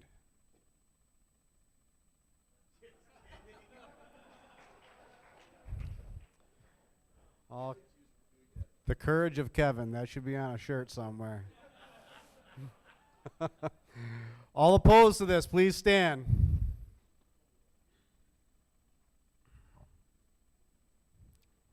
All right, please take a seat. Any abstentions? Us. We got 2 abstains. 2 abstains and 1 no, so this motion has failed.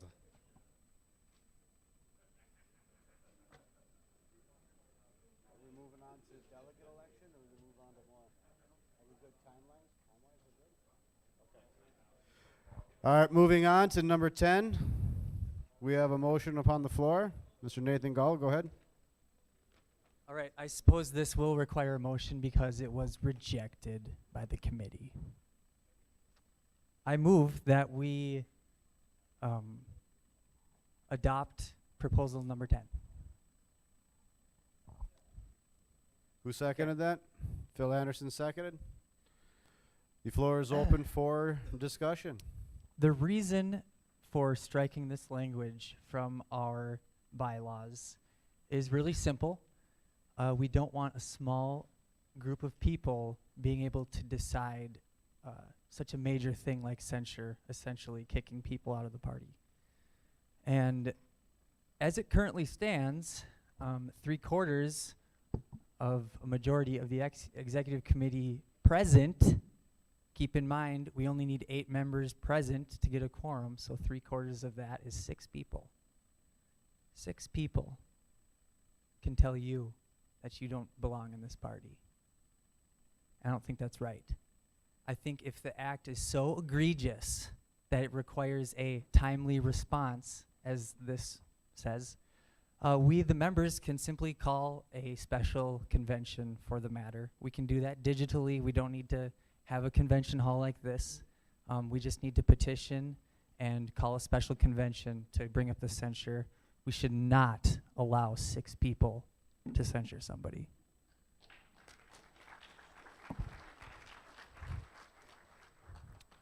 Mr. Nass, you're up next. Go ahead. So I'm going to agree with Nathan. I'm going to call the question. Any objections? All right, we'll put it to the vote. All in favor of the motion, please stand.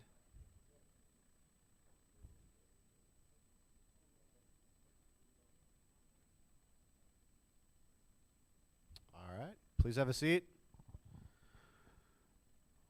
All the nays, please stand. All the abstentions, please stand. 1, 2, 3, 4 abstentions, 5 abstentions, 0 no's. Looks like the motion carries. Moving right along. Number 11, Mr. Nathan Gall, go ahead. I move that we adopt proposal 11. All right, I spoke against this last year when we added it to our bylaws. Actually, I spoke in favor of the amendment in whole, but I said I was going to do this, so you all had a year's warning. This line here, but must not be substantive in nature, must relate to the topic of the amendment and not change the fundamental goal of the proposed amendment. I agree. Amendments should not be that substantive in nature. They must relate to the topic, and they shouldn't change the fundamental goal. However, this text, and I must have just had good intuition, was already used this year as an excuse basically for the bylaws committee to rule from the floor whether or not your amendment was germane. We have a chair, we have elected a chair to rule things germane or not, and ultimately we can overturn the ruling of the chair.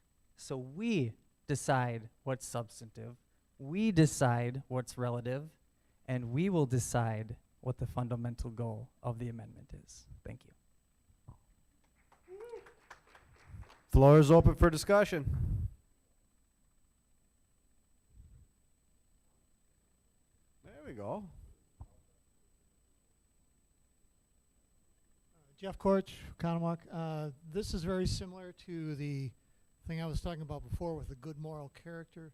you can't really put a finger on, is that substantive in nature? It relates to the topic, so I think I am in favor of getting rid of this clause. Mr. Litton, go ahead.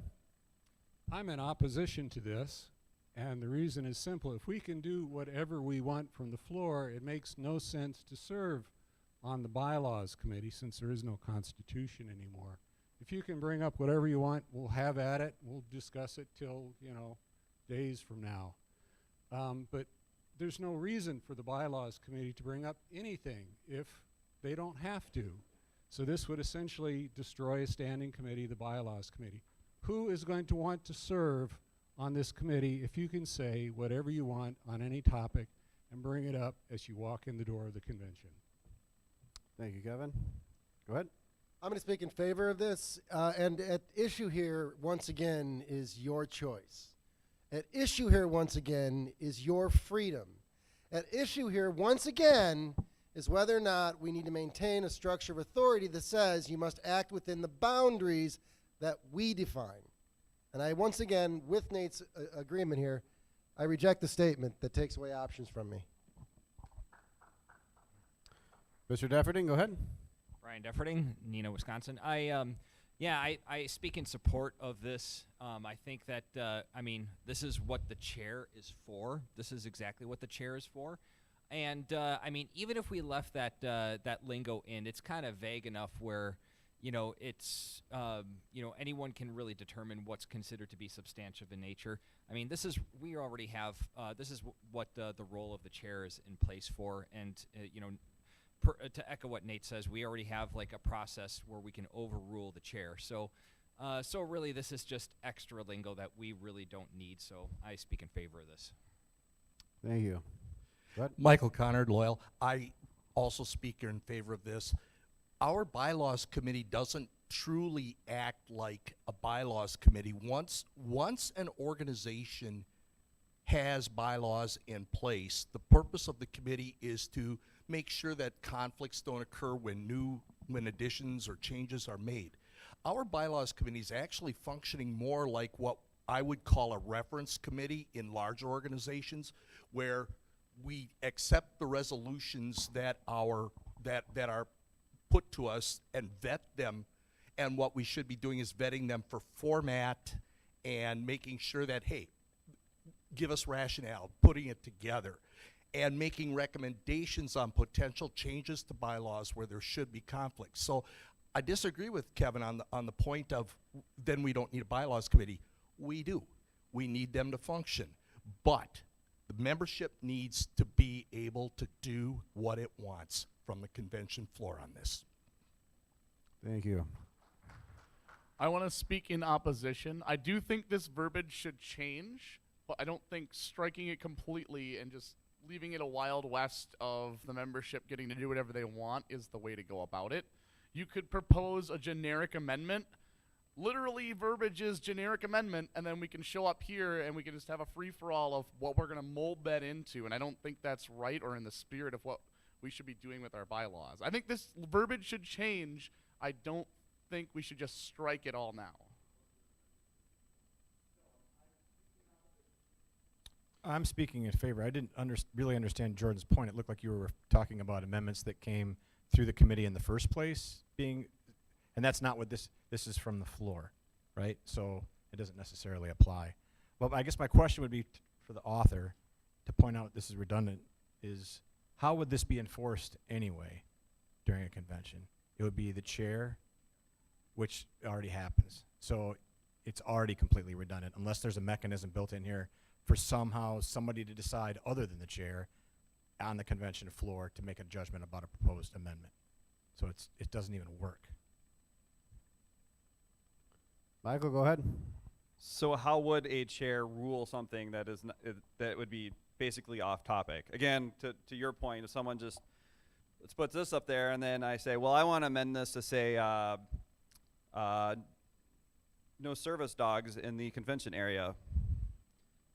It's not really on topic, right? And it's completely, if this was out, it would be completely available to us. Now, I'm not saying we should, I think it's just poorly, I think removing this just just removing it is not the right thing, but maybe add on topic. It must be on topic. It must be, again, I like it with the spirit of the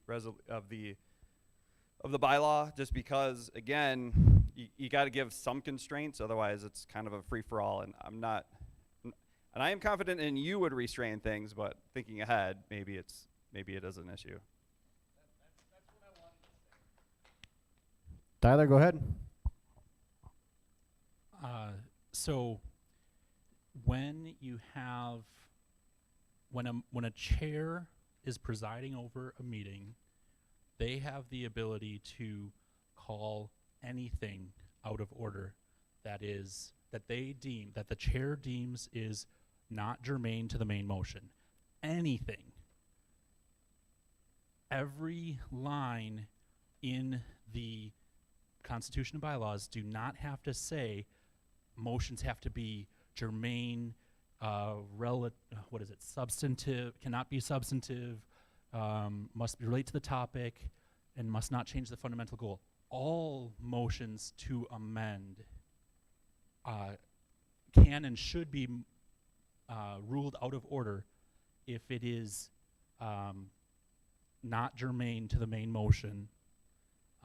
And I believe that we as a body will hold that chair accountable to doing so when the time is right. And if we're not, then that's on us. I don't believe that every sentence in our bylaws needs to say that it has to that motions to amend have to be substantive. The word is germane, G-E-R-M-A-N-E. All motions to amend have to be germane. Thank you. Any other discussion? Rand? Excellent.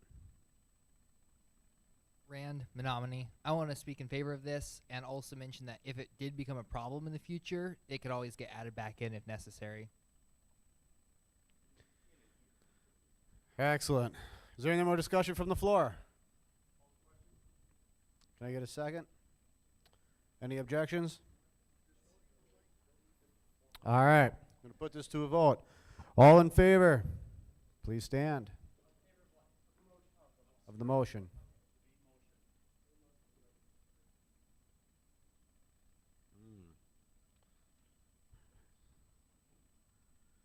All right, please be seated.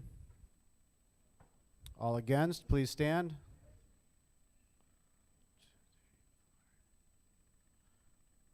We got 6, 7. All abstaining, please stand.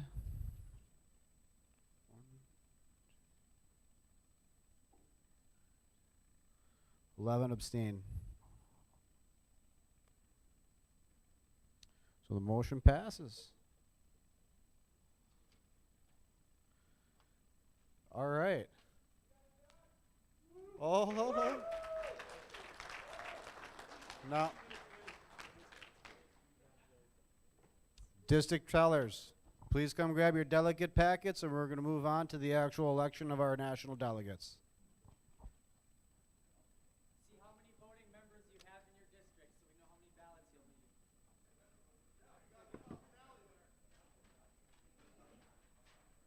If I can have everyone's attention, we're going to be leaving this room and going to another room. I'm going to be putting away most of the marketing stuff, so the silent auction stuff is going to move to the next room. So if you want some of that other merchandise, you need to come before we leave your room. We'll go to the other room, it'll only be the silent auction stuff and possibly everything else will be put away.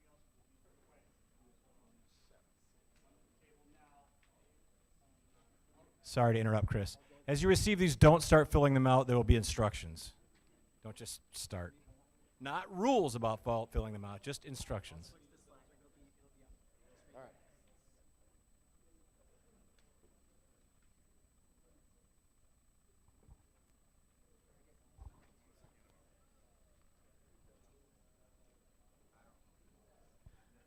All right. The Libertarian National Committee delegate selection. Approval voting for up to 20 people. You do not have to use all 20 votes. A vote for NOTA means you do not endorse any candidates listed. If you would like to vote NOTA, select only NOTA. Any ballots cast for candidates and NOTA will be void. Okay, remember that. Any ballots cast for candidates and NOTA will be void. Candidates will be ranked and seated from the highest to the lowest number of votes. Elected delegates, please meet near the registration table immediately after the meeting adjourns to elect a chair and vice chair. Any questions? Excellent, excellent.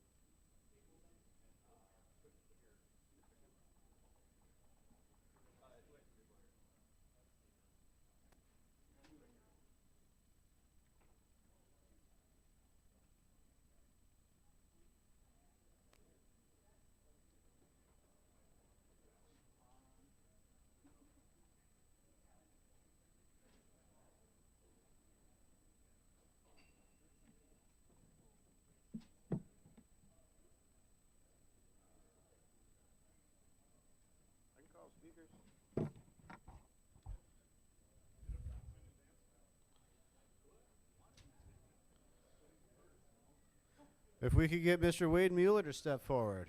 Is Wade here?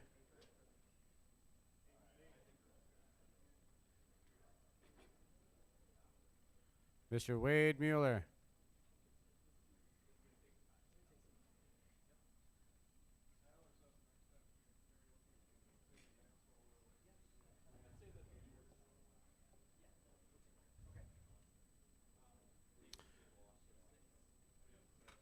How about Anna Buffman? You want to step forward and talk a little bit about the budget?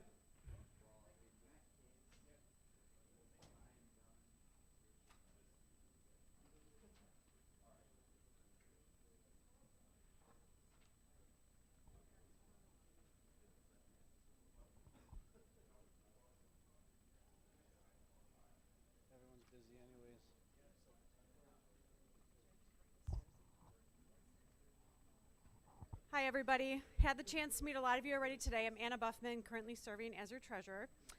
Have to admit, I get a little awkward when I public speak still, so I thought I'd make it more awkward and ask for money. So page 16, if you turn to page 16 in your workbook, budget from the past year, so 2021, how we spent our money is in there. And there is a QR code or the link for donating. Many of you are already recurrent monthly donors. If you can give $5 more a month, if you can sign up to be a recurrent donor, that helps our party, help us support our candidates, help with marketing and promotions for the party, help grow our local affiliates. We'd appreciate it. That'd be wonderful. And then I crocheted a whole bunch of hats. Thanks for everyone who's bought them so far.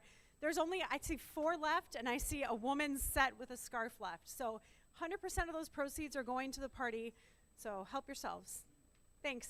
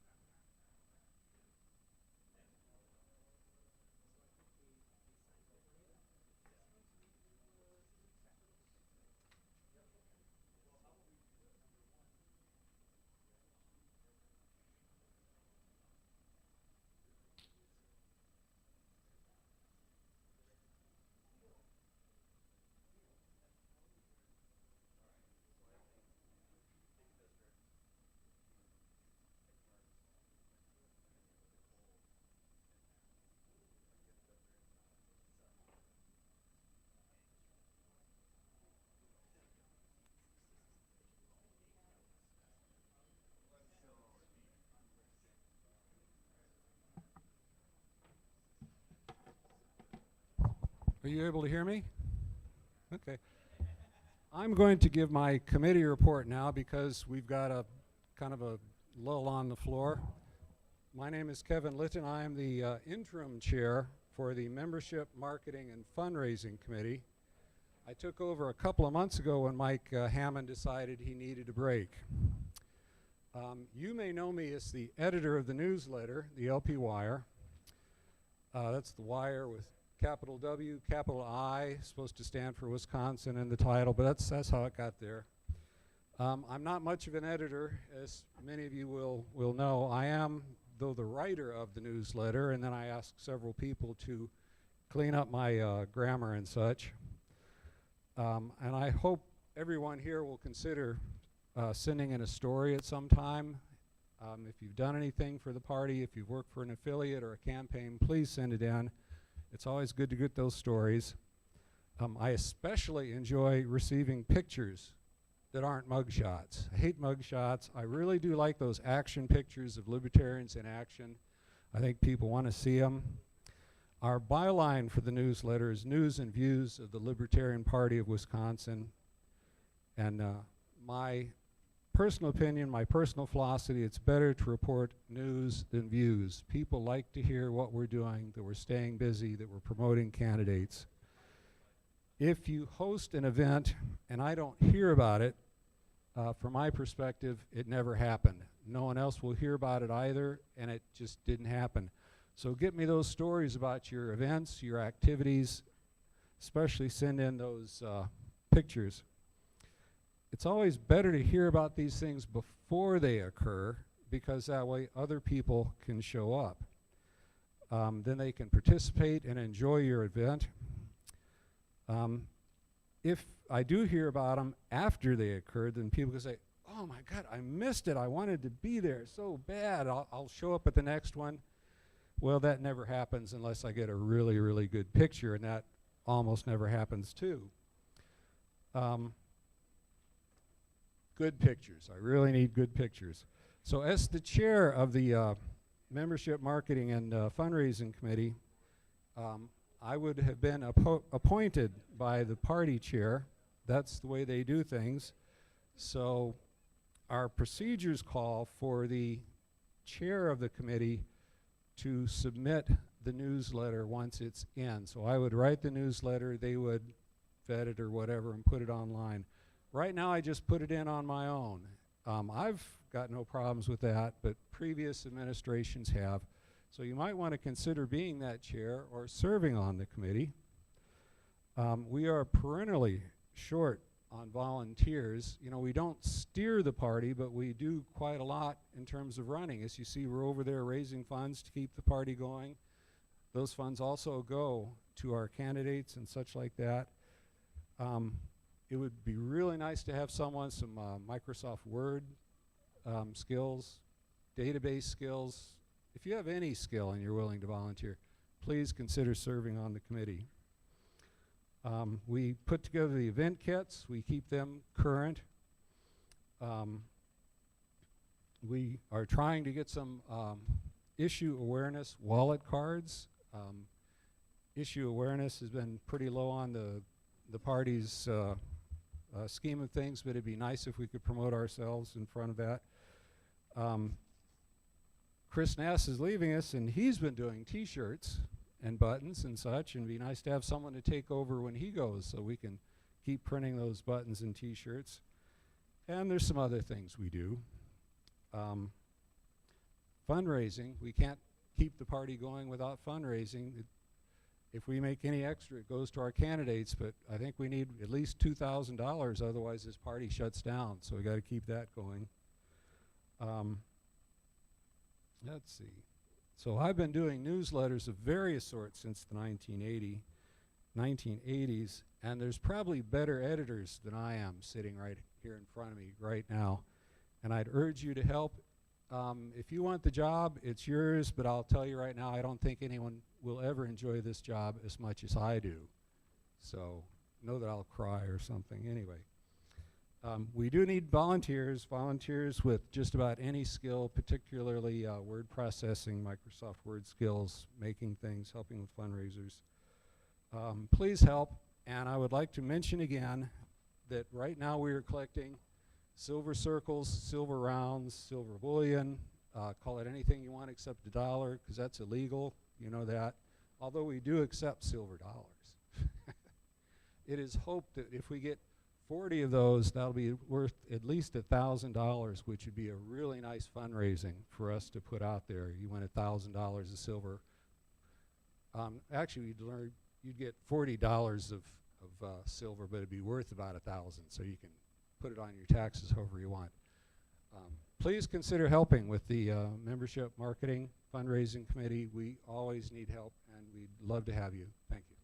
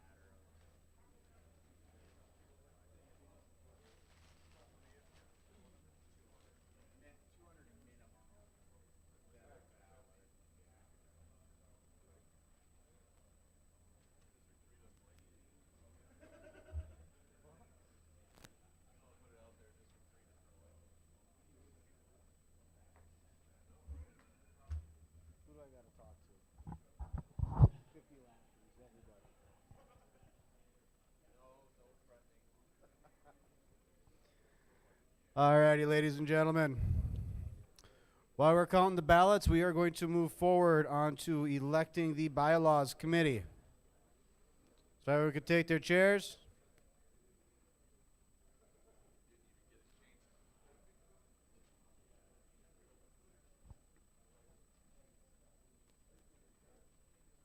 It'd be wonderful. District 8, looks like we're missing some bodies here.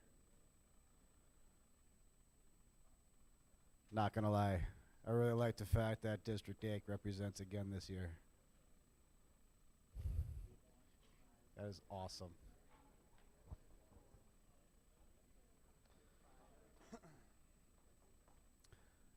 All right, moving forward with the election of the bylaws committee. The floor is open for nominations.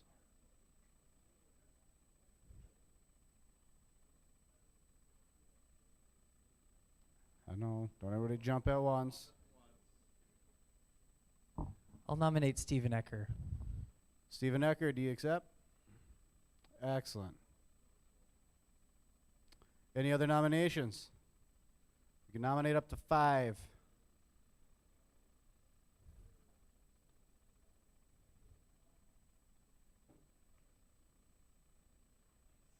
I'll nominate Jordan Hansen. Jordan Hansen, do you accept?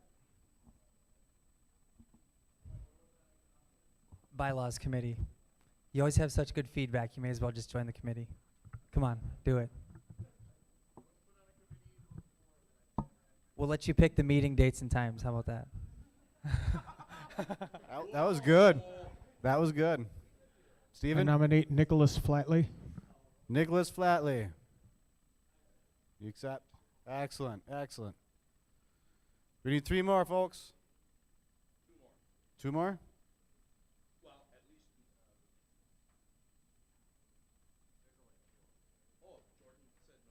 Jordan said no. So we're back up to 3. I would like to nominate Rand Dickens. Rand Dickens, do you accept? Dixon. Rand Dixon, do you accept? Dixon. Nomination to the bylaws committee. We're missing an S on there. All right. Thank you. How many we got left?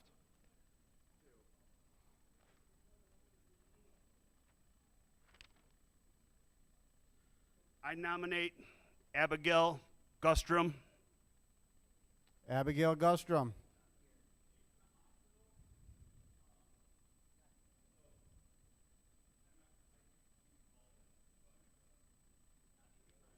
She does not need to be She present. doesn't need to be present to We just accept the need their nomination. time. We'll accept. Thank you. We got Rand and then Abigail.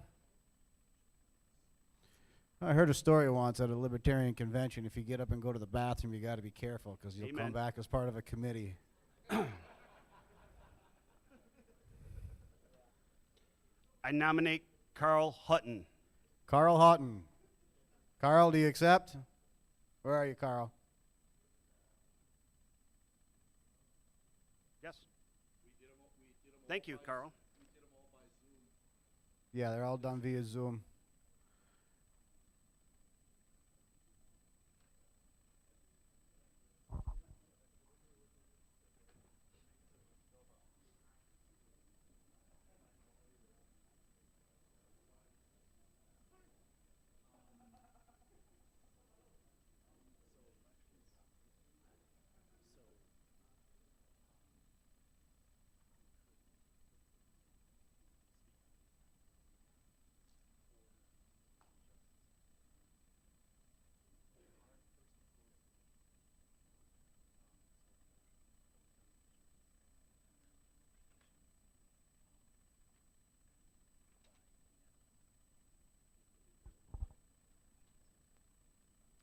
Are there any other nominations? Mr. Chair, I move to close nominations. Can I get a second to close nominations? We got a second to close nominations. Any objections? That motion carries. Mr. Chair, could I move that we vote on these candidates as a slate of 5 rather than individually? We got a second. Any objections to voting on them as a slate?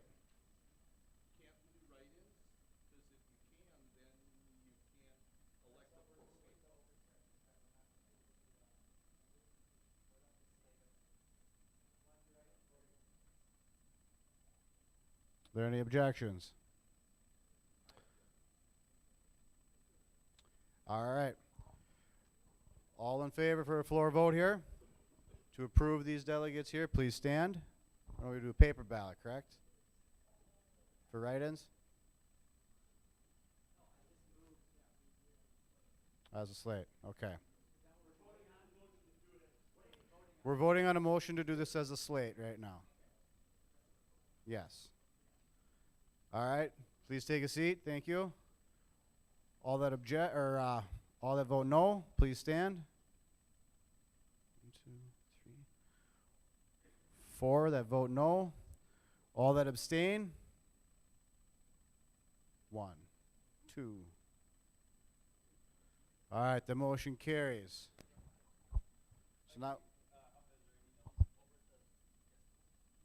2 noes, 4 abstains.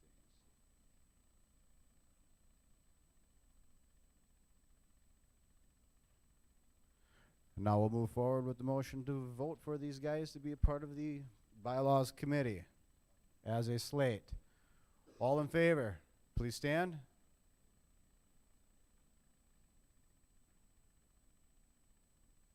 You guys are awesome. All right, thank you. Take a seat.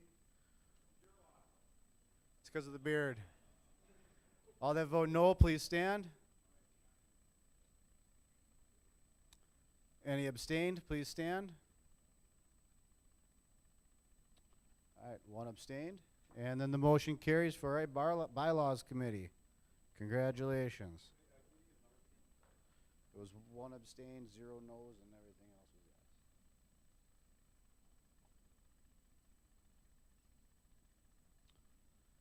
All right, next we are moving on to the endorsement of statewide candidates.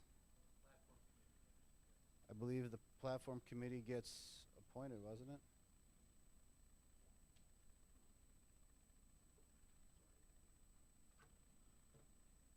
As Article 8, the executive committee shall appoint a platform committee at least 12 months prior to the annual convention. It is Article 8. So we're going to be appointing that tomorrow at the XCOM. Mr. Chair, I move that we appoint. I suppose that it's out of order. Let us appoint it here while we're all here instead of waiting till tomorrow when half of us are already driving home. Or on a Zoom call when there's 10 of us. Can we do Yeah, that let's as do it far today. as a resolution from the floor? You want to do that then? We do the statewide candidates first and then move. Okay. All right, we're going to do the statewide candidates, then we'll go to the resolutions to the floor, where we will then be picking the platform committee. So can I get a nomination for a statewide candidates? Come on up to the microphone.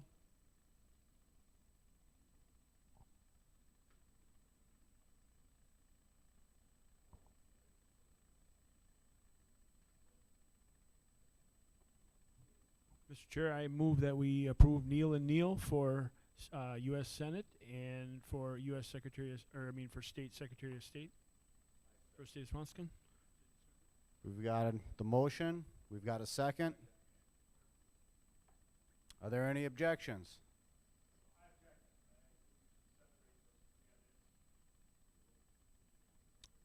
Okay.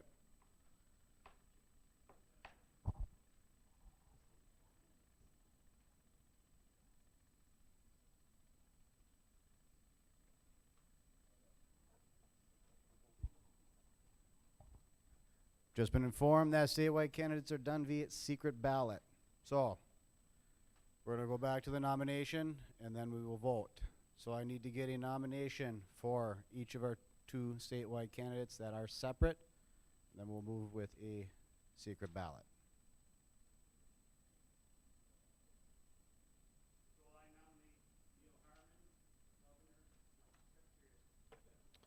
So we've got Neil Harmon, not for governor, Secretary of State.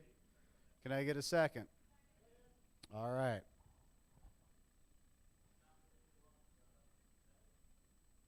We've got a motion for Neil Long. For Senate. Can I get a second? All right. Tellers, if you could please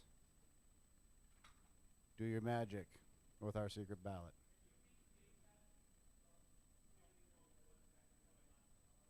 Right now we are doing the elections of our statewide candidates via secret ballot. Both. One of it. Yes, there should be two separate ballots in there, for the statewide candidates.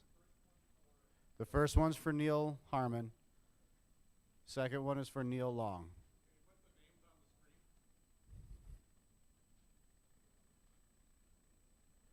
Mr. Secretary, can we...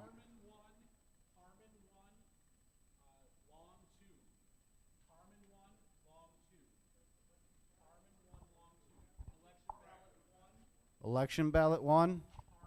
Harmon. Neil Long, election ballot 2.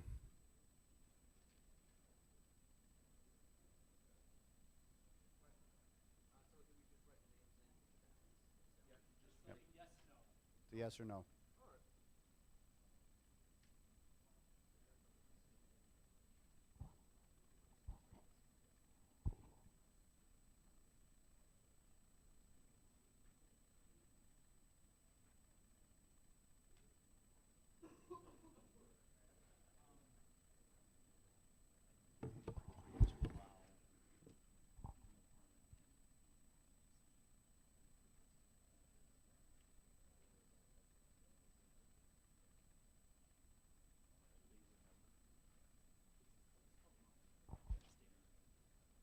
All right, Neil Harmon, would you like to come up here and say a few words?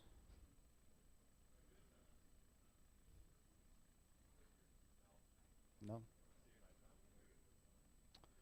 Neil Long, want to come up and say a few more words? Come up and sing, bud.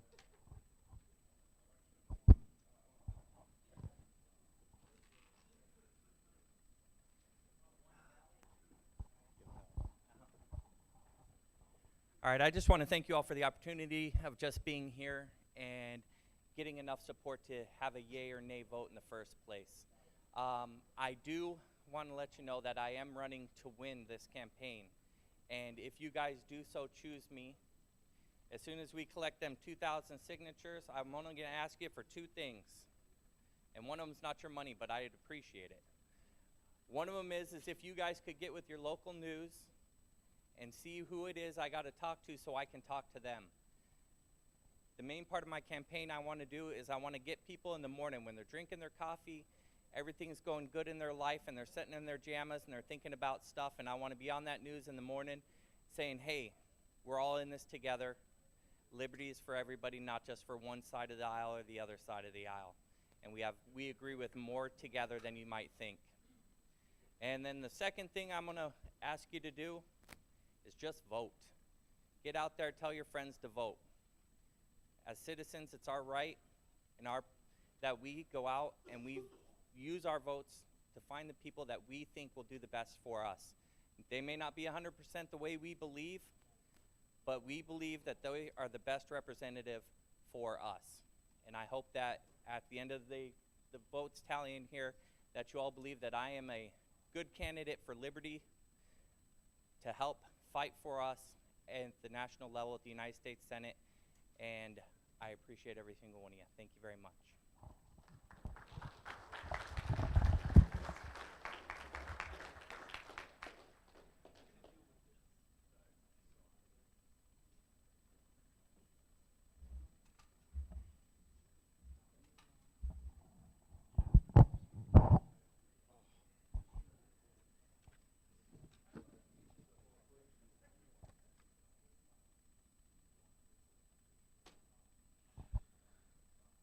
I would like to take a few minutes and thank the event committee that worked really, really, really hard to put all this together. Nathan Gall, Stephen Ecker, all the members of the event committee here that are here today put in a lot of time and effort to get this all organized.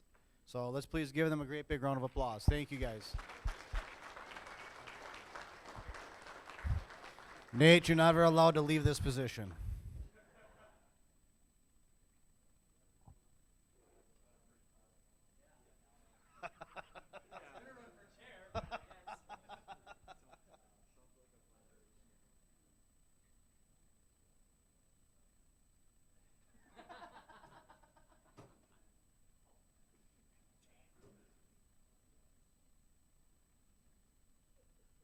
Is Wade Mueller here?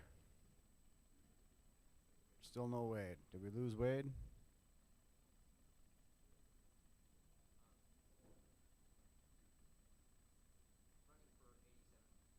Yep.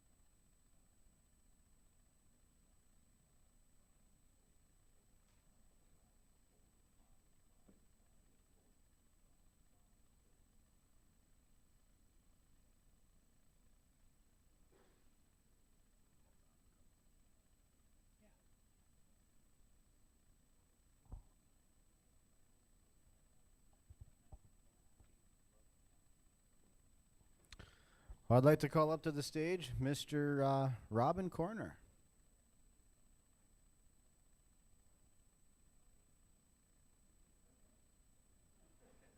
Come on up and speak for a minute. Let's give him a round of applause, everybody.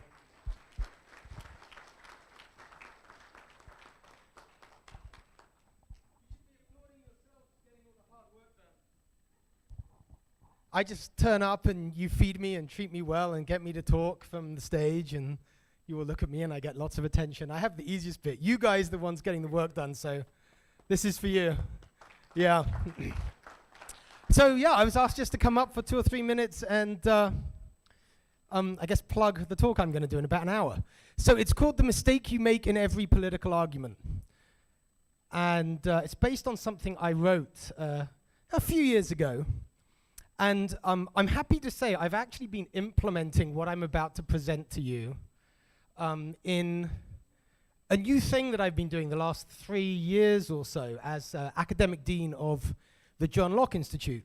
I have been extensively interviewing 16 and 17-year-olds for a summer school program in Oxford. It's one of the things I do when I'm not doing things like this. And I typically ask them to present to me an opinion that they can't share with anybody else for fear of the judgment they would elicit. Or alternatively, if they can't do that, I ask them to give me an opinion that they think is wrong, but that we need to be considering seriously anyway. And often, of course, because these are 16 or 17-year-old kids going through school in the UK or the US, I get some hard leftist opinion. That's par for the course, right? That's what they're being taught these days. It's true. It's really bad. It's really bad. But the good news is, doing about 300, 400, 500, 600 of these interviews a year, I get to actually practice changing their mind. But I don't do it by trying to persuade them of anything, because I'm there interviewing them. All I do is I ask them questions about what they've just said to me, and I just keep asking them questions. And it is amazing. I literally had a girl who was a declared Marxist at the beginning of the interview. The interviews last 20 minutes. This was this week, or I guess last week now, right? Declared Marxist at the beginning. In 20 minutes, she had given up her Marxism. I didn't tell her that she's wrong. I tease them a little bit. But basically, I ask questions that deploy the technique I'm going to share with you. And so this thing I'm going to share with you kind of came to me in an aha moment as I was, watching what works and what doesn't work when it comes to changing minds, which, I mean, you guys always invite me to these things because political psychology and political branding is my thing, and I'm interested in changing minds because the principles are great, but the whole point of having principles is so that you can make change according to them. And I have this opinion that maybe libertarians aren't always the best at winning supporters, really good at winning arguments, really, really good at thinking we've won the argument, but not so good at winning supporters. So I've made, the consulting work I do, one of my slogans is winning supporters, not arguments. Actually, you can win both, but it's much more important to win the supporter. And actually, and you may have, as I say this to you, think back to experiences you've had, I don't know, getting signatures, trying to make libertarians. Sometimes the determination to win the argument is what guarantees that you won't win the supporter. So, I'm in the psychology business because I'm in the changing minds business, and the mistake you make in every political argument, it's a little hyperbolic, it's the mistake you make in almost every political argument, is what I'm going to be discussing with you. And as I said briefly yesterday, you can then argue with me about arguing libertarianism. So it's like a whole libertarian wet dream, right? It's just, we're going to have so much fun. Because you like arguing, I'm going to give you something else to argue about, and that's going to be arguments for libertarianism. It's just crazy. So no, and I don't have all the answers, but I have a few that I hope you can use. One of the things that upsets me the most about doing the libertarian speaking and presenting circuit, which I love doing, I always say yes to invitations, because you are my people, is that I get asked to do this, and people go, and I get really intelligent questions, and people tell me, yeah, that's what we need, and then they don't do anything with it. And then I get invited back next time, and I say, another angle on the same thing, and then I look at our vote totals, and I'm going, yep, they still haven't done anything with it. So hopefully you'll take what I have to say to heart. Hopefully you'll find it useful. And of course, as always, we are libertarians, so do feel free to challenge me. Just don't throw anything at me. Well, I suppose you can if you want. I mean, you guys are paying me. You can throw what you like at me. Just don't hurt me, right? I guess if I give you permission, that won't be a violation of the NAP. There you go. All right. Thank you. I will be speaking to you in about an hour, yeah? Hour it is. I look forward to seeing you all there because you all need it. Yeah. All right. Cheers.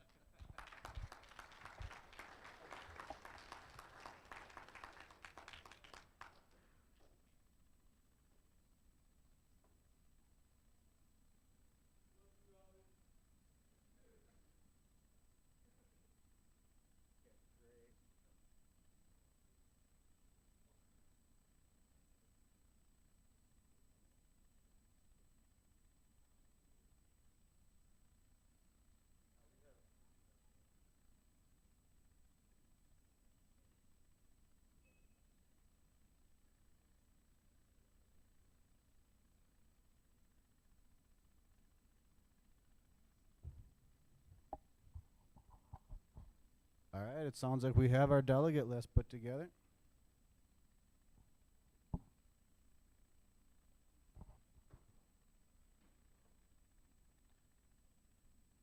All right, what are we looking at here?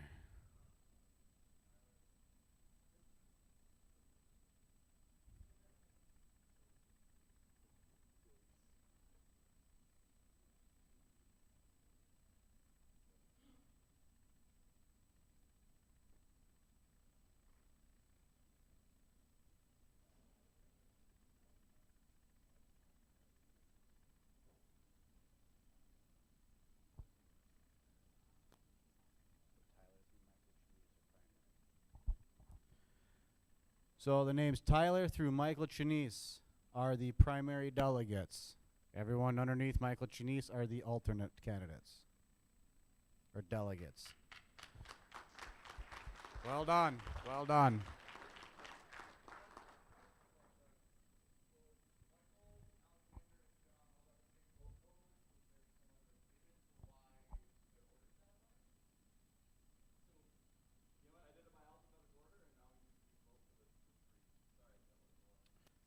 There we go.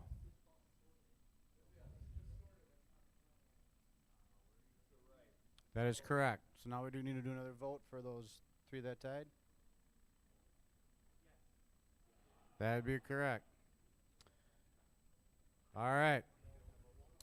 So with these three.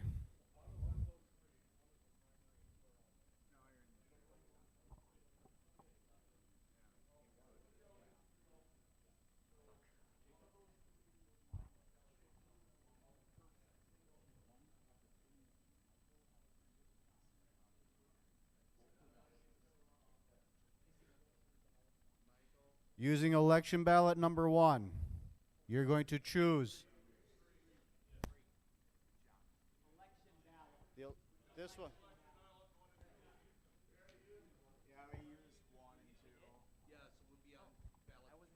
All right, then election ballot number 3. Thanks for keeping me up to speed. You guys are awesome.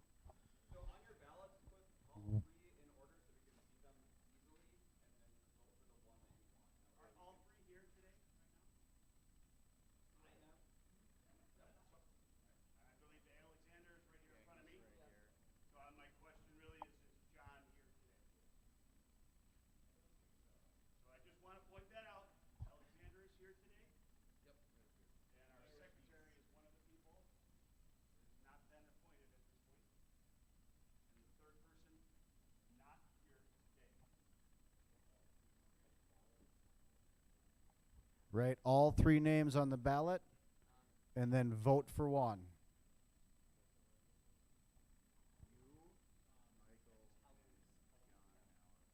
Tellers should tally.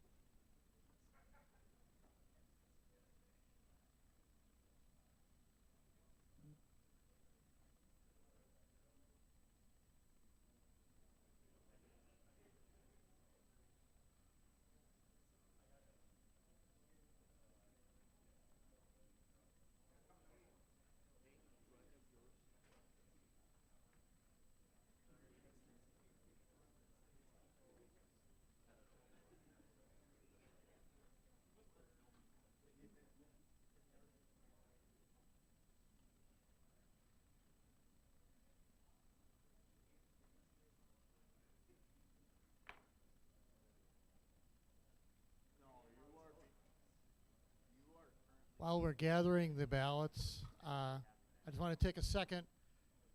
If you're not leaving today with an EL-168 in your hand, you are wrong.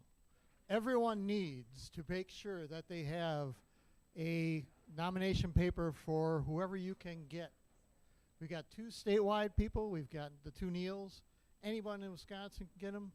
And if you're in the areas for Carl Hutton, Roy Martin, Wade Mueller, our chair, and who am I forgetting? I'm forgetting someone. But make sure you have at least the statewide forms, and if you're in the area for the assembly districts, make sure you have them. Thank you. I've got an announcement too. For those of you who've read your entire program or participated in this process, we are awarding the Dave Harmon Freedom Award tonight. One of the awardees has passed away a few months ago. One of them is here but won't be here to receive the award. I know he's not going to be happy I'm doing this, but Jim Sewell is sitting right over there. Raise your hand, Jim. So if you get a chance, shake his hand, get to know him a little bit. Hopefully we'll do him justice later, but tremendous libertarian.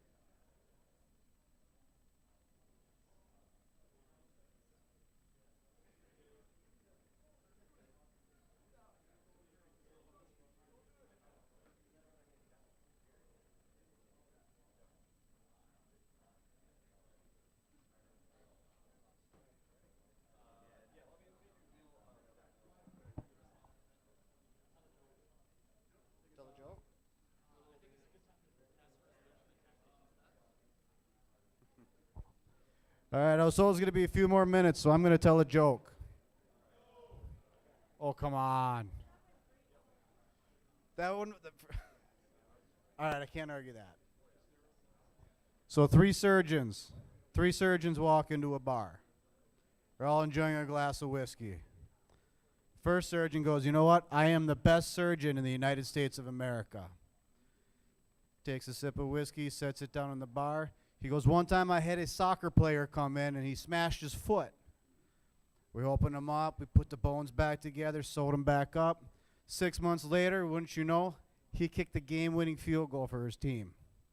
Second surgeon takes a sip of whiskey, sets it down in the bar, says that's nothing. He goes, a few months back, I had a guitarist come in. He crushed his hand. I opened up his hand and I put all the intricate tendons and bones back together, sewed them back up. 6 months later, with some physical therapy, he had his first #1 hit single. The third surgeon takes his whole glass of whiskey, drinks it, slams it down in the bar and goes, that's nothing. He goes, on my way to work one day, I saw this car veer off into the ditch. Ejected the driver right through the windshield, right into the middle of this cow pasture and a big pile of manure. Split his head wide open. He goes, I ran over there as quick as I could. I took everything, all the brain matter I could, put it back in his head, manure and all, stapled it back shut. And wouldn't you know, 6 months later, he became president of the United States.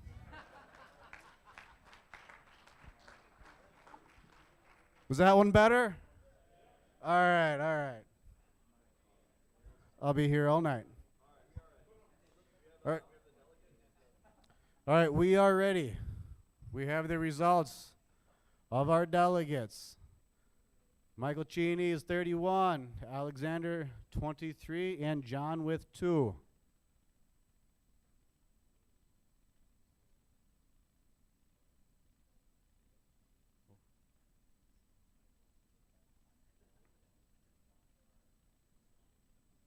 All right, so that means Michael Cheney is the delegate, and Alexander and John will be the alternate delegates. And Kevin Litton is also an alternate. Excellent. Do we have we have the results for Neil Long and Neil Harmon as well? There we go. Neil Long and Neil Harmon, congratulations. Well done. Well done.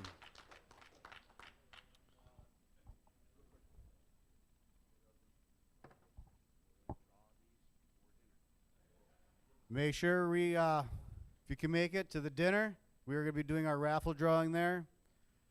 The ham is spectacular. I know the guy that brought the ham. Double. Correct.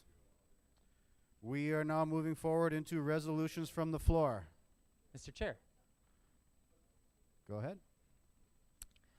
Whereas we recognize the importance of fundraising as the foundation for growth, outreach, recruitment, and functionality of the party. Whereas we'd be best served as a political party to maximize our fundraising efforts while maintaining minimal risk. Whereas our volunteers currently carry the full responsibility of fundraising for the party. Therefore, be it resolved that the members attending convention in 2022 call for the executive committee to recruit and hire a full or part-time professional fundraiser under the following terms. 1, that any fundraising contract shall not exceed 1 WEC year, shall be approved by 2/3 vote of the executive committee in an open meeting, and shall be reviewed by a legal professional who is not on the executive committee prior to its consideration. And the second term, in 1 WEC year, and these were just numbers I threw out there, feel free to amend them. If the fundraiser raised $75,000, they keep 20%. If they raise $125,000 for us, they'd keep 25%. If they raise over $200,000, 30%. I so move. Can I get a second? There's a second. All right, Floor is open for discussion. I think it's pretty clear what my intent is for this. We need money. And right now, all of our money comes from memberships and fundraising that happens mostly here at the convention. and it gets us $20,000 to $30,000 in the bank every year, and it's not enough. It's not enough to compete. It's not enough to give our candidates the resources they need. I think under these terms, we are minimizing our risk by essentially setting a threshold that they have to pass. So like they don't get paid unless they raise 75 grand for us. I don't know about you guys, but I'd be happy to pay someone $60,000 so we could have $140,000 in the bank. So please feel free to discuss and deliberate. I am not married to any of these numbers or terms. I just wanted to bring it forward for a conversation so that we can leave here today with a clear vision what our members want out of fundraising. Thank you, Nate. The floor is open for discussion. Tim Krenz, supporting this primarily because money is a machine. We can't do anything without more money. We like to think we do. There's a lot you can do without a lot of money, but ultimately we need money. And Nate has come up with a good plan. I think the numbers are a little off. I can make a friendly amendment that you bump each number up 20 to 25%, to 25% to 30, to 30% to 35. That's more realistic of getting someone top-notch who will have a better chance, access, potential to get it. But very much in support of this. Thank you. Scott? Scott Noble, Central Wisconsin. The only part that I don't like, I speak in favor of this, except for closer. I speak in favor of this, but I would like a little more flexibility.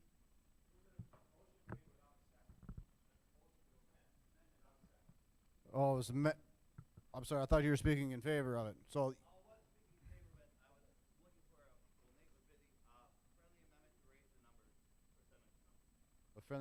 so you have an amendment to raise the percentage numbers. The 20% number to 25%, the 25% number to 30%, and the 30% number to 35%. All right. Everything goes up 5. Everything goes up 5% to the original motion. Can I get a second? Was there a second? Speak up if there's a second. Stephen Eckert seconded. So, the motion before the floor is to amend the amendment 5% up on each of those numbers. The floor is open for discussion.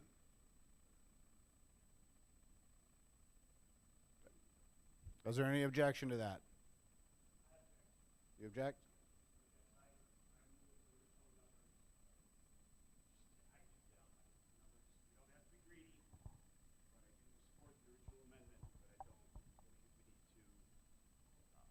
Change the number, so Okay.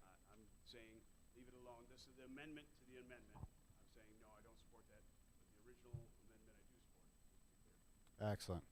Are you speaking to Mr. Chair, what I was going to say is, do we really need to have the structure of the numbers? Can we have some levity with the executive committee being able to adjust based on negotiations with the said fundraiser? I guess I'm presenting it like that. I mean, if we have a real hardline numbers on this, I mean, we might lose a good deal. Valid point.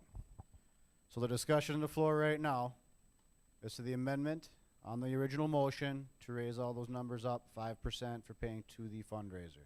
Go ahead, Jordan. I have a question about the entire thing. So this resolution from the floor is a formal recommendation to the XCOM. This is not, like you say, you're not married to these numbers, whether we discuss these numbers or not. It's just a recommendation to the XCOM that they do approximately this, and they can change it however they want.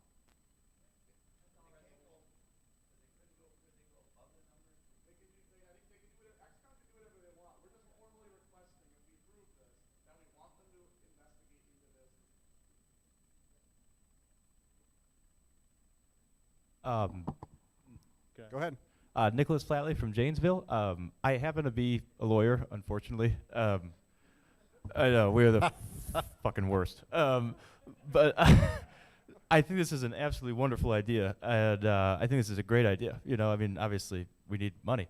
But I would leave all the numbers out of it. I occasionally work with 501c3s. I'm a tax lawyer, so this is out of my expertise. But I do think that if we can cut all the numbers out of it, just to make sure of the legality of it, because I don't know if you could do this with a 501c3. Again, not my expertise. I'm a tax guy. But I do think it'd be a good idea. I love this idea, but I think maybe for now, if we can leave the numbers out of it, I think that might be best.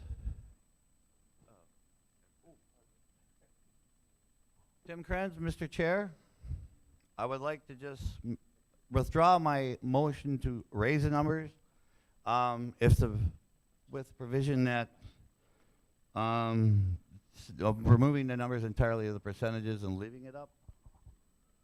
Yeah, we can just amend. I will move that we just remove the numbers if the percentage numbers, if the XCOM, and leave it up to the XCOM's discretion. So you're removing with my the motion to remove your amendment. Yeah. Correct? Can I get a second? I second it. You second that. So the amendment's off the floor. So we're back to the original.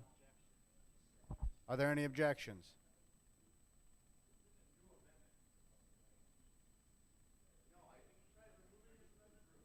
It's been withdrawn, yes. So we're back to the original resolution. As written. Are there any objections?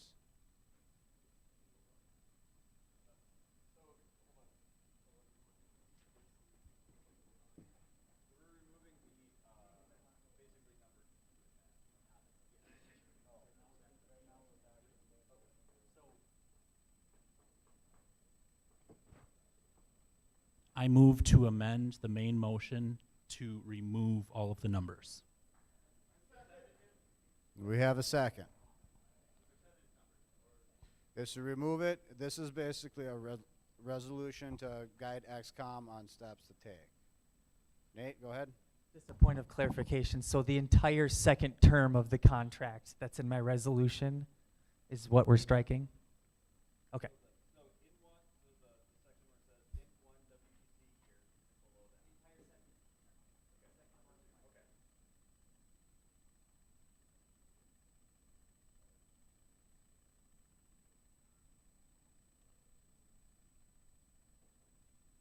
I guess we'll open up the floor for discussion on striking that second portion out of the resolution.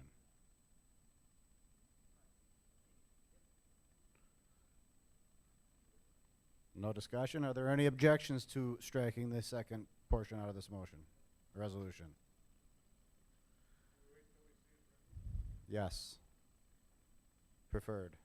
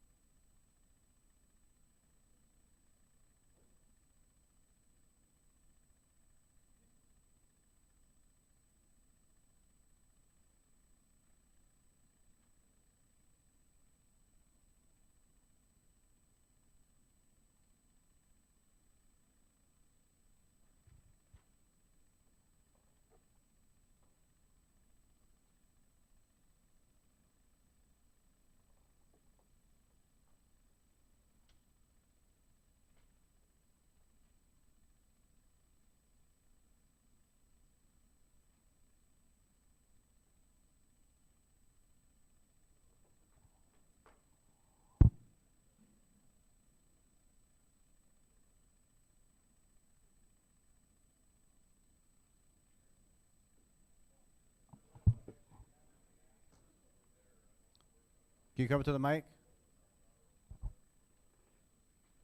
I got real bad hearing. Since there were no objections, did the amendment pass? We were on hold so we could read it. Okay. Yeah. But you asked for if there were any objections. There were none for like 3 minutes.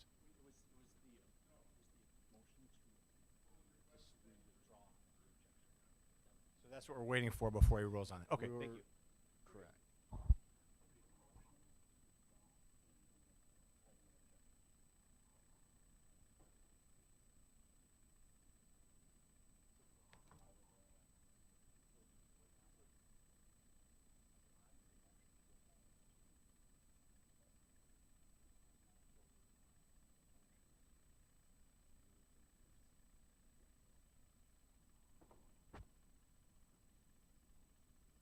All good? She's up?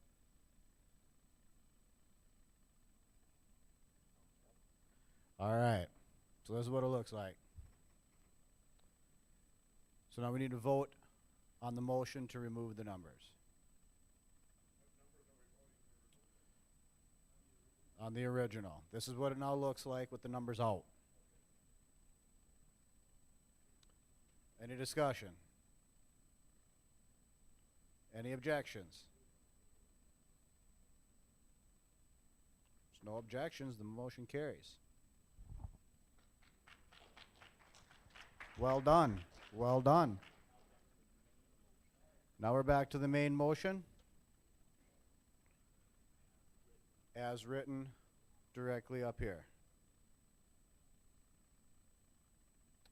The floor is open for discussion.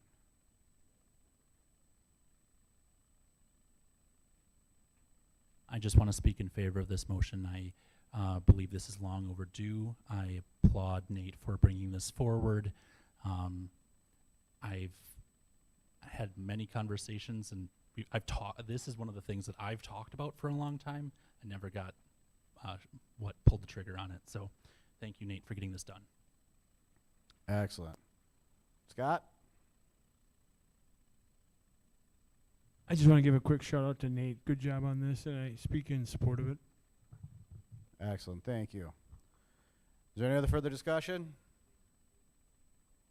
Is there any objections to this resolution? Any objections? If there's no objections, the resolution carries. And can you tell I'm getting a little tired? And the revolution. All right, I like it. Is there any other resolutions from the floor? I believe there are. Kevin Linton.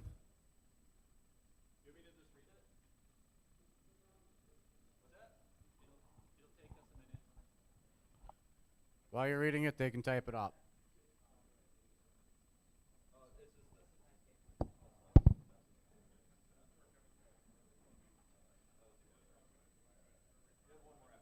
Absolutely. Lots and lots of debate.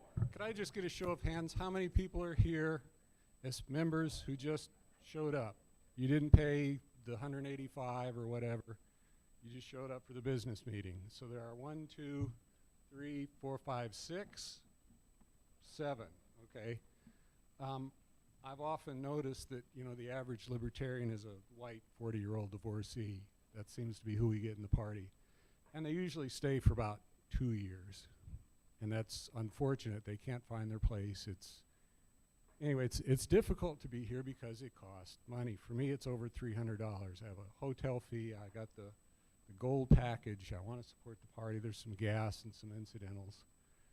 There are other ways of doing this, and my resolution is up on the screen. How about that? The annual state party convention for 2024 shall be a one-day only event. It will hire no speakers. It will cater no meals. It may rent a space from either a public or private entity to hold the convention. It will not hold the convention between the dates of April 4th and 10th. We need to get more younger people here, more of our members that can't afford to pay. We need to get them involved. These things have gotten expensive. If they had that money, they could then go to national and be a delegate, serve the party that way. It is hoped that by incurring only a room expense, the price of the entire convention will be low enough that more people can show up, more people can be involved. 2024 is a presidential nominating year. I hope that will draw people as the big event. We won't need the speakers. We won't need the special things. An affiliate, wherever we hold this, may choose to sponsor a lunch. We buy a ticket from them, or you could bring your lunch. Either way, it'd be great. Maybe they'll support a speaker. Maybe they'll have someone who's worth hearing who could show up and do that. About those dates, April 4th through the 10th, this is totally me pandering to myself. There is a total eclipse of the sun on the 8th.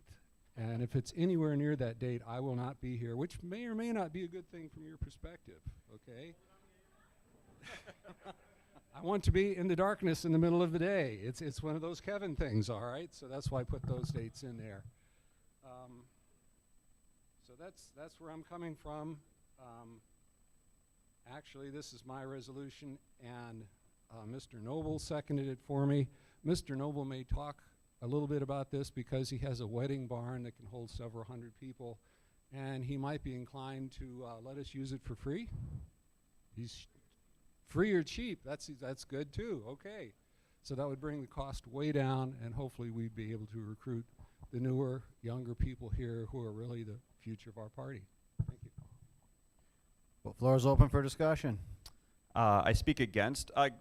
Someone that is just going to the business portion of this, can you raise your hand real quick? I missed that. How much is the business portion? It's free. Okay, so this is the meat and bones of what we're doing. Nate, how much do we make on a convention? The party? Nothing. Okay. So, but we do have an option of coming in for one day and doing the business meeting and just skipping the rest of the stuff that we want to skip, that we're going to skip with this resolution anyway. So I speak against it. This is a good place to meet people, meet the candidates, have camaraderie. We have people that come in and speak on their behalf of whatever they're doing. I think it's important to have this. And this, we're going to do this anyway. This is the free portion, but the rest of it is, I think, is also important. But that's just me. Mr. Noble? This is kind of a complex issue, but I want to present this because we have a speaker, I believe tonight, Max, that's going to be talking about how he drinks raw milk and he trades, makes a sale all on YouTube.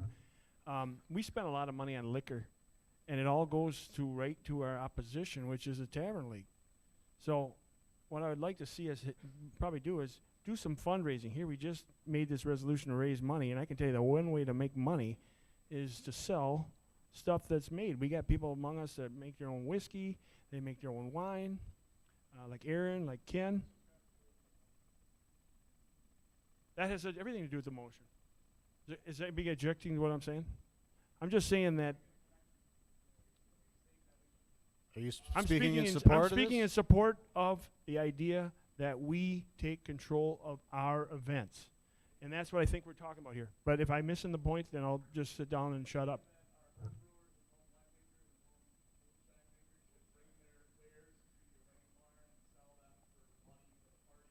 Yes. Thank you. I'm sorry. Jordan did a good job of that. I apologize. It's a very complex issue, but he said exactly what I was trying to say. We're missing opportunities by not controlling our own events. Thank you. Nate, go ahead.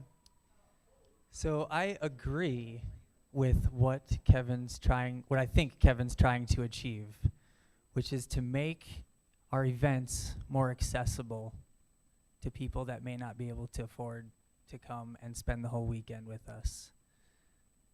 I think we can do that without degrading the quality of our convention. I like a lot of the ideas. I want to have a party in Scott's Barn. That sounds fun. That's not the convention, right? I want to go camping with you guys. I want to go clean up trash in the Kickapoo River. That's not the convention. What we do here is very important, and this is where most people see us for the first time. This is where the media interacts with us, most of the time, if ever. I think a better solution would be maybe we could set up a scholarship program. People could apply anonymously, and we could, every year there's people that come up to me and say, hey, if someone can't afford a ticket, let me know. I'd be happy to help someone come to the convention. So I'll take some of the responsibility for this bad motion, for not, taking advantage of, or making it more available to people who might want to take advantage of that. So again, I think we can achieve bringing everyone in, even people who might not be able to afford it, without degrading the quality of our convention. Thank you. Scott, go ahead. Hey, a rally is a rally, and having a rally at the barn would be freaking outstanding. Hey, you're back there. A rally would be great at the barn. But a business meeting, as mentioned, how many people, was it about 6 or 7, did not cover the expense? So again, this is a free portion. Media, where is the media right here? Was there a press release made that we were having the convention? Did the media show up? Several. They haven't showed up yet. We need to make sure it happens next time. We got a plan for that. This is professional. This is the professional part of it. A rally is the other side of it. If you're interested in helping getting connected with the media, that's what tomorrow morning is about with the XCOM. That strategic meeting. So let's continue with the motion. Go ahead. Tim Krenz, voting on this motion, bearing in mind that we're going to bring up some innovative ways at the Convention Planning Committee for next year, and Oren has mentioned something that we could do interactive video with like sub-conventions around the state the same day. If you can't go make it, you just want to show up for the business, get together with a few friends, they'll be able to interact possibly if we could get the technology right. There are ways to get people more involved without having to be here to pay the expense. But as far as this goes, this is a showcase. This is what we do. This is what a convention is. And it's useful, and it's very well done. Thank you, Nate, and the convention committee. Go ahead. Nick Flatley from Janesville. I would just also say I do oppose it because you know it's a business meeting and we should look professional. We want to be taken seriously, and so we should take ourselves seriously. But at the same time, Kevin, I gotta say I love like the spirit of everything you do today. I haven't got a chance to meet you. I'm looking forward to meeting you for later. But you know, just in solidarity with you because I respect everything you've done so much, I think we should amend this to just make sure that the 2024 convention does not take place in those days in April, because like I want you there. Go ahead. Can you state your name? Hannah Torvik. So I'm one of the 6 or 7 who is only here for the business portion. I unfortunately don't support the current resolution, but I like the spirit of it. I think maybe a better option, at least from what I saw, was having more mix and match options for ticketing. So like I could not just buy lunch or just buy the cocktail hour or buy both of those. So like I'm going to be missing out on all of the social aspect just because of the way the ticket combinations worked. So that would be my feedback as maybe a intermediate. Make sure you put that on your feedback form. Chris Nass, go ahead. So I do not support this resolution, and I'm going to give you a couple things that come to mind. So the Friday before this event, we had a paid speaker in here, and we had people intermingling, working on our trivia things. And it gave you opportunities to observe other people and other members of the party who was paying attention to the paid presenter and who was being distractive off to the side, holding their own conversations instead of participating with the group. And then last night, we had a suite where we gathered together to talk more, to continue the conversation. And some people came. Everybody was invited. Everybody's invited later tonight, I believe, too. So, but will everybody show up, or will some people go somewhere else? Keep that in mind. That's what these conventions are all about.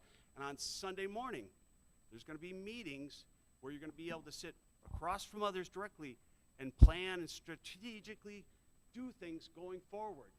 If we don't gather together, you don't get to see how does that person really behave amongst other people, okay? And are they paying attention, or are they? So I spent Friday night pointing out that someone has only attended the exec-com 50% of the time, okay? And they're calling themselves a leader here. So let's pay attention to why we're having these, to have those face-to-face conversations and say, you're going to represent us on the regional LNC 6 area, but you don't show up 50% of the time? That's why we're here to talk about these things. So I don't support one day. I support 3 days of getting to know someone's personality, getting to watch them from the distance, and how do they behave amongst the rest of the leaders? Are they truly a leader, or are they just talking to themselves back and forth? That's what I want to point out. Tyler, go ahead. I love me a potluck.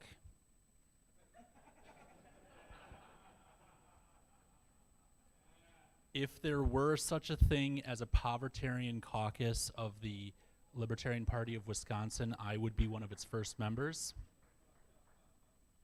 I don't support this motion. I love what at the National Party, what they do for what the Povertarian Caucus does. They hold a pizza banquet as opposed to fine dining in the banquet hall. The Povertarian Caucus of the Libertarian Party of Wisconsin could have and I'm not trying to degrade those who buy the pizza. I'm just suggesting that at the national level, the Povertarian Caucus actually generates a lot of money by selling slices of pizza. Selling slices of pizza to those who may or may not have money, and it's not sell it per slice, it's just however much pizza they sell, and you might put some money in the hat if you want to buy a slice of pizza. It's not saying that there's not a catered meal for that time frame. So what I'm suggesting is voluntarism, not passing a resolution that restricts the state party from doing the cool things that a state party wants to do. Hey, I know I'm poor. I know there's other people who aren't. Let the people who have money do those things. Let the people who don't have money maybe do some other things that can make them be able to afford it as well. The national convention, the Povertarian Caucus, basically their whole purpose is to make it so that no one is turned away from attending a national convention based on how much money they would spend while they're there. In the Povertarian Caucus suite, they have pancakes in the morning, pancakes and eggs in the morning. They have food at each mealtime. They have refrigerators and coolers in that room.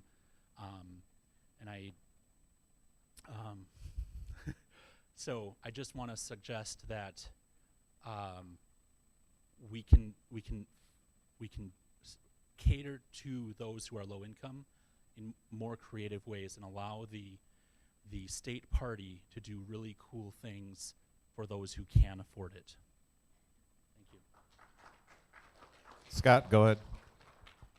I'd like to just register mine as a neutral, like I'll be abstaining on this. Basically, I just wanted to have it for discussion. I'm not for changing really anything. Basically, I wanted to open the door to discussion, but partly because one of our candidates actually wanted to be here and was basically looking at options like camping or sleeping in his car. I mean, this kind of thing is out there. It's kind of just something I wanted us to discuss. And if somebody wants to use my property for something else, like one of the things that was brought up, if this is like team building or retreat or something like that, I'm open to that too. But I guess my purpose was trying to back my buddy Kevin. He's been doing a lot of work for us, and I just wanted to sort of open the discussion because we've been talking about it. I don't see this passing. Like I said, I'll be registering myself as an absent vote. State your name, sir. Jacob Vanderplus, Sturgeon Bay, Wisconsin. I'm actually going to speak in opposition to this because I'd like to see us do more. I'd like to see us do both.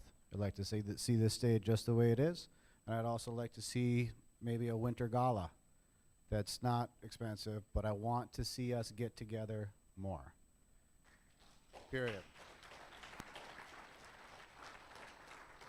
You guys are all amazing, and we don't get enough of this.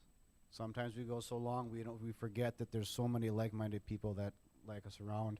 We should be getting together more, but that also takes more participation in the planning, the event committees, the marketing and membership committees. Okay, we need participation in those committees to get this stuff actually done effectively. Okay, great ideas, great things moving forward, but if we don't have the participation with the planning or the participation with the marketing, it's not going to be a success.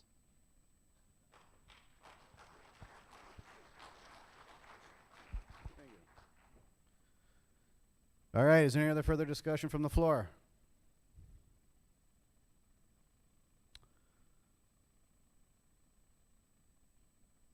All right, we will move forward to a vote on this. All those in favor, please stand. Kevin, standing strong. All of those opposed, please stand.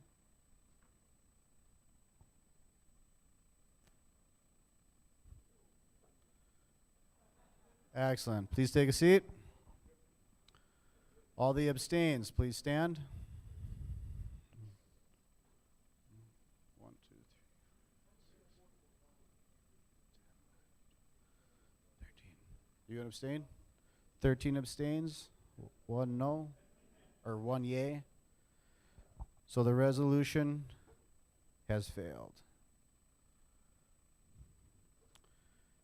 Next resolution from the floor.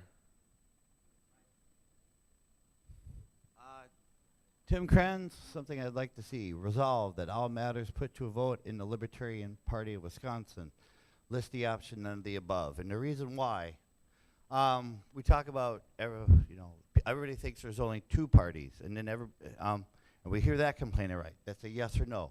And then the people that don't vote are more the abstainers. They don't want anything to do with the system, so they don't vote. That's their abstain. But when you have a no to vote, that's a libertarian way we used to express it in the party of, we haven't thought of something good enough yet. Let's go back to the drawing board. No to is just a way of saying, not good enough. We can do better. It's also the right of dissent in a way that's active, not passive, and it's not disgruntlement. It's, we have yes, no, abstain, add nota, and that way you get a sense of, how should I say it? You get a sense of empowerment from that. It's something we used to do a lot. Ed Thompson, every time he chaired a meeting, he always had a nota option, even if it wasn't required. It's more, some of it's sentimental, some of it's traditional, but a nota vote is a libertarian way of saying, let's think a little harder and do a little better. Thank you. So that's a resolution from the floor. Can I get a second? There's a second. Floor is open for discussion. Chris Nass. The floor is open for discussion. If there's something that needs to be discussed, please come up to the microphone.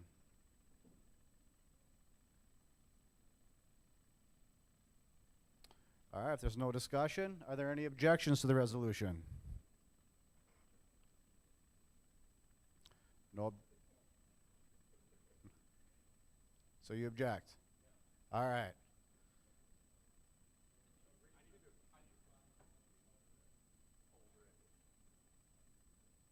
All right. So if there's an objection, then we move to the vote. All those in favor, please stand. 1, 2, 3, 4 in favor. Excellent. Please take a seat. All opposed, please stand. You guys are making me work. 1,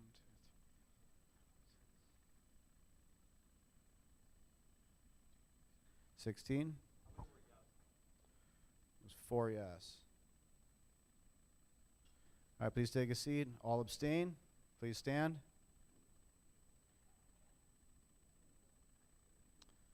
Excellent. 1, 2, 3,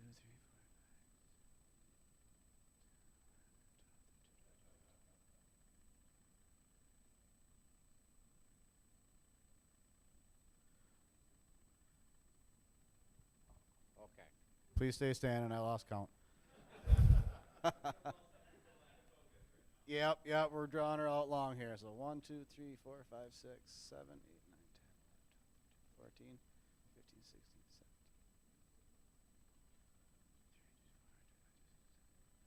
17. 29 abstain.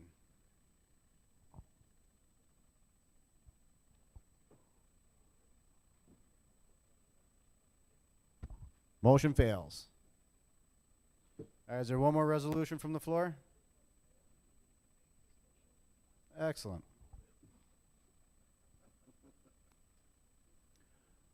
I move that we instruct the 2023 Bylaws Committee to complete a general revision of the Constitution and bylaws merged into one clean, updated, cohesive document. We have a second. All right. Jeff Korch seconded. I would encourage, if there's discussion that needs to be had, to come up to the microphone. We're just about done. This is the last resolution, and then we can talk freely. So discussion is open on the floor. Go ahead. I am speaking in favor of this motion. The National Association of Parliamentarians does not recommend that there be two separate documents, a bylaws and a constitution. And ours is, our bylaws and constitution have been edited in ways that if there was a careful revision done at each step, it wouldn't exactly look the way that it does today. I think that we can maintain a lot of the components that we have today, and that at last year's convention, the members in convention voted to allow the bylaws committee to draft a copy that was one cohesive document. But then they told the members in convention last year said, we don't want to review it this year. We want to just have the executive committee look at it. And lo and behold, the executive committee kind of looked at it and didn't maybe look at it closely enough. So bylaws are important. They shouldn't just be reviewed by an executive committee. We should do a fresh new revision.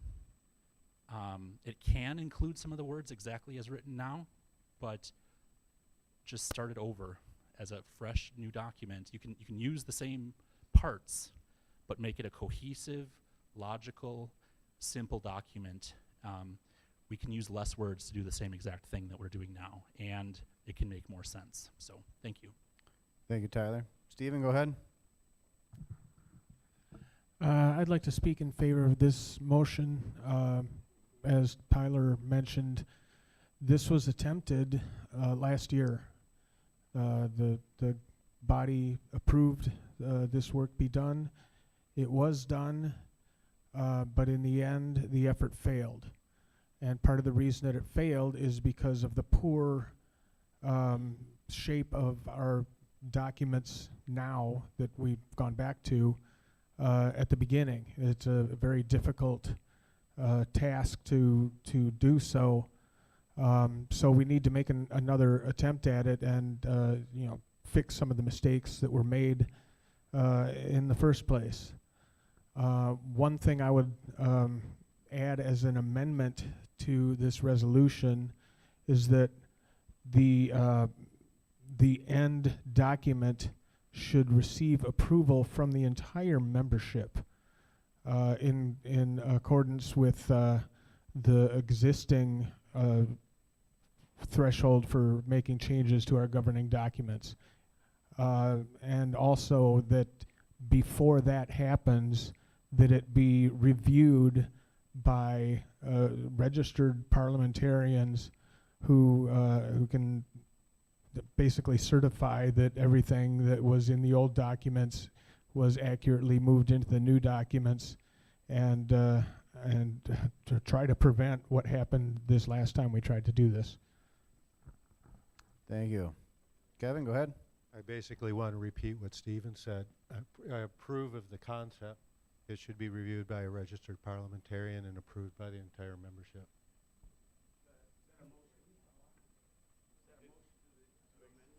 Was that, Stephen had the, was that an official motion that you wanted to put forth? Yes, it was. Okay. That it needs to be approved by the membership at the same threshold, 2/3, that would otherwise be done with any other amendment to our documents, and that before it be put in front of the membership, that it be reviewed by at least one registered parliamentarian with expertise in bylaws. That would have taken me 20 minutes to type. At the 2023 convention?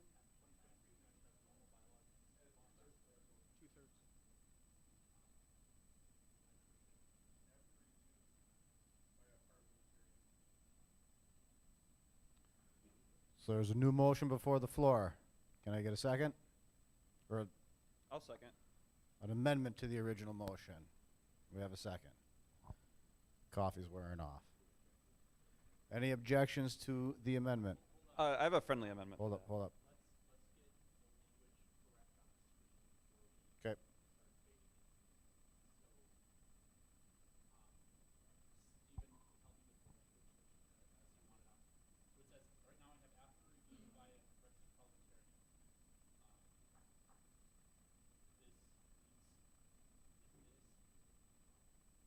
Hold on, Stephen. We need you for the language portion of this motion we're all in the middle of discussing. Yeah. Come help so we can get, come on up here. Come on. Right up here by Tyler. Just at the microphone's fine, I guess. Is that the proper language?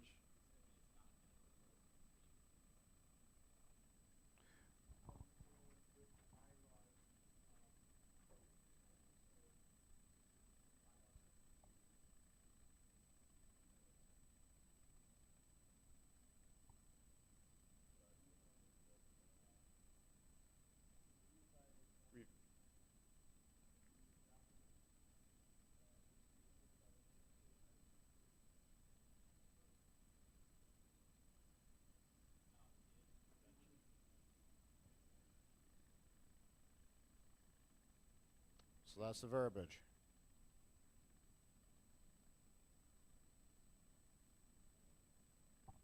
All right. And that was seconded? By me. By you. Yep. I'll remember that. Okay.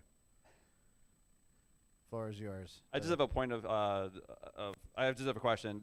We say we instruct the 2023 bylaws committee. Does that mean the bylaws committee assigned today?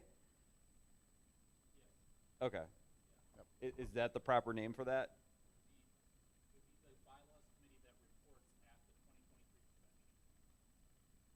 Okay. There we go. Scott, you've got the floor Yeah. on the amendment to the Okay. motion. Yeah, I like the amendment, and I like the overall spirit of everything with it, because it seems to me from our XCOM meetings that sort of hampered what we did during the convention this year, because we end up having, because of, like Stephen mentioned, the failure of what we did. Now we weren't really this year able to do amendments. So I think it's important that we do this resolution and this amendment the way it's stated. Excellent. Thank you. Chris, go ahead. So I'm going to vote against the amendment to the resolution, as well as the resolution. This is redundant. So earlier today, we made a bunch of bylaws changes. There's no reason they can do all this right now with the laws as we already have them written. So there's no reason to spell it out again. We failed last time, but next time we get together, we're going to pull out those same sheets. And if you want to put a totally new document that combines the two together, there's nothing to stop the committee right now from you telling them right now, those 5 people that we already talked to, from doing this. We don't need to. So this is Bob Burke telling me, don't tell me how to do my job. Let's just get out there and do it. So let's not write it all down. I vote no on this, and let's just get on with the day. Let's head to the next room. Agree with Chris. And also, some of the things that are in there is just keeping in mind, we do have a policies and procedures manual that we don't need extensive revisions of anything if the manual is pure, right? So if you did a good job with the policies and procedures manual, things should work fine. Hopefully somebody calls the question. Roy Martin, you're up. Yes, I'm a little confused about this again, because earlier we were voting on eliminating or reducing state mandated occupational licenses, but then here we're calling for something to be reviewed by somebody with a state license. No, these are governing documents. They're completely different. Right now,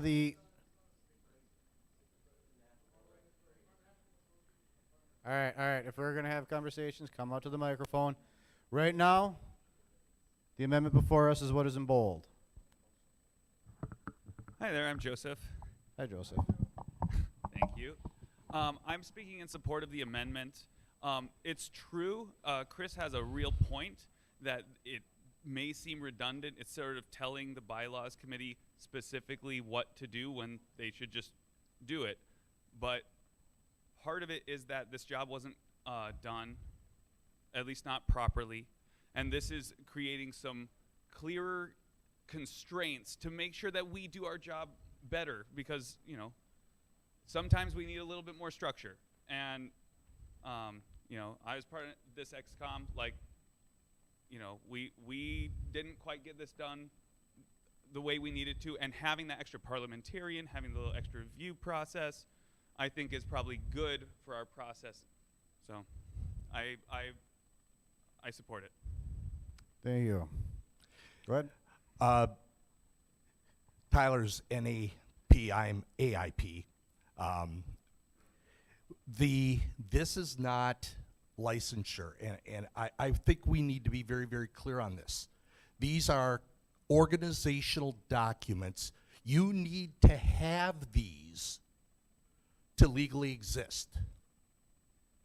And if you don't have good ones, we tried 2 years ago to put this in together right, and things just didn't work out right. But what we have right now is a mishmash, and it needs to be fixed. I vote in support of the motion. Thank you. State your name. Nick Flatley from Janesville again.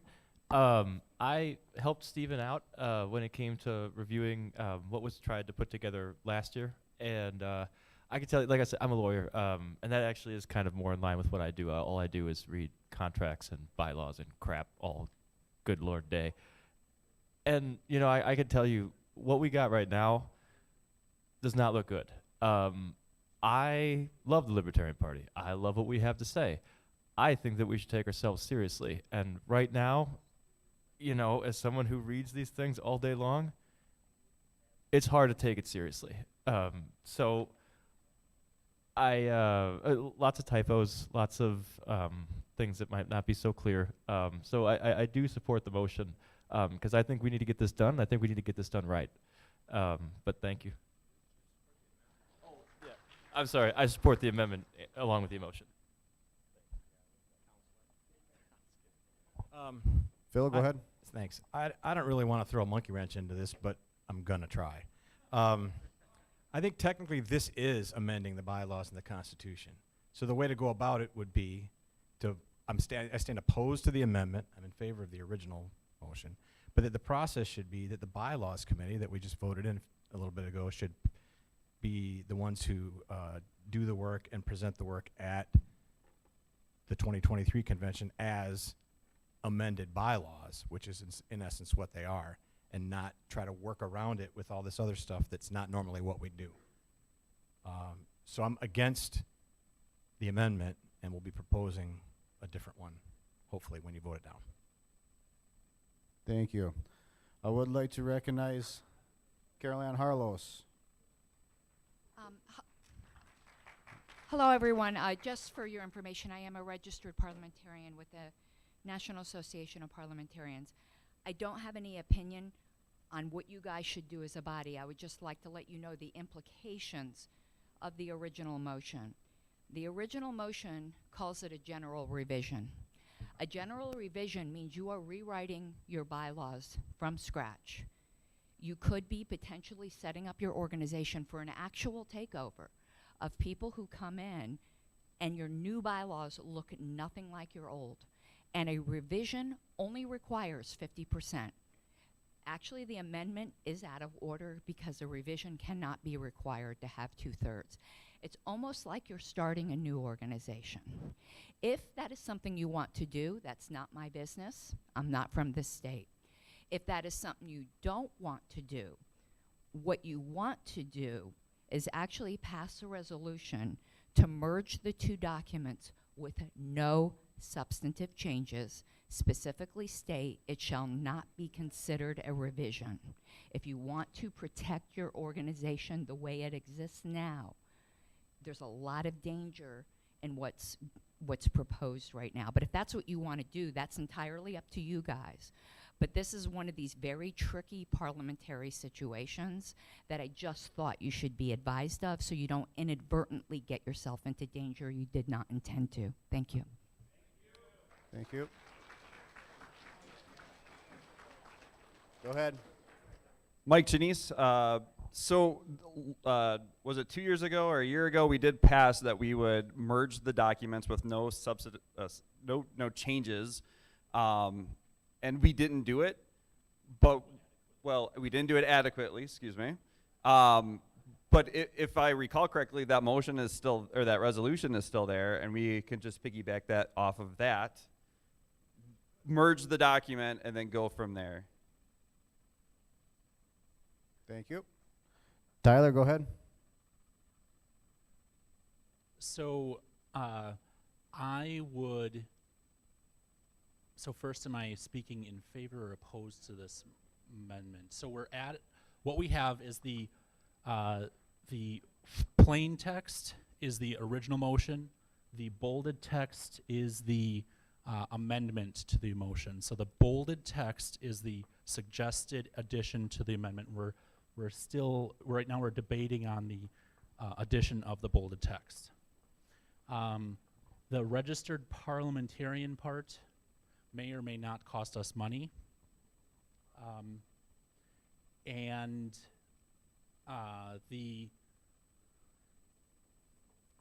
I believe that the second part of that is that amendment is unnecessary, but I do believe that it should go through that same 2/3 process, but this motion to amend is not necessary.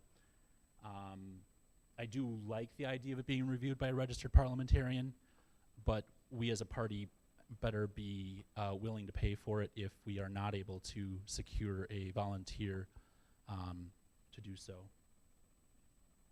Excellent, thank you. Nate? This is messy for a few reasons, but I think the most important of which is actually one that we overlooked last year when we passed a similar resolution, which is that when we merge these two documents together, we're changing the threshold to amend our bylaws. Currently, our Constitution requires 2/3 to amend. Our bylaws require a majority. If we merge the two together, we'll have to either differentiate between what needs a majority and what needs 2/3, or we would have to make it all 2/3 or all a majority. All of those circumstances require an amendment to those documents. We cannot do that via resolution from the floor. We can, make grammatical changes, sure. We can reformat things, but we can't change the intent. We can't change the threshold that we need to amend something just by merging two documents together.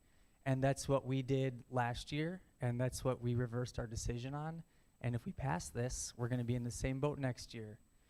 If we want to merge these two documents together, it needs to go through the process. It cannot be from resolution from the floor, unless we can do so while maintaining the thresholds 2/3 and majority, and keep those into two separate parts of our documents, which would kind of defeat the purpose of merging them together, wouldn't it? So I rise in opposition to this, and I hope that next year our bylaws committee can come forward with a reasonable resolution to merge these two documents together without having to do this from the floor, which I believe is out of order. Thank you. All right. Is there any further discussion?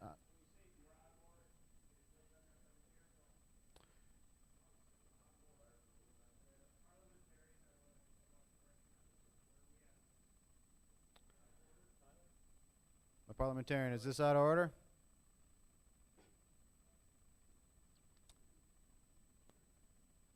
We've had a call for this to be out of order.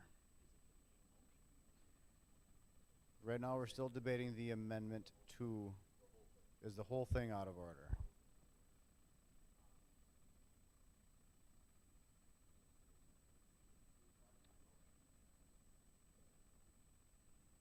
Because this was Tyler's motion, I back up parliamentarian, is this motion out of order?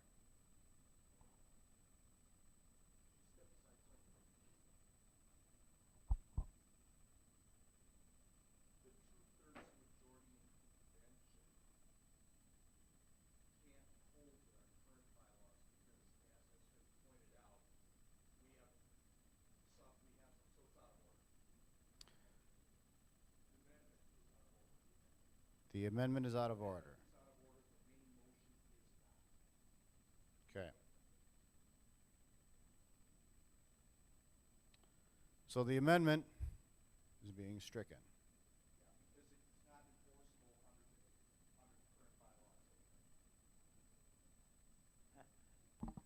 Go ahead, Nate. So then that still raises my question. When we merge these two documents together, is there going to be a 2/3 section and a 50% section? Because if there's not, then we're changing our bylaws.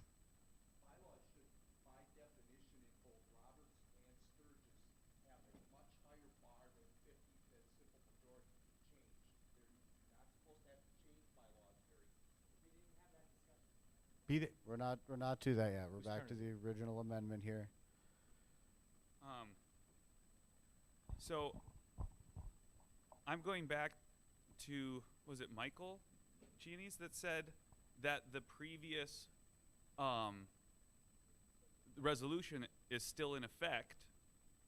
Is this whole thing out of order? And should we just commit, like, this is still being put by our convention to our bylaws committee So what and you're executive saying committee? is the resolution from last year then still in effect, Yeah, essentially? it's a good question. So if it's still in effect, we did not successfully follow through. But if it's still in effect, we're still there working wasn't a timeline, or it has to be done by this time. Phil, I go guess I ahead. would argue then, going back all the way to last year's resolution was not in order either, and let me make my point as to why it wasn't. It also would have required, in order to merge those documents, amending the threshold from half to 2/3 for one whole set, which can't be done by resolution. It can only be done by an amendment. So my point is, and Nate's is as well, and we're as confident as we can be, that last year's was out of order, this is out of order, and the only way to fix this is by an amendment, which should originate from the newly appointed bylaws committee. In the course of their work, this could be corrected before the 2023 convention, presented as merged documents, as an amendment to merge those documents with everything in order, ideally. So I think it's out of order, and has been. I'm going to rule that this is out of order. Done. There we go. Are there any other further resolutions from the floor?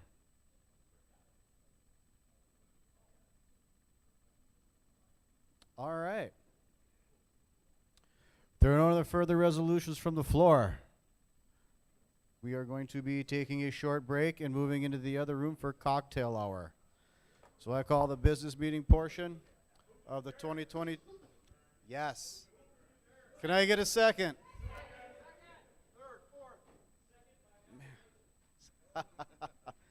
I call the state convention for 2022 Libertarian Party of the State of Wisconsin adjourned. Just some housekeeping stuff, guys. We are moving back into the bear room where we were last night. As you walk in, you'll see your dinner name tags on the table there. So go ahead and grab your name tag, place it.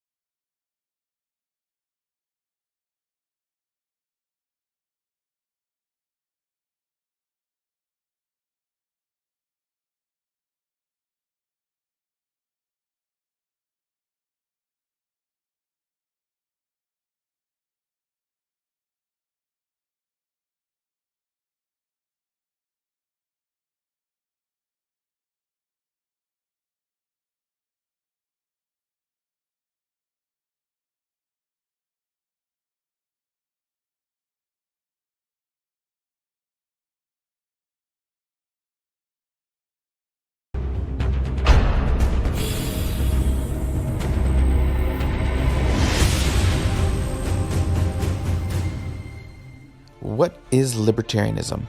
The philosophical and the practical. Libertarianism begins with the idea that you own yourself, that you own your life, body, and justly acquired property.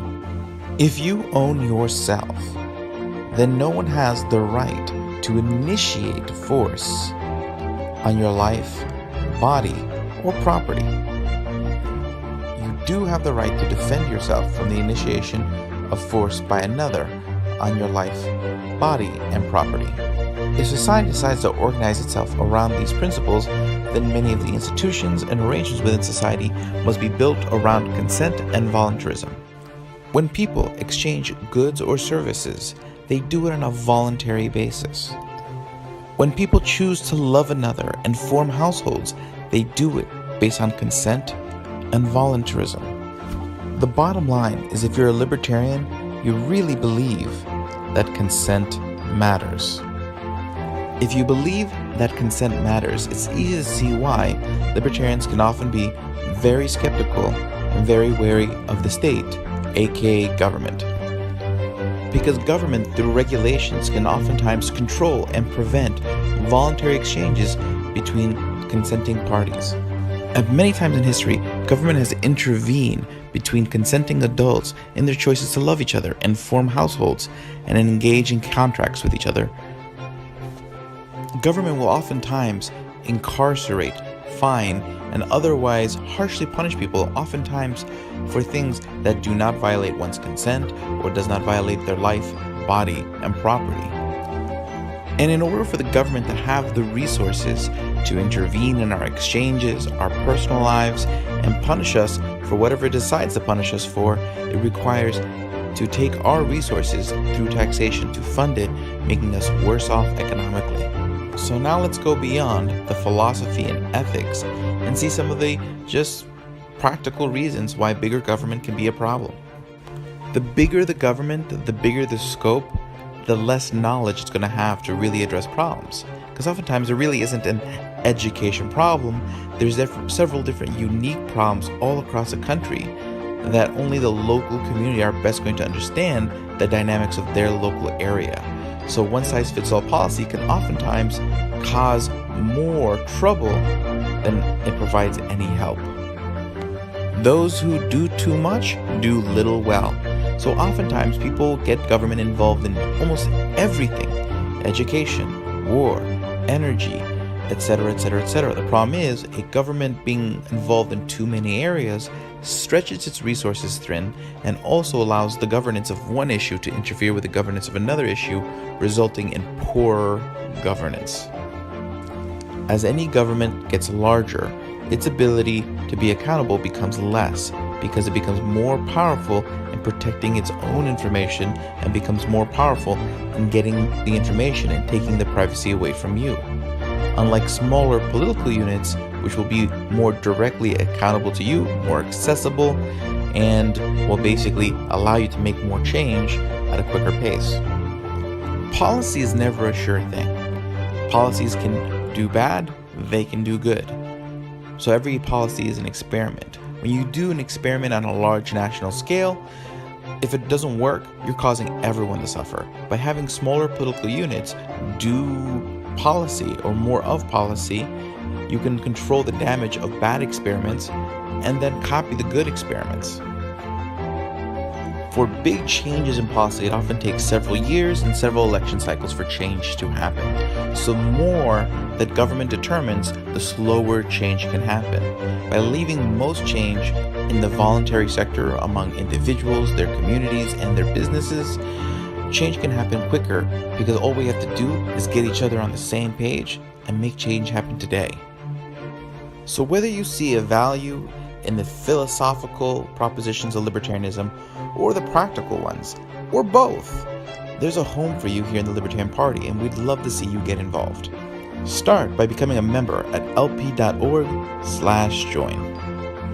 My name is Alex Merced, and I'm the Vice Chair of the Libertarian National Committee. I am more than glad to help you find your home here in the Libertarian Party, so feel free to reach out to me on Facebook, Twitter, Instagram, so we can get this change going.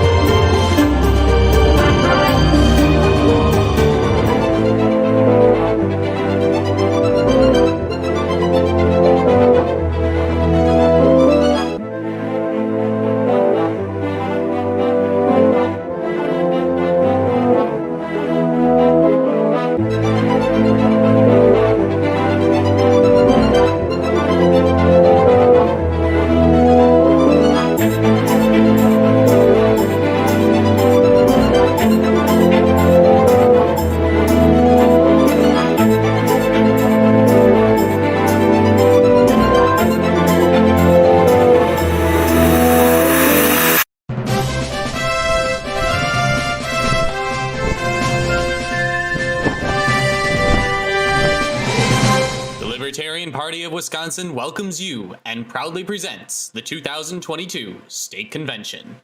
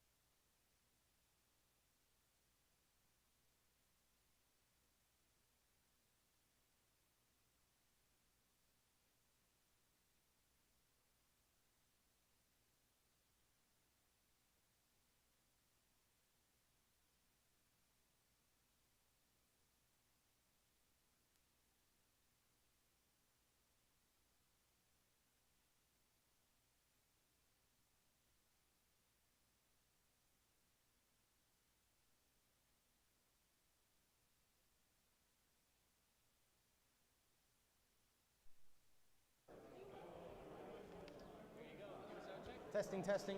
Oh yeah, you can hear me. That's good. That's a bit loud, actually.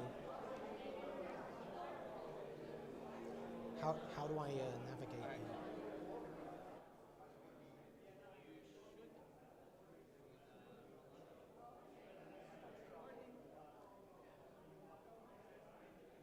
Start recording. You have 84 minutes. How do I? Oh, okay. How do I move the slides? The keyboard is right up there. Left and right. Thank you. Battery's disappearing. Let's do it.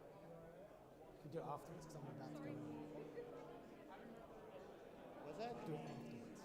Oh, okay. Afterwards. Where's everyone? Got it.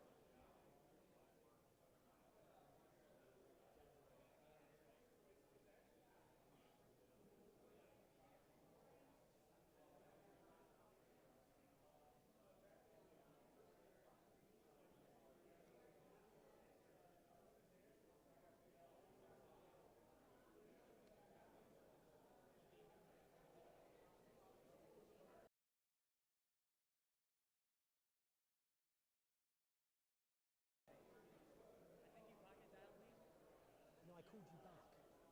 You dialed me, I called you back. Oh.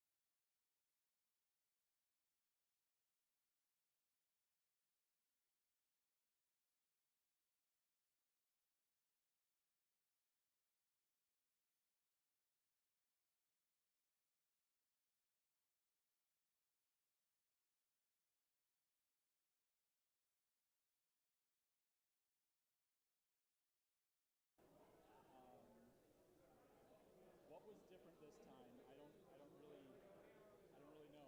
It's so hard. Yeah. I was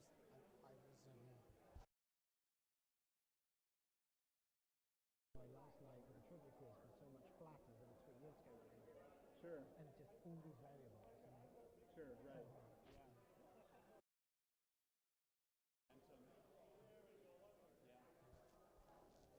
I've got ideas, but I can't test them. I'm Right, testing them. right.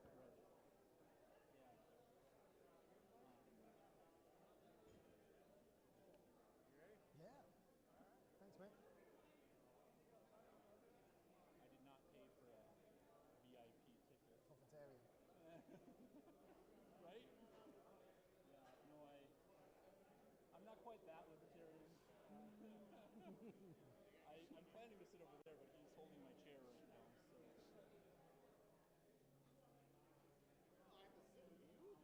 No, I didn't pay the tickets.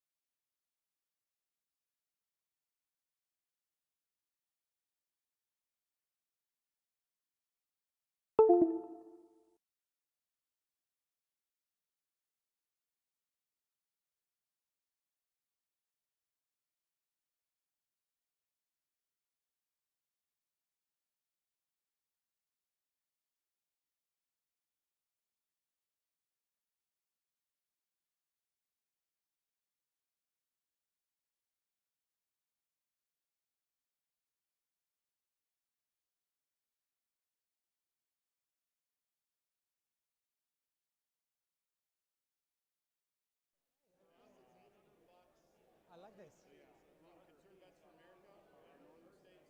The what? Concerned Veterans for America. Oh, yeah. It's in the Yeah. Awesome. Awesome. Yeah. Yeah, looking forward to that. It's funny. We're actually kicking off. We're building here we're building a community center to launch a after-school civics program for high school juniors and seniors to get bring them all in, motivated, activated, trained. It's the time together. Right. It's so much easier. Yes. Which the one part of my brain is like, oh, child soldiers are bad. The other part's like, no, we're empowering leaders tomorrow. Or both, whatever. I don't know. No, but that's it. Yeah. Kind of a lot on the line. If we don't get to them, the authoritarians get to them. It's one or the other. Getting to them for the last 2 decades. Yes. We've ignored. Yes. We've ignored. Obviously, you don't need me to tell you. No, you're right, man. You're right. Yeah, it's very interesting. All right. I was a late entrant to politics stuff, so 2016, 17 after my last deployment. Oh, okay. Resigned, Okay. So it's because I actually got against something. Okay. Do you know, I think I might make a run to the restroom since I'm still sitting. Yeah, I here. would do a run. You need one. He's supposed to have introduced me 15 minutes ago, but what the hell? No.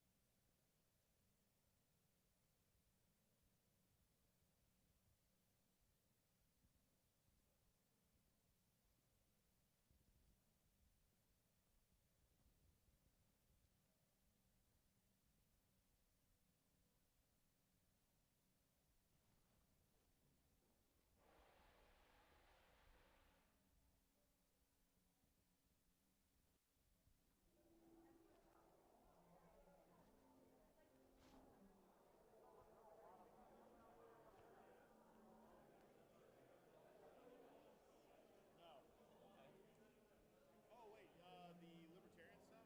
Yeah. Yeah, I went to one of the combined Milwaukee Waukesha ones when we were doing the Afghanistan stuff. So Okay. yeah, they're.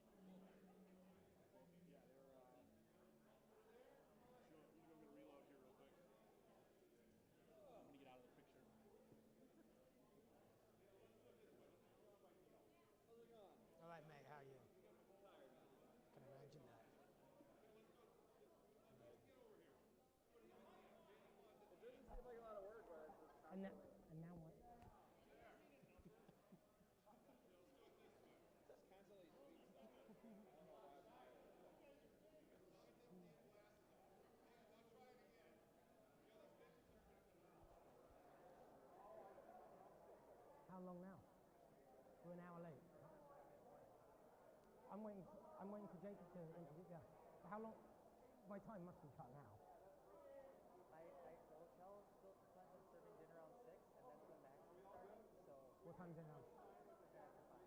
So 50. maybe cut it to 50.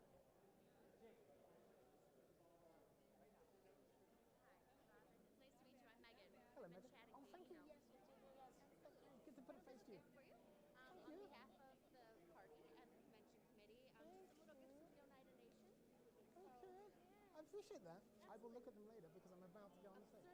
Thank you very much. Ladies and gentlemen, how are we doing this evening? See you in a bit. If we could take our seats, it'd be great appreciated.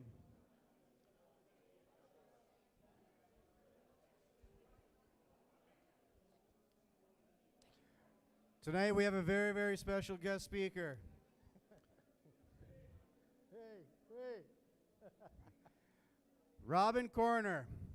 Robin was at our 2019 convention at Stone Harbor Resort in Sturgeon Bay. He spoke on May the 4th. Although the 4th isn't with us yet, the Force has brought Robin back to us. I guess we just can't get enough of some people. And Robin is definitely one of them.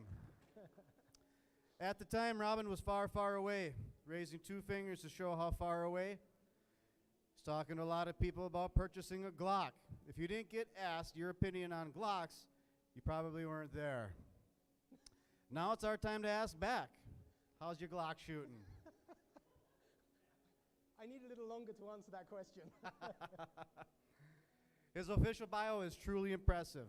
Robin is a British-born citizen in the USA who currently serves as an academic dean of John Locke Institute. He holds a graduate degrees in both physics and in the philosophy of science from the University of Cambridge.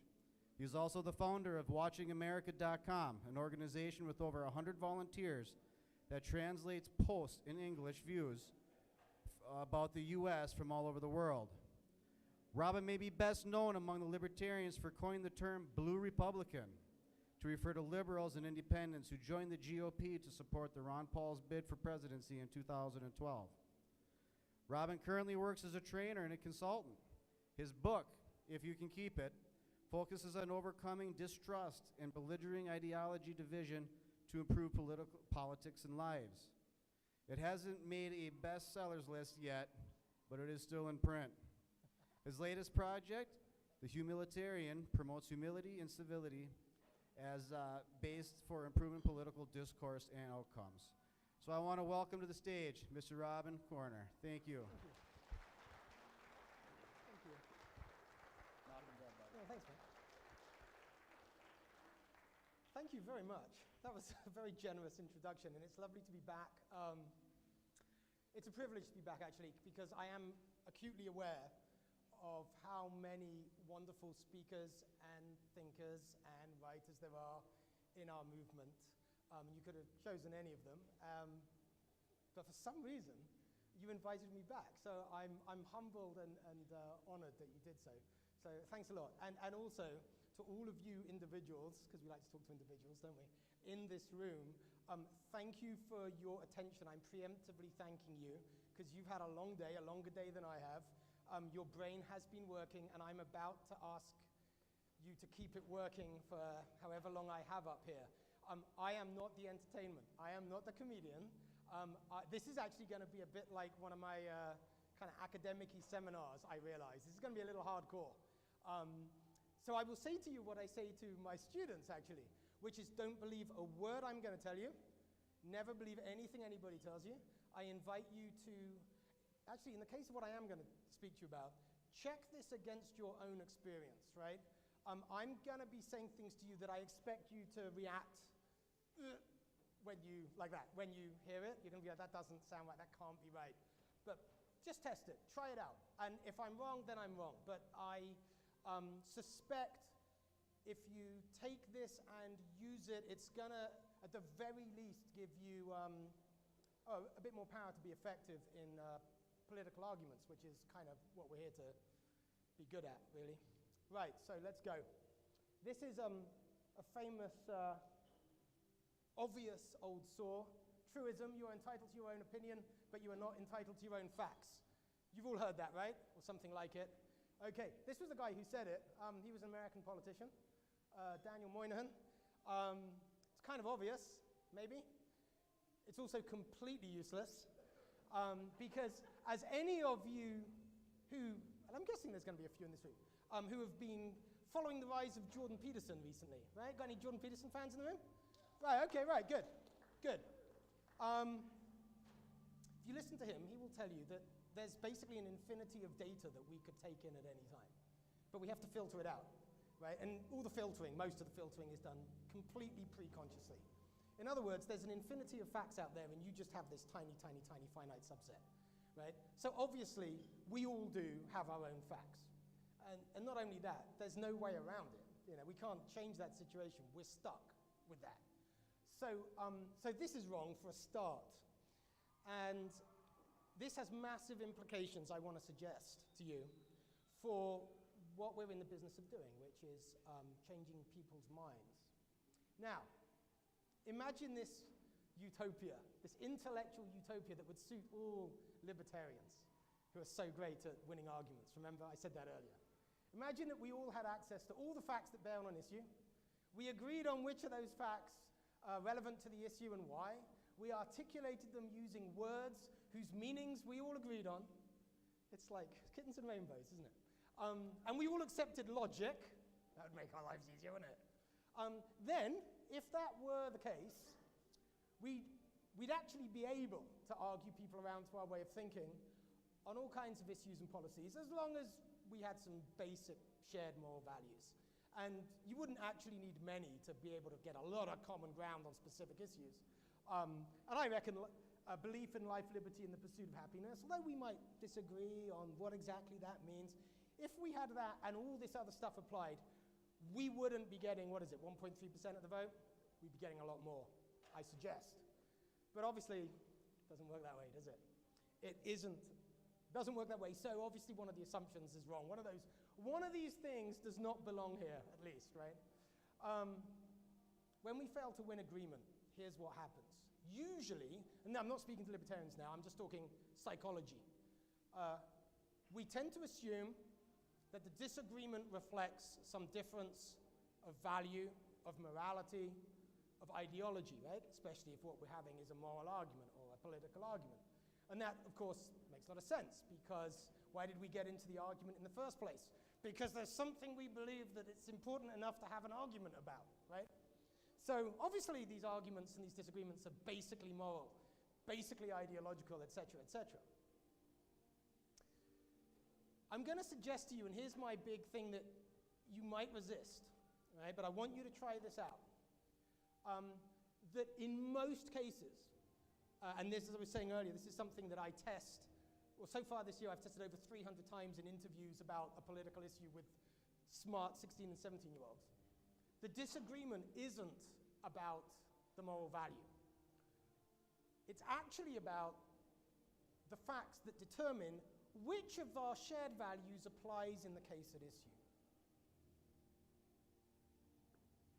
You won't find this written down in many places, right? But bear with me. And as I said, don't believe me, but just suspend your disbelief.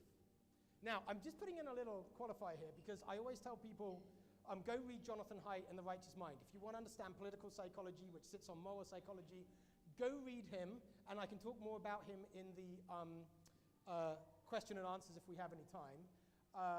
But I'm just acknowledging that I am not saying that we don't have different values, we don't live in different moral universes, and that sometimes they do affect what we believe on a particular policy or a particular issue. That's true. But that's not usually what it comes down to. Okay. So if I'm right, why doesn't everybody know that I'm right? Well, I could be wrong. But if I'm right, generally we're not conscious of why we hold certain facts to be pertinent to an issue. Now, this is all a bit abstract. I'm going to give you a concrete example in a minute, right? In other words, we don't actually know how we came to believe the things we believe about the world that we think matters. Because life is complex, and all kind of accidents lead us to where we are, to our beliefs, our opinions. And to make it worse, this is super, super important. Some of our facts are hidden in the meanings of the terms we use to think about an issue. So I get this all the time, right? The number of students I have that say, capitalism, blah, blah, blah, blah, blah, blah, blah. And I'm like, whoa, whoa, whoa, whoa, whoa. What's this capitalism of which you speak? Because they're obviously not talking about the same thing in fact as I would be talking about were I to use that word. Just for an example. Now, yes, I picked an issue. I know this probably isn't the issue for pre-dinner cocktails, but I'm going to do abortion to show you how this kind of operates. For a couple of reasons. Abortion is a really, really, really tough issue in this country. It's actually not in the UK, but it's a tough one. People get really upset about it. And if there's an issue that people who get upset about it actually think really is a moral issue, it comes down to fundamental values, it's abortion. And also because this is one where I can kind of easily illustrate the point. Now, please resist the temptation to go, well, that's rubbish, that's not right, I don't know if there's going to be people in this room who are pro-choice, and there are going to be people in this room who are pro-life, and I'm going to summarize a couple of beliefs that might be held by people on either side, right? So you're not going to agree with everything that you see on these slides in this example. So just bear with me. The point isn't, I'm not making a case about abortion. I'm just using that as an example to make a case about arguments and what really drives them, all right? So hold tight, please. So Laurie, L, pro-life. Charlie, Ch, pro-choice. These are my two interlocutors for the sake of my example. Right, so this is usually, if you deconstruct an argument, a moral argument, a political argument, it kind of comes down to this. The intentional killing of an innocent human being is wrong, so there is a moral premise, the value, that's the hill we're going to die on, right? And then there's the factual premise about the issue we're having the argument about. Abortion is the intentional killing of an innocent human being. This would be said by someone that might identify pro-life, right? You will not get my views on abortion from this presentation, by the way. So the conclusion of Laurie, pro-life Laurie, is abortion is wrong. Okay? I'm generalizing, but are you with me so far? You get the point. All right, thank you. Charlie is pro-choice. His argument has the same form, right? So there's the moral value, the hill on which he shall die. He shall die on the hill that the forceful violation of bodily autonomy is wrong. Abortion, well, that is, criminalizing abortion is, yeah, that's right. Hold on, have I got that wrong? Yes, criminalizing abortion is the forceful violation, hold on, Yes, I have got that right, just checking. Phew. Is the forceful violation of bodily autonomy. If I was pro-choice, and you come at me and I'm a woman and you say I cannot control my own body and have an abortion, you are violating my bodily autonomy. Right. Okay, so that's what Charlie thinks of abortion. So for Charlie, criminalizing abortion is wrong. So we basically got the two sides, right, written out in the same form. So I've just put the different views in red and green. Here it is. Premise A is wrong, B is an instance of A, conclusion B is wrong. That's what most of our arguments come down to. Try it on Facebook next time, right? Now,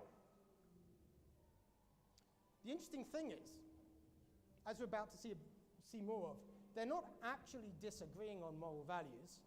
What they're disagreeing about is which moral value applies in this case, because they're disagreeing about the facts of the matter.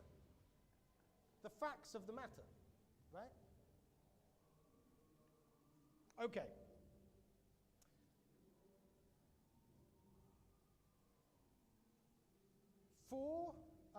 What's the best way to say this?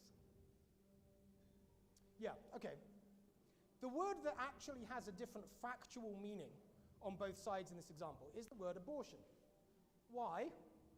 Because if I'm Laurie, to have an abortion is to commit murder. I'm killing a person.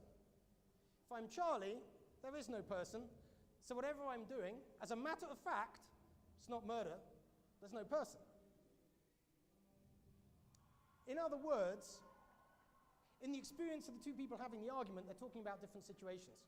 One's talking about a situation that involves a person, one's talking about a situation that doesn't. The meaning of the word abortion in this case is different on both sides. Okay. So, this slide is kind of critical, right? Why am I saying there isn't a disagreement about the fundamental value? Because Charlie, for whom abortion isn't the taking of life of an innocent person, would agree with Laurie that the taking of life of an innocent person is wrong. Charlie doesn't go around committing murder, even though he's okay with abortion. This should give Laurie pause for thought, right? Also, yeah, have I said this? I think I've said this. Yes, no, I haven't said this, right? Let's make this explicit. Charlie will agree that, for cells, an embryo is life, but he isn't agreeing with Laurie that the life is a person, is a human one, right? So the disagreement isn't even about life, it's about the word person. What is a person? It's maybe the word human, if you prefer. Okay. So the fundamental conflict here is about a fact. A thing in the world, a person, or a definition of a thing in the world. But it's not a conflict about the value. Laurie's not saying, yay, violation of autonomy, and Charlie's not saying, yay, murder. But we argue as if the other side is doing just that. We argue as if the other side is immoral because we have a conflict on the value. No, we hardly ever do. Okay. Now in this case, the factual conflict is kind of hidden because it's hidden in the meaning of abortion, which is in the empirical premise. That's the statement of fact about the situation that we're arguing about, right? How might we not get caught in this trap? How might we find what the factual disagreement is when it's hidden in a word? In this case, the word it's hidden in is abortion. For somebody, that's killing a person. For somebody else, it's not killing a person. Well, what we typically do when we get into an argument is we quickly work out what our arguer, our interlocutor, our opponent believes, and then we go at it, right? And as you know, because you're libertarians and you've done this a lot, it usually doesn't work, right? But if you tried this other way of approaching an argument, you might have a little more success. Don't ask, what does my opponent believe? Try and find out the point of the factual disagreement by asking, why doesn't my argument, which is pretty clear-cut to me, not convince him or not convince her? Why isn't this factual, logical train of thought I've just laid out, why won't it land for this other person, right? So you're looking to do something else in the argument. That's the best way of revealing where the factual disagreement is. Now, I call this whole problem that we're trying to deal with the fallacy of the assumed paradigm, by which I mean that when we're having a political argument or a moral one, and again, I experience this all the time with students, right? We're all making the unstated, unconscious assumption that we agree on everything in the world, we're all seeing the world the same way, except for where we're actually explicitly disagreeing, right? But that's never the case. It's just never the case. Okay. So Laurie might serve herself if she's trying to turn Charlie pro-life by asking herself the question, well, if Charlie is so comfortable with murder, which from my paradigm, if I'm Laurie, he is, why doesn't he go around murdering anything other than a fetus? Or an embryo, right? And Charlie might ask, if he was trying to make turn Laurie pro-choice, well, if Laurie is so comfortable with violating bodily autonomy, why doesn't she go around violating the bodily autonomy of people who aren't pregnant? That's the type of question that you have to answer to find out how to change the mind of your opponent, right? Does that make sense? In other words, you've got to ask the question that helps you understand why your opponent that's talking so much nonsense is actually as consistent as you are. Because that will give you the fact that's pertinent to him or her with respect to the issue that you're not buying or that you don't maintain. Okay. Find out why the moral premise that is relevant to you is irrelevant to your opponent. Abortion, that's easy, right? Don't commit murder. That's a pretty safe moral premise. Not relevant to my opponent if my opponent is pro-choice because there's no human being there, can't have any murder, right? Again, it's a fact. Is there a human being or not? It's not. Is murder okay? Okay? So again, just kind of repeating myself a little bit here, elicit your opponent's empirical premises, in other words, the fact of the matter. Ask them to describe the fact of the matter. Don't react to the value. Respond to the factual statement of the situation. Identify the factual disagreements about the entities in that premise. There's always an entity. I'm using that in a kind of a broad sense, right? So in this case, the entity, I guess, is the embryo or the fetus. But it might not be. It could be something more abstract. So often you will find, if you're having an argument, that there's one word that you're both using to have the argument. In this case, the word would be abortion. And that one word or concept that appears in both your premise and your opponent's, if you can get both sides to define it, right there, you'll see it. The disagreement about the fact in the world. All right. Now, this is super powerful, because once you've established that, once you've found that, you're no longer having an argument of, I'm more moral than you are. There's something wrong with you, you're bad. You are a murderer, you're happy to violate women's bodies, etc., etc., and we all know how that goes. Nobody, again, just as a matter of basic psychology, is going to have their mind changed by somebody whom they know disrespects them, especially morally disrespects them. Okay. Now we can have an interesting discussion, actually, and this is a discussion you can imagine I've had with loads of students who give me their views on abortion, and I just always play the devil's advocate, right? I always play the devil's advocate. So, well, what is a person? Well, that's quite hard. For some people it isn't. For example, there are many religious people that will simply make the claim, let's say that at conception, an embryo is fully a human person. Well, that's actually a statement of fact. How am I going to persuade somebody who has that view if I was going to try and pull them around to being pro-choice? Let's say again, just you know, don't assume my views here. But I have to meet them in their paradigm, right? I'd have to start quoting probably scripture at them. Might even quote the liturgy at them. But what I'm trying to do is to get them to look differently at the fact of the matter. I'm not inviting them to throw out the importance of following the will of God or the importance of not committing murder, etc., etc. I'm trying to target in ways that they will understand using language that they will accept the facts of the matter. All right. And we can do that in a context of mutual respect. That's the point. When we're talking about facts in the world, which invariably are a little complicated, if they're facts on which complicated moral issues turn, it kind of just becomes obvious very quickly that the superiority-inferiority thing doesn't work, and that reasonable good people can disagree. You're not even saying that, you're kind of demonstrating it in the way you're approaching the topic. And it's very powerful.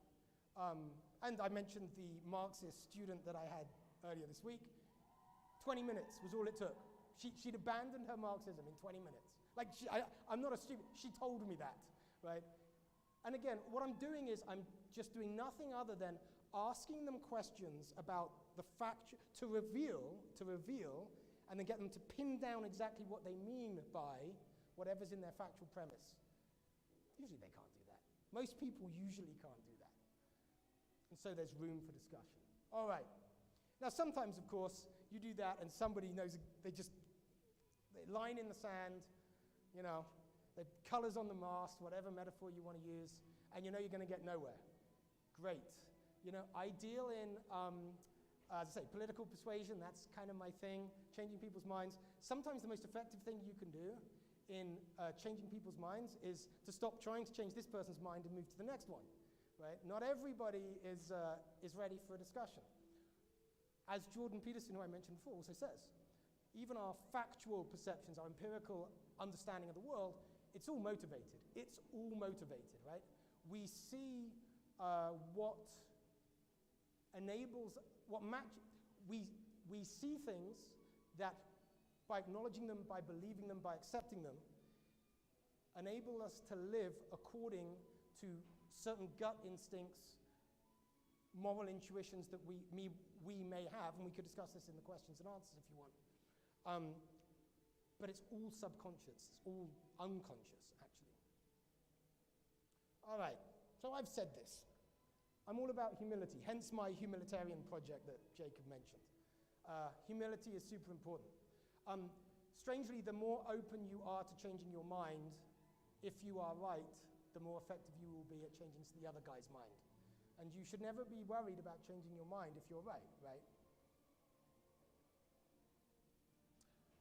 You can go even further in this direction. Actually affirm the motivation, the goodness, the positive intent of the person with whom you are arguing so fervently. If you're pro-choice, your pro-life friend, or vice versa. Most of us can say this or something equivalent to it in any argument. If I believed as you do about what this thing is, I'd probably feel the same as you about it. I'd probably share your position, right? Then you're just talking about, okay, again, the difference in the factual belief. That moral affirmation, so powerful in politics, so powerful. And by the way, and I've said this in lots of other speeches in other contexts, if you're trying to start a political insurgency, listen, libertarians, right? What you need to do is reflect back to a large enough number of people how they feel about a certain thing, especially if it's a moral kind of gut feeling, right? I always use the example of there's Trump, there's Bernie on the left, Brexit in the UK. It's all just somebody saying, I get how you feel morally about this situation. I get your moral reaction. I'm with you, I get it. Again, it's the opposite of calling somebody a bunch of deplorables. That's what we're going for, right? Okay. So what then, if you're successful at this, once you start trying it out, you turn what is typically a conflict into a collaboration. Because now what you're trying to do is see if you can agree on the fact of the matter. And if you don't agree on the fact of the matter, then it's no harm, no foul at that point. Because it's an honest disagreement. It's not, a disagreement of, I'm better than you are, my values are better. All right, and I think I'm close to the end. Yes, okay, so I started with this quote on the opening screen, so this is what I've explained to you is what kind of I mean by this quote. You don't really understand an antagonist until you understand why he's a protagonist in his own version of the world. You get that? And if you pursue this, if you try and unpack factual disagreements when you get into those tough arguments, your opponent will tell you exactly why, in his world, he's the protagonist, because he will tell you what things are in his world. You can address them directly. And I like to say this, until you understand this, you can't have a meeting of minds, and you can only change a mind that you've met, right? You can only change a mind that you've met, right? Thank you for your attention.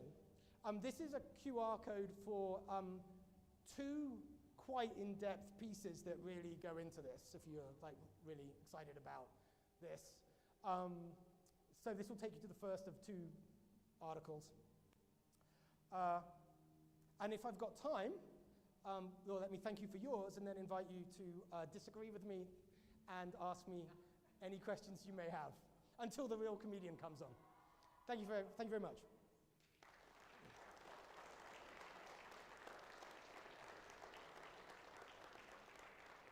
Sir.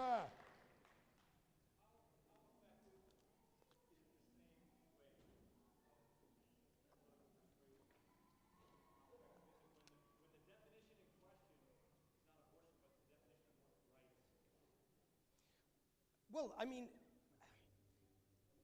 again, this is a kind of conversation I find myself having quite a lot. And you just explore it, and you explore it in a factual... I mean, rights is an interesting one, right? Because people can legitimately have, I mean, even libertarians could legitimately have different, can I say, ontological ideas about what a right is, right? Like, whence does it derive, right? Like, have we just made it up? Even if we've just made it up, is it a good thing to have made up and to stick with?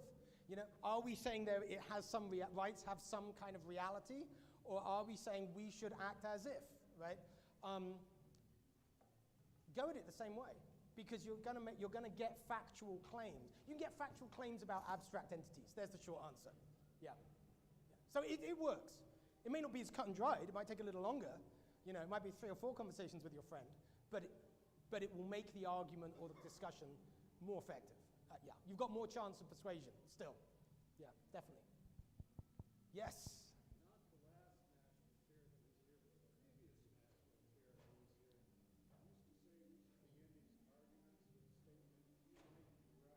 Yeah. Yeah. Do you know what? You've got to be careful with this stuff. I mean, yes, in spirit.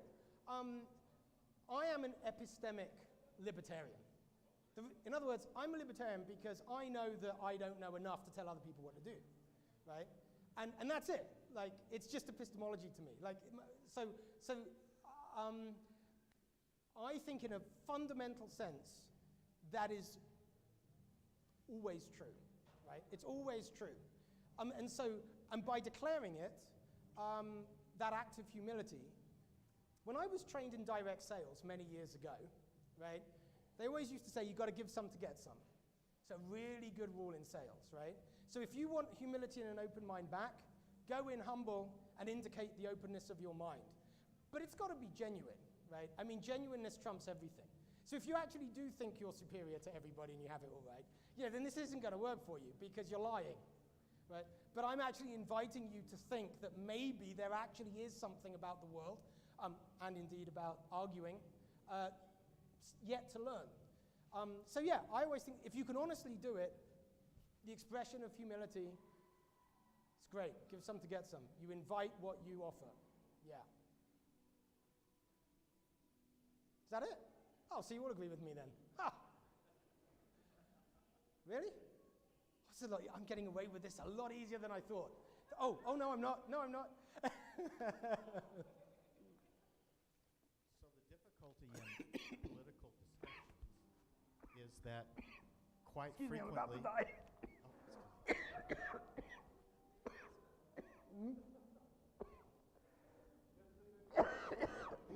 That'll look good on the video, won't it? Carry on, sir. The difficulty in political discussions is that quite frequently people go into the discussions like it's a spectator sport. It's the red team versus the blue team. And it's like every single Packers fan saw pass interference and every single Vikings fan saw a touchdown. And so Is there a way to get past that, or is it just move on to the next person?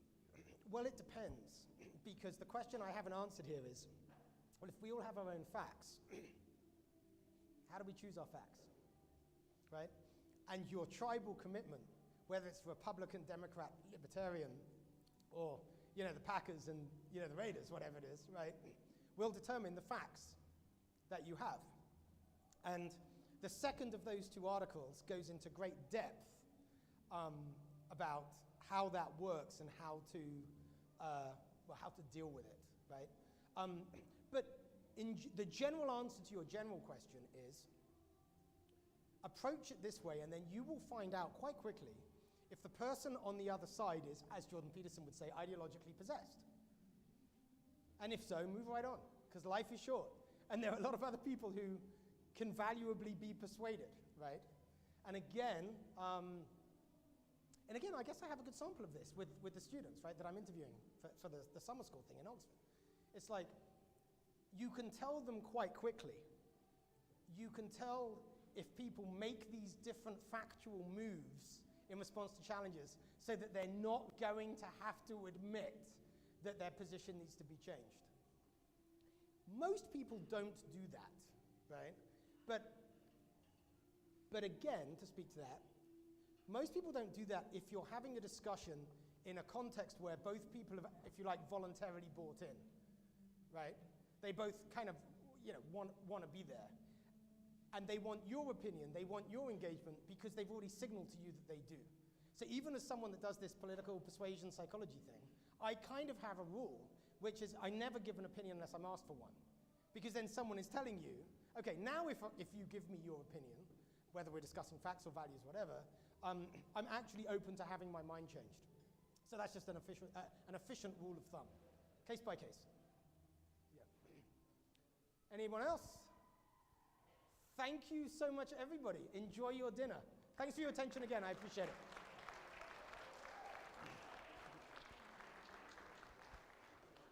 Thank you. Well done, sir. Well done. Thanks for having me, man. I appreciate it. Good. I'm glad you didn't choke up there, though. I nearly did. You nearly had a dead body. I hope you had liability insurance.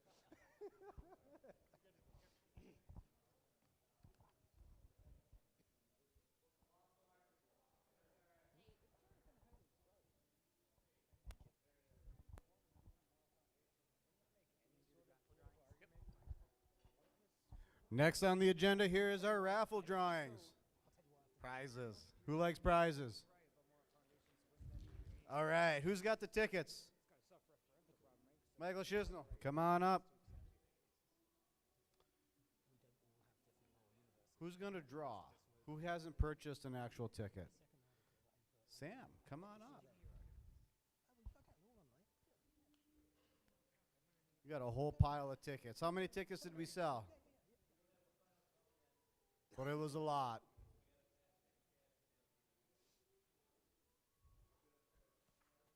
Sure. The first item here, custom vases.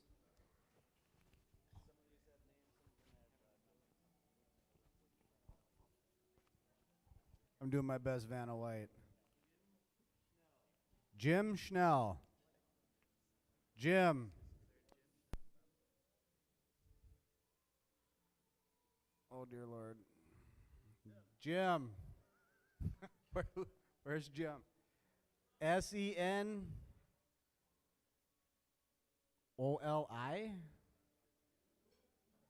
Who? It's just his name on the back. Number 872015. All right. Hold it, hold it. There we go.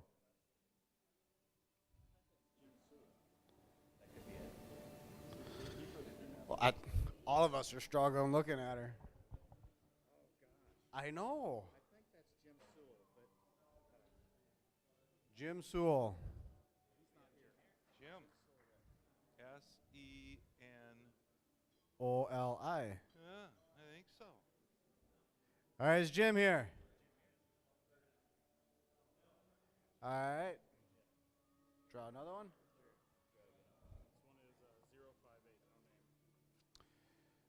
This one is 058. 872-058.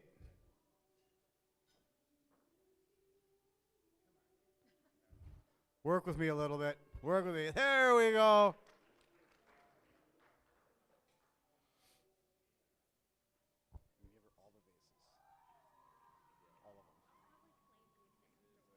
Perfect. This is the garden bucket. Excellent. If you need help learning how to plant, let me know.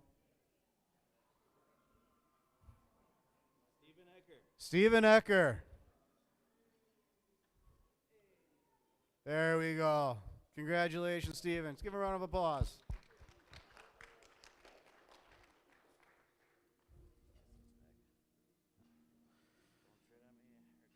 The Don't Tread on Anyone Libertarian sign. There you go, bud.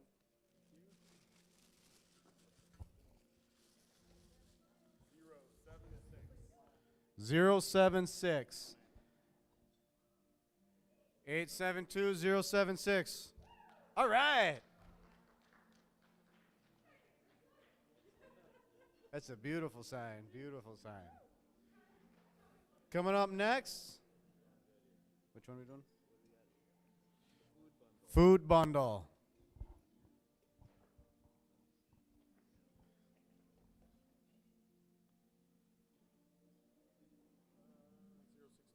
Zero 69 872-069. Do we have a Yahtzee? All right. That was close.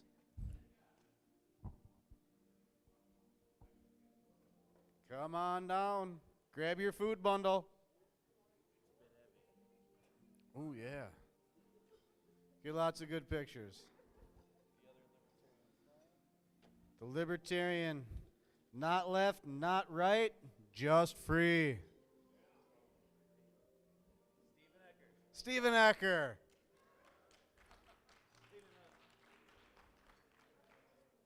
You might want to buy yourself a Powerball on the way home, bud.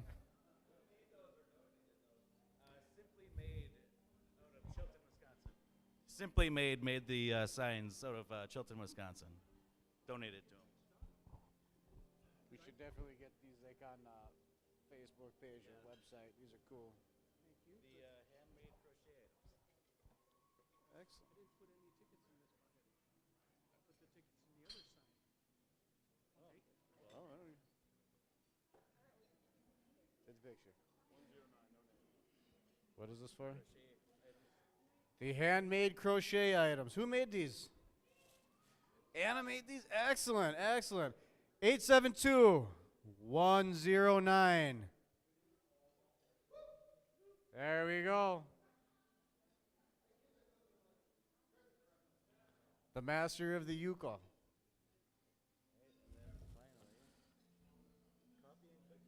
Coffee and cookies. Coffee, cookies. Life is good.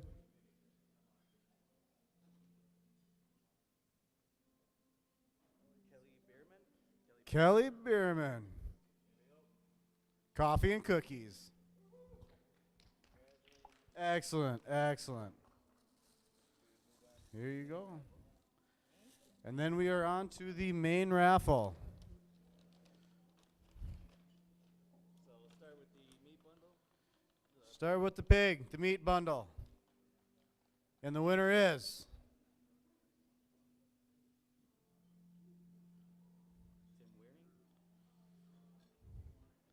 Tim Wearing, Clintonville, Wisconsin. Yes.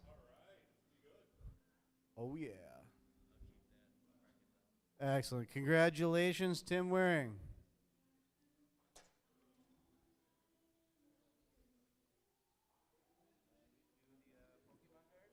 Next up, the Pokemon cards. What's the value of these? $300 to $400 value for the Pokemon cards. This one was also donated from Truck Stop Card Shop in Waukesha, Wisconsin. Excellent. Thank you. Miss Marty Butler. Is Marty Butler here? Miss Marty Butler. Excellent. Well, congratulations, Miss Marty Butler, on your Pokemon cards. Laptop. Who needs a laptop? I can't remember if I bought a ticket or not. I think I did. I need more than a laptop. Matt Kirby. Congratulations, Matt Kirby. Is Matt present? Excellent. And now the gun. One of my favorites.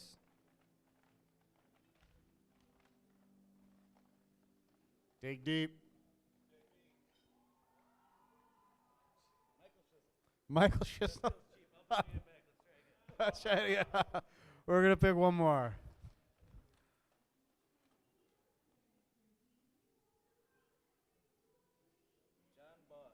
John Buss.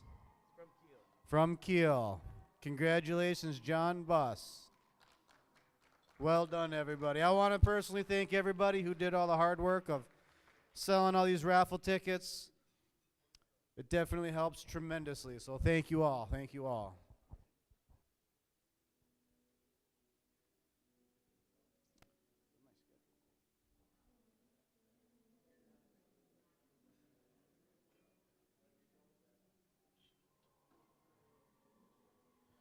Great raffle. Awesome prizes. Thank you all for help donating for the raffle.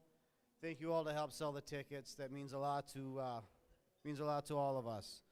So coming up next is our awards. We've got a couple of awards to be placing out here tonight.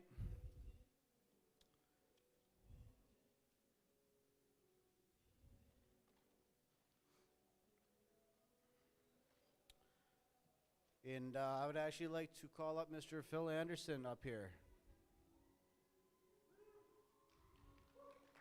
Thank you, Phil.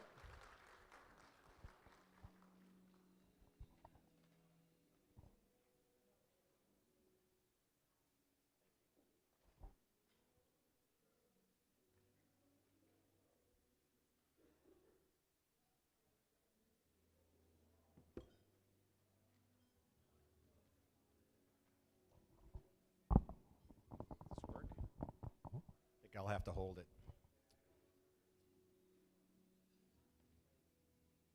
The Dave Harmon Freedom Award is an award for outstanding lifetime achievement in supporting the Libertarian Party of Wisconsin.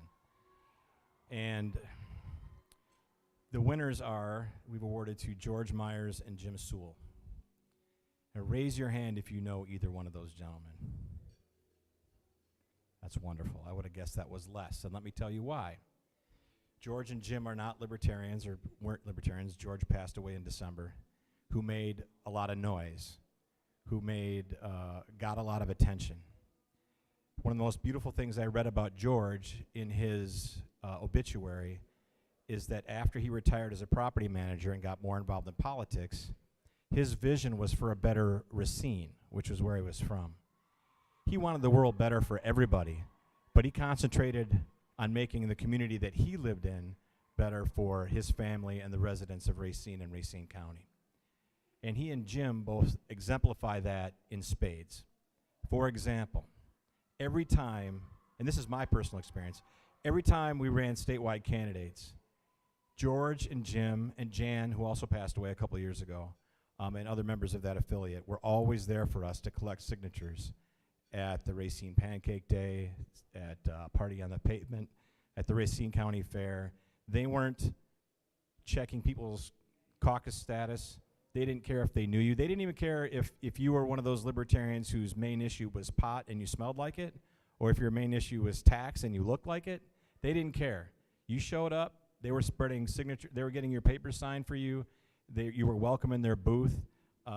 They worked very, very hard to maintain a standard of service to the party and not to any sort of overarching, lapping definition of libertarianism or of divisions within our party. They survived. They were around before that. They were around well before I was chair, well before Joe was chair. They were around a long time. And unfortunately, you got a chance to see Jim today.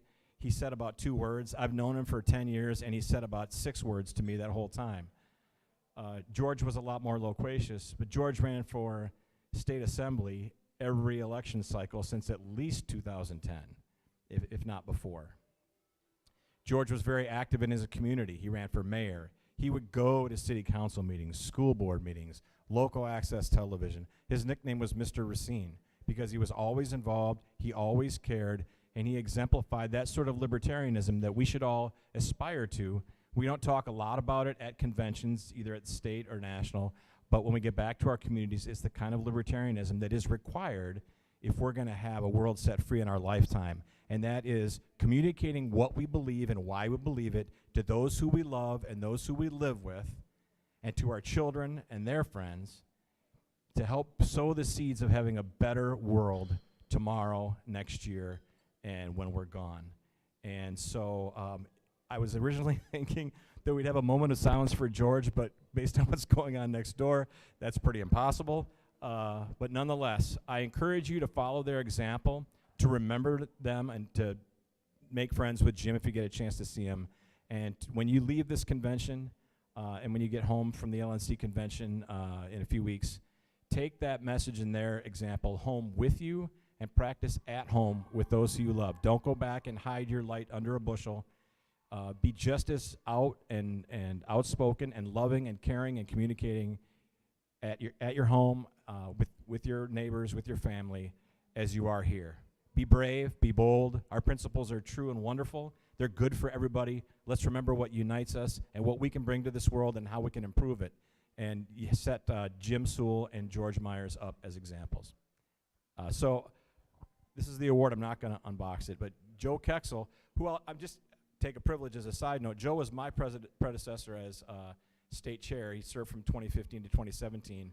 And another thing I'd like to that you remember is that people that you see here, this is my, I think, 8th convention, and that's not the most of anyone that's been here, I don't think. But retention is huge. We talk about members joining. This is a completely different crowd than was here 2 years ago, 4 years ago, 6 years ago, 8 years ago. So make those relationships, get people to stick around, go visit people at their affiliates, make those relationships that'll endure, keep people involved, concentrate on the things that we have in common and not on the differences. Don't get caught up in hate and division, and concentrate on what we're trying to do, and that is have a better world, a better county, a better state, a better city, a better environment for all of us moving forward, and set that other stuff aside. George and Jim certainly do and did. Thank you.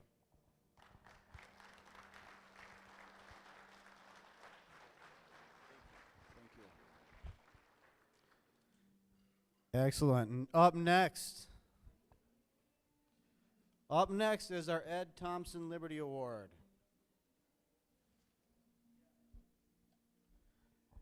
The Ed Thompson Liberty Award is awarded to an individual outside of the Libertarian Party that has exemplified the libertarian values tremendously. And this year's award goes to a Mr. Sam Rogers. Sam Rogers is the Strategic Director for the Concerned Veterans of America in Wisconsin. Thank you.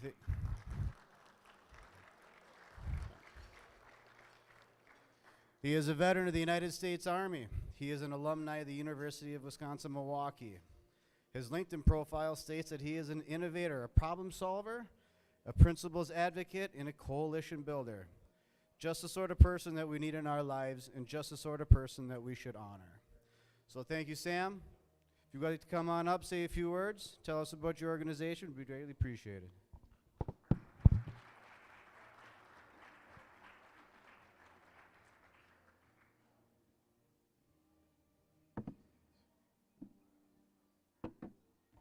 Do the Wisconsin thing and put my drink up. I'm going to try to pair my speech to the music. I'm hoping they switch to rap or something so I sound a little bit cooler. So I'm going to backload my bio just because I'm not very important. But thank you so much, Jacob, for the award. Thank you all for having me here. I actually read about Ed Thompson a lot for the first time. Don't I'm new to politics-ish, so don't hold that against me. He was very interesting, interesting guy. And I did find it fascinating that his award goes to the folks who are not inside of the Libertarian Party, which is actually really great for me because it means I'm the only person here who's not competing to be the only real Libertarian. And that just takes like a huge weight off of me. It's really nice. And you know, we don't really get awards in the Liberty movement because we're like always somebody's really bad guy, right? We're always like raining on someone's parade. We're breaking up their like monopoly. We're you know, embarrassing them for the things that they're doing. So it's challenging. So I really do appreciate it. Really, normally all we get is the high ground, the moral high ground, which is fantastic. But I mean, I don't really do anything. I'm like a leader. I'm okay at that. The people that have done things that people attribute to me are my volunteers, right? They're, you know, Gold Star moms. They're wounded war veterans. There are a lot of libertarians help us out with the work that we do. Most notably the Afghanistan, the nationwide movement to end the Afghan war and care for some of the refugees who came here afterwards. And so one of the things I want to talk about is you guys don't really get a lot of credit, libertarians, and sometimes you don't give yourselves credit, and you guys do some pretty important things. I think ending endless war is what brought me into the public policy arena professionally, and Concerned Vets for America, where I work now, you know, I had worked with them a little bit as a volunteer working on veterans health care, and they said, you know, we raised a bunch of money, we're going to try to end the war in Afghanistan. Is that something you want to, you know, you'd want to lead in the Midwest? And I was like, shit, that sounds great. I'd love to try it. But you guys have been talking about this since like 2002, right? Which is really interesting. You know, a lot of times you guys get clowned on because, you know, it's like, oh, you only have 3 to 11% in a good year of votes for any particular thing. But what I think is so important is that the Libertarian Party for the last 10, 20 years has driven conversation and culture in a very soft power way, to use like a military intelligence term. You guys talk about things that are principled, that are moral, that are ethical, that are constitutional, that are sit in the back of your brain even if you don't study politics, but you went to 3rd grade civics and you know a little bit about how the government's supposed to work, and you can tell that it's not working right, even if you don't know why. But you guys are always talking about that. And depending on who's president and who's the controlling party, your talking points get hijacked all the time. Not out of any moral alignment, but out of a political convenience. But I would venture to say that that's not a bad thing.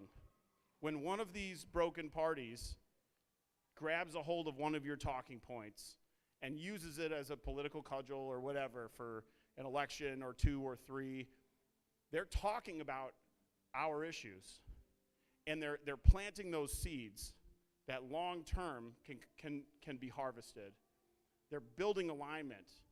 And with Afghanistan, we've seen both parties talk about ending endless war for, 6 to 8 years apiece in the last 20 years. And it's only in the last 2 that we were able to bring everyone together to fight for this and get it to the finish line. But you were the only ones talking about it, ever. So I want to thank you guys for that. It's amazing. Give yourselves a round of applause.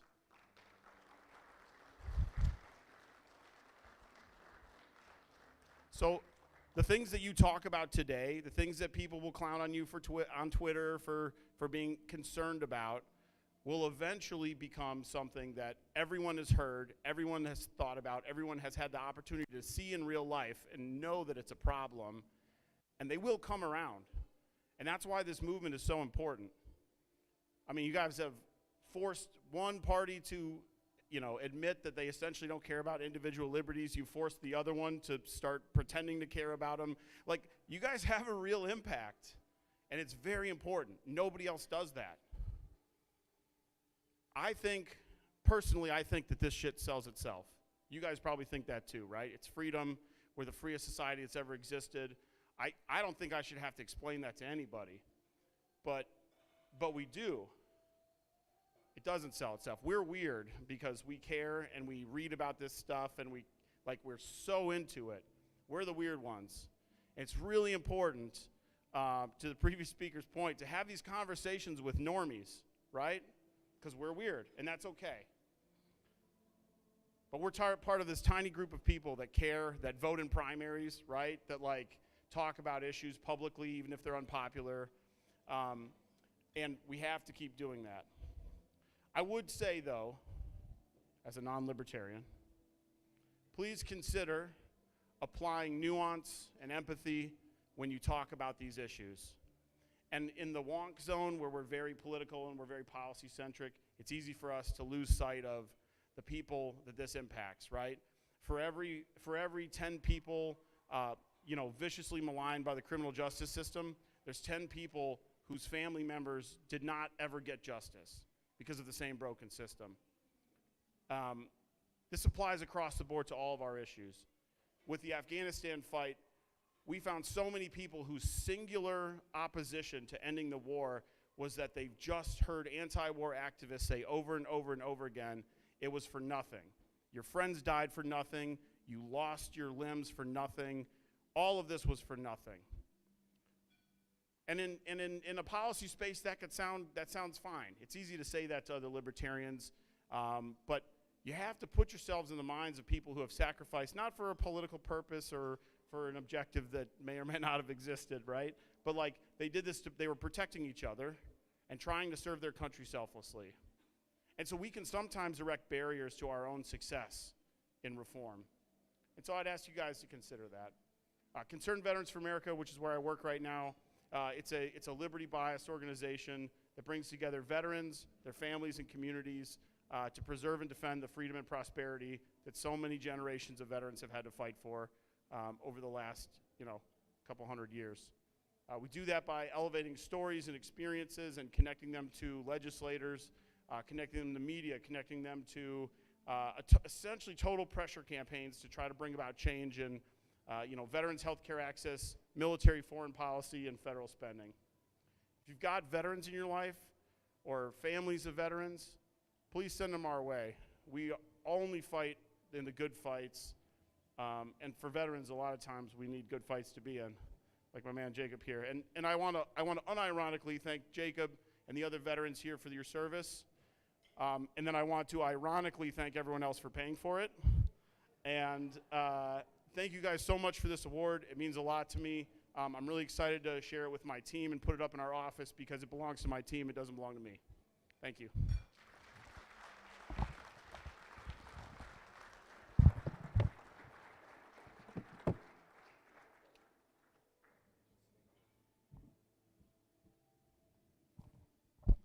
Alrighty. How's the food tasting so far? Excellent. I would like to remind everybody to fill out a feedback form, okay? We want to make this convention better and better and better every single year. The only way we can do that is by getting your feedback and your participation on the event committee. There we go.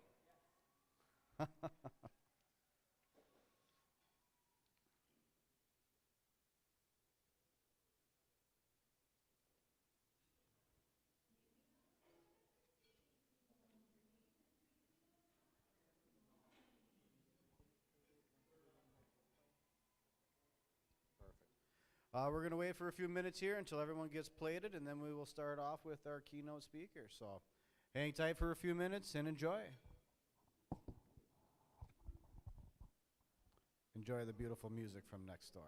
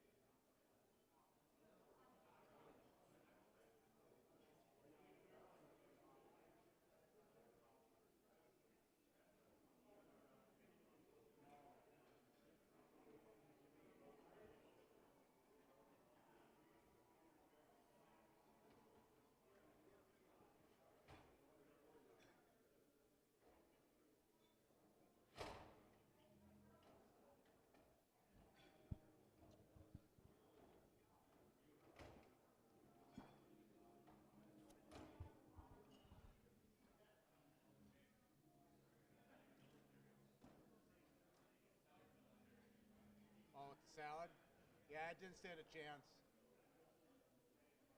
Shovel it, we got stuff to do. Whose is that? Oh, I didn't get mine yet. I didn't get mine yet. It didn't come yet.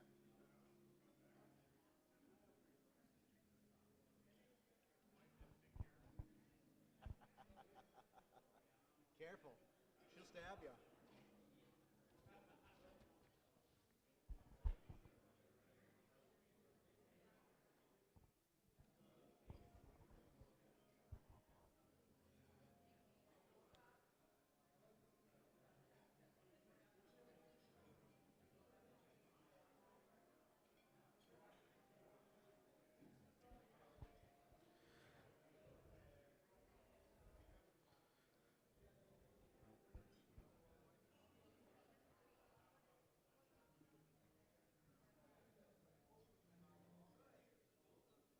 You ready? I'm ready when you guys are. We're gonna get you announced right now.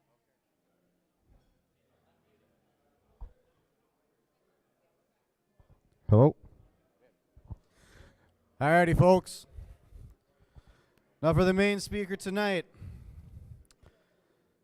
Selling homemade cookies in Wisconsin was illegal until 2019. In that year, our Libertarian Party assisted 2 women in filing suit against the state, which always makes me happy. The suit never went to trial.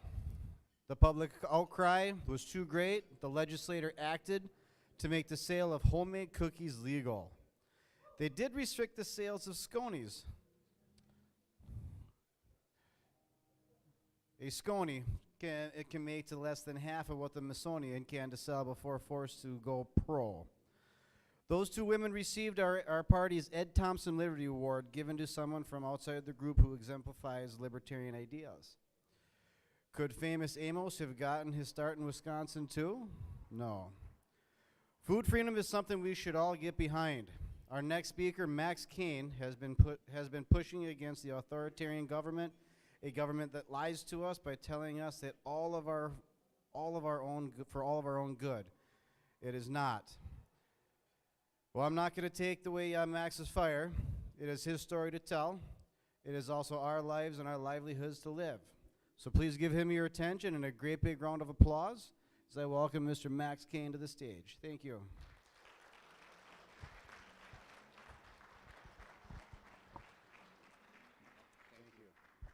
Wow, did I hear that correctly, that she sued the government?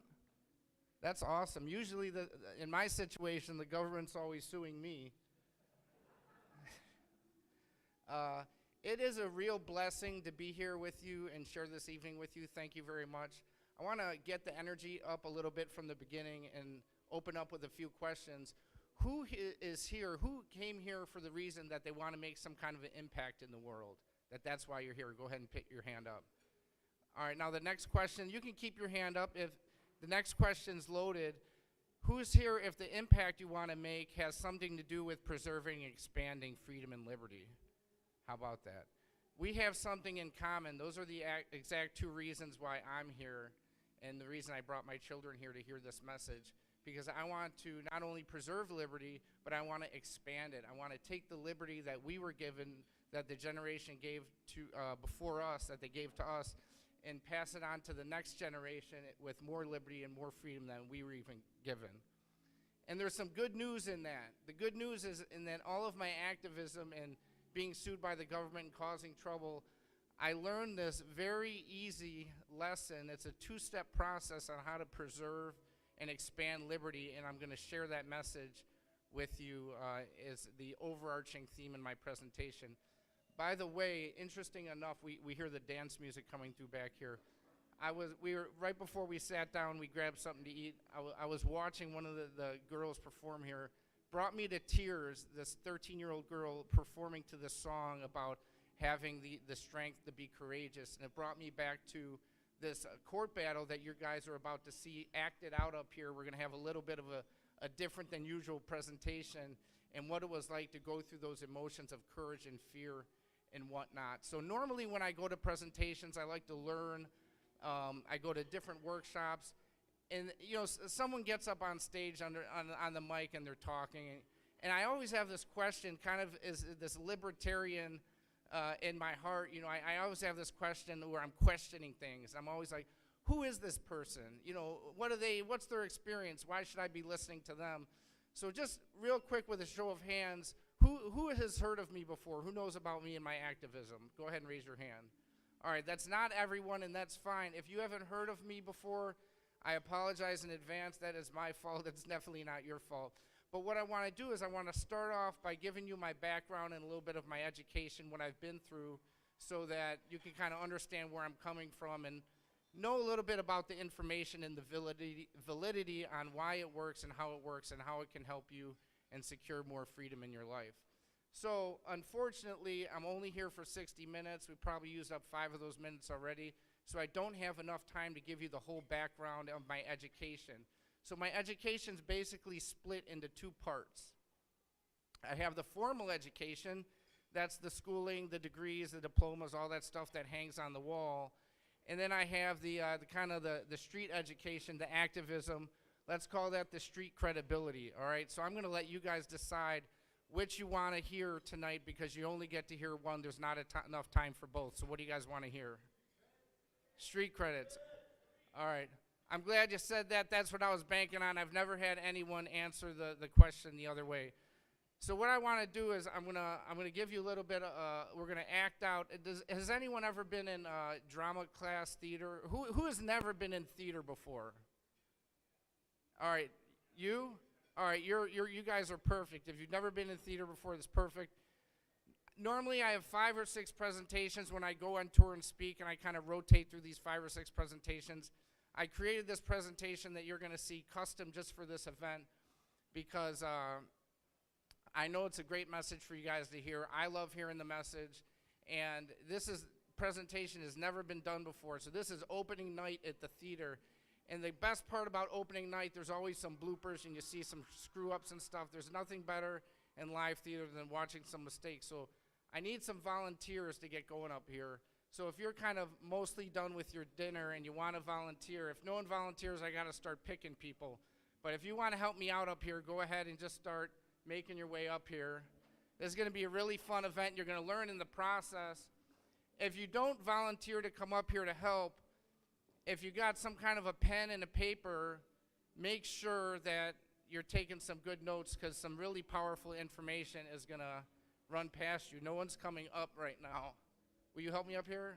No, sir? Will you help me? All right. You want to come with them? All right. 2 people from here? Come on. Just wait on the stage over here to the house left or stage right. You got it. Thank you very much. I need, let's see, we're gonna need little over 10 people. This is gonna go really quick, but it's gonna be fun. It's gonna be something that you're gonna remember for the rest of your life. Anyone else? We're gonna 1, 2, 3, 2, 4, 6. You're working. Want to go for it, man? Do you have to what? Do I have to eat anything? You don't have to eat anything. And all the lines I'm going to feed to you, so you don't have to even remember your lines. As long as you repeat what I tell you to repeat, it'll go real easy. 1, 2, 3, how many we got? 5, 6. We need a few more people. Otherwise, we're going to have to double cast some of these people, which we can do. Is that what we're going to end up doing? All right, let's just what's that? Yeah, come on up. All right.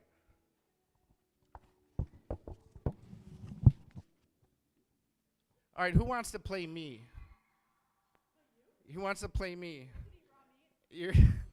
I'm not eating raw meat in this play, but that's fine. Now, you sure? I'm going to do some crazy stuff with the government. You sure you want to take this role on? All right. All right, now, there's a $10 bill stapled to this. You just leave it there. I'll let you know when that applies. Just hold it in front of you so everyone can see that this is your character. Now we need someone to be the 3 raw milk farmers. Who wants to be the 3 raw milk farmers? Okay. Just hold that in front. Now we have the people. This is really important. Notice the people right underneath it says the power source. All right, that's really key here. Who wants to be the people? You want? Oh yeah, I got a bad guy for you. All right. You'll be the people. All right, here's a bad guy for you. How about six federal agents in the black unmarked SUV? There you go. We've got.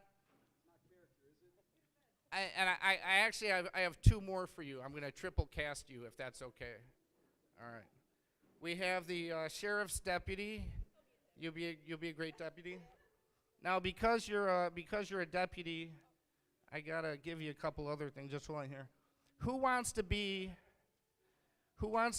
fear, panic, uncertainty, and anxiety?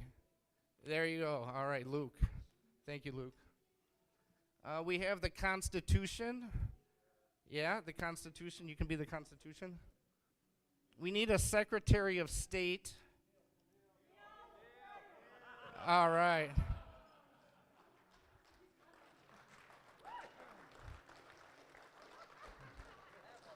Neil, I'm going to double cast you. You're going to be the Secretary of State. You're also going to be the oath of office.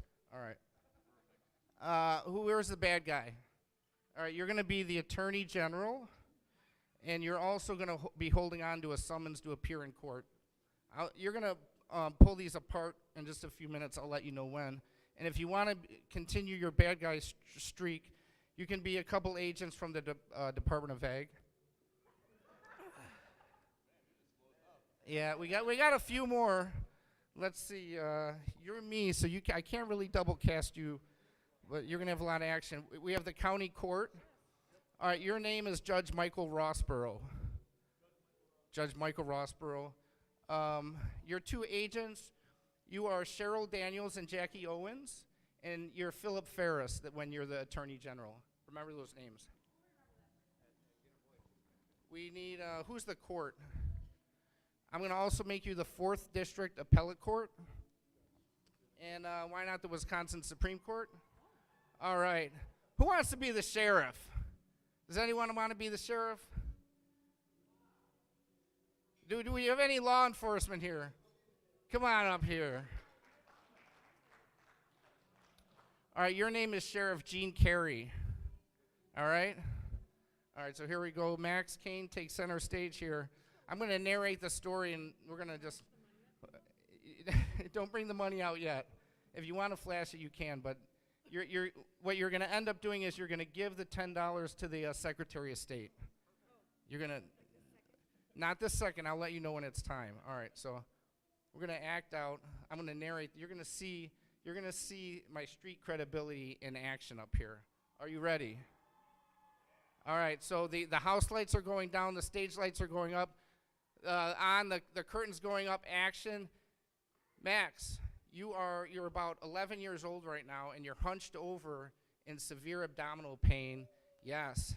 Sometimes for 3 days at a time, you can't move because the burning sensation is terrible. You don't know what to do. The doctors tell you have this incurable disease called Crohn's disease.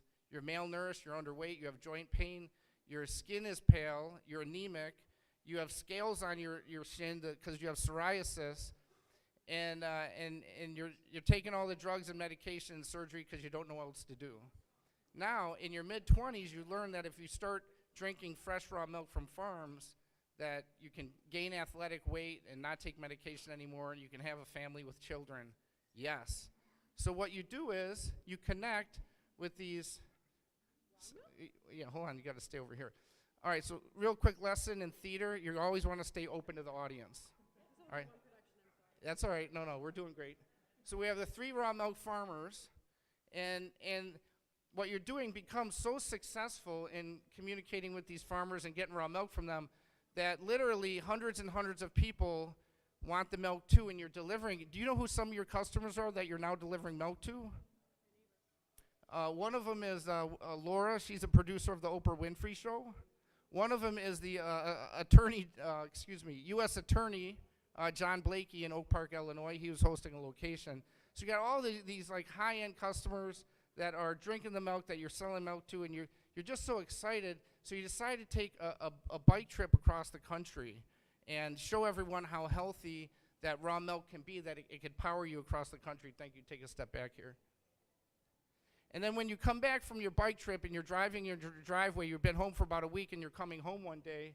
Bad guys, come on up here. All right, right. So you're driving home. Hold on. Where's the federal agents? Keep going back. All right, so you're driving into your driveway now. What's that? No, right now I think you're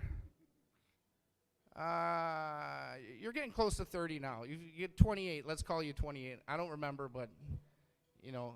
So, all right, so now you're coming home in your driveway.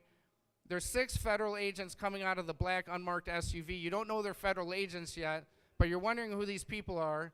And then you walk up to her and you ask, "Are you Max Kane?" Are you Max Kane? And you say, "Who's asking?"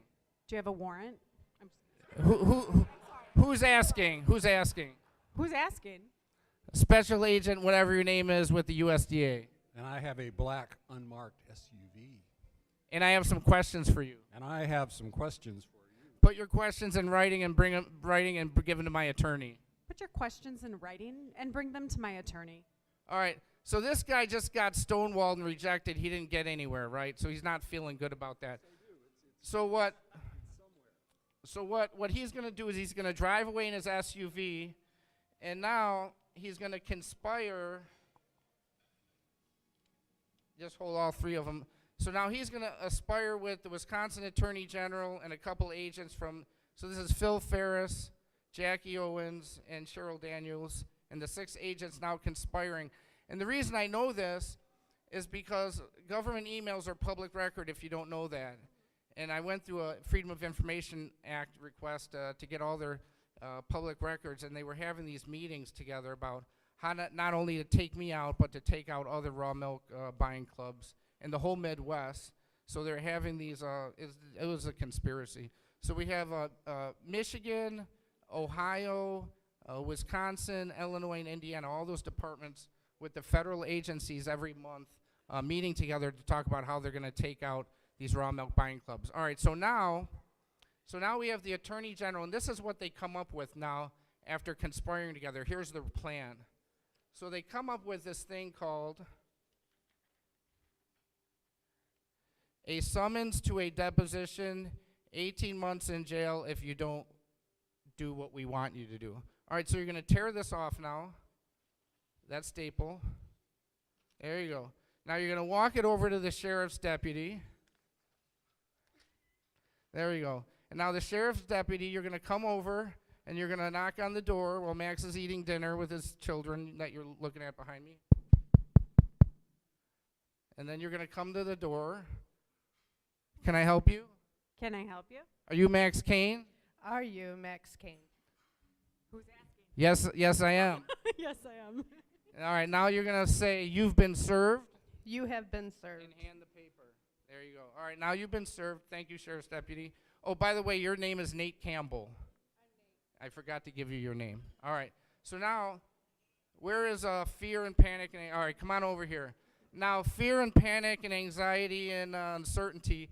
And Max, you two lock arms right now. You're going to stay together for a while. You're not going to go anywhere.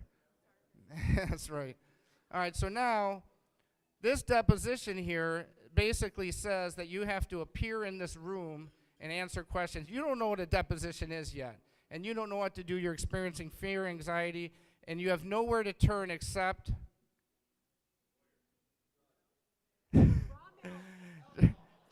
drugs. All right, you're going to turn to the power source. You're going to turn to the people. Come on up here.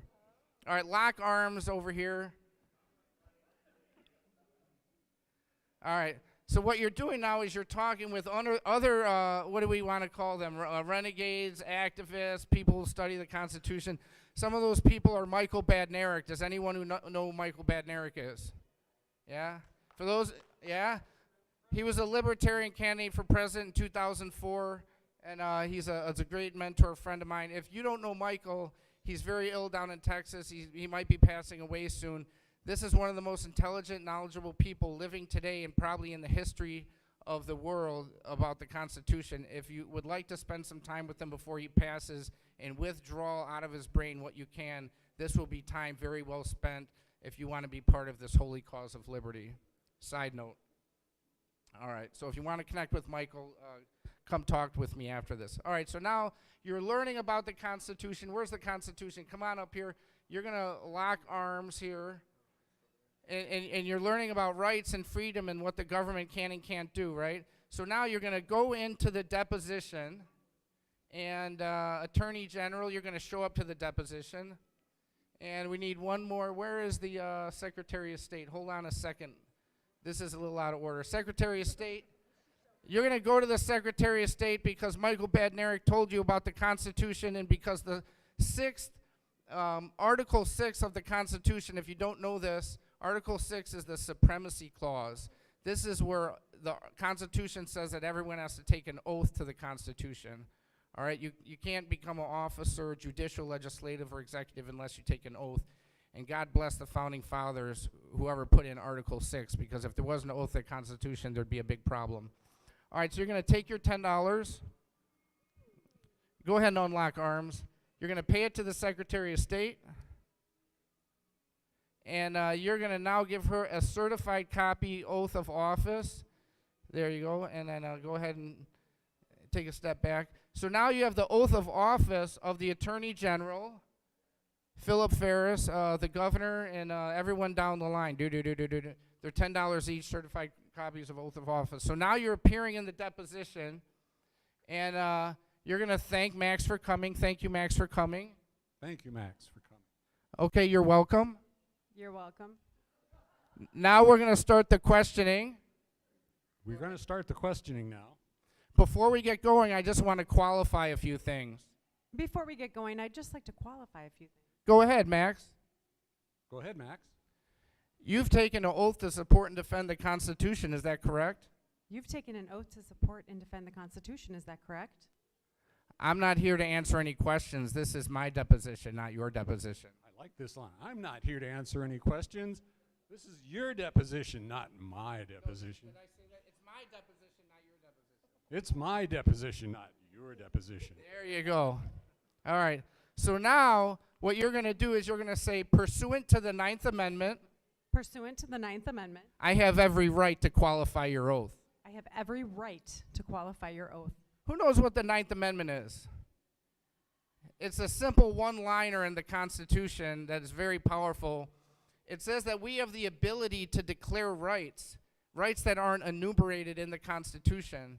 So the 9th Amendment says the enumeration of rights in this Constitution, First Amendment, Second Amendment, Third, they enumerate them. Freedom of speech, right? So the 9th Amendment says the enumeration of rights in the Constitution. Just because we enumerated these rights, that cannot be used to deny or disparage other rights retained by the people, all right? So we have the ability to retain rights. So it's somewhere the Founding Fathers were coming up with all these rights, speech, press, religion, worship, and they were scratching their head, and they're probably like, I don't know how they came up with the 9th Amendment, but it was something like this, like, dude, I have a right to scratch my head if it itches. I have a right to grow my hair long. Dude, we're going to be here all day trying to enumerate all these rights. And so they came up with the 9th Amendment that kind of bundles in all the other rights that we have. If we exercise them, we have them. If we don't exercise them, we don't have them, which we'll get into later. But the 9th Amendment is very powerful. So pursuant to the 9th Amendment, I have the right to qualify this. Go ahead and say it again. Qualify your oath. Pursuant to the 9th Amendment, I have the right to qualify your oath. And then you don't know what to say because you've never been told that before, so you just repeat what you said. This is my deposition, not your deposition. This is my deposition, not your deposition. Okay. Now what you're going to do is you're going to reach into your briefcase and you're going to take this oath of office with his signature on it, certified with the Secretary of State's big fancy symbol, and you're going to point it right at him and you're going to say, is this your signature right on here where you swore to take an oath to the Constitution? Is this your signature right here where you swore to take an oath to the Constitution? All right, now you've never had anything like this happen before to you, and chances are you've never even seen your own oath after you signed it, and chances are you've never even read the Constitution. So right now right now, where did fear and panic go? All right, you're going to unlock arms from here, and you're going to lock arms with the Attorney General right now. All right, so you're experiencing fear, panic, uncertainty, and anxiety right now, and you don't know what to do, and your face just went. You're beyond scratching your head. You're red in the face, and you're even shaking a little bit. Want to shake your hand a little bit? There you go. All right. So now, you sitting to your right is another attorney. Remember, you're a few different people. So you're also Cheryl Daniels, who's an attorney for the Department of Ag, who used to be an ex-administrative law judge, and you're going to whisper to her now in her ear because you don't know what to do, and you guys are going to whisper a little bit, and then you're just going to come back and say, Max, would you agree to go to court with me and get a declaratory judgment? I got a card for that. Do you? Yeah. Max. We're not there yet. Oh. We'll get there. Max, would you agree to come to court with me and we'll get a declaratory judgment? Declaratory judgment. I'm not going to agree to anything. I'm not going to agree to anything. All right. So now you're going to say we're going to bring the deposition to an end. We're going to bring this deposition to an end. And I'm going to file the declaratory judgment myself. I'm going to file the declaratory judgment myself. All right. So now, what? Yeah, you're still experiencing fear, panic, uncertainty, and anxiety. Now what you're going to do is you're going to file the judgment for me to appear in court. And this summons to appear in court, go ahead and give that to the deputy again. Where's the deputy? There's deputy. All right, so deputy, now you're going to, let's see, who are you connected with? You got the people, you're still bound with them, the Constitution. Wherever you go, this Constitution's going to follow. All right, you guys, you're inseparable at this point. All right, so the deputy's going to come in now. We're eating dinner. Who is it? Who is it? It's Deputy Nate Campbell again. It's Deputy Nate Campbell again. I have another paper service for you. I have another paper service for you. Okay, let's have it. Okay, let's have it. All right, so go ahead and serve her with the summons to appear in court and say you've been served. You have been served. All right, go ahead and take a step back. Thank you very much. All right, so now you have a summons to appear in court. So the game just stepped up a little bit because before it was appearing in a deposition, which you don't know what is anyway, a deposition, but now you know you have to go in front of the judge. So what happened is go ahead and unlock arms. In fear and panic, uncertainty, go back and connect to Max. This is kind of how the game goes. All right, but you're still bound with the Constitution. Now you're going back and forth to the people. This time you're calling Jack and Margie Flynn, who are just amazing activists, some of the best citizens that you can imagine if you want a friend for a citizen. They've had a judge removed from the bench for being unloyal to the Constitution. That's how powerful, if you know what you're doing, that you could really, and it wasn't by like a recall election. They had the judge removed. So you're now consulting Jack and Margie Flynn about how to stand up for yourself and how to act in front of the judge so that you can defend your rights in court. All right, so that's going on now. Now you have your day in court. Let's see, we got the raw milk farmers, Secretary of State, Attorney, County Court. Yeah, come on up here, County Court. And so now we're in court. You're Judge Honorable Michael Rossborough. The Attorney General's in court with the two attorneys from the Department of Ag, Cheryl Daniels and Jackie Owens. And let's see, what do we have behind here? 6 federal. Okay, we don't need. The federal agents disappeared. They never came back again. Total scare tactic. That didn't work, but that's what they do, right? All right, so here we are in court. And now, who's ever been to court? Anything. All right. So we all know how court starts. The judge says, you know, prosecution, are you ready to move forward? Defense, are you ready to move forward? Yes, Your Honor. Yes, Your Honor. Okay, let's go. So now you're going to ask Michael Rossborough, you're going to ask the plaintiff if they're ready to move forward. Are you ready to move forward, plaintiff? Plaintiff, are you ready to move forward? Yes, we are, Your Honor. Yes, we are, Your Honor. Defense, are you ready to move forward? Defense, are you ready to move forward? And, Your Honor, before I move forward, I'd like to qualify something. Your Honor, before we move forward, I'd like to qualify something. Sure, go ahead. What's that? Sure, go ahead. What's that? I just want to make sure that you took your oath of office to support and defend the Constitution. Just want to make sure you took your oath of office to defend and support the Constitution. That's rough when you tell the judge that because they don't like that one. This is my courtroom. This is my courtroom. And I'm not going to answer that question. And I'm not going to answer that question. Pursuant to the 9th Amendment. Pursuant to the 9th Amendment. I have every right to qualify your oath. I have every right to qualify your oath. Yeah, well, I took an oath. Come on, let's move on with it. Yeah, I took an oath. Let's move on with it. Okay.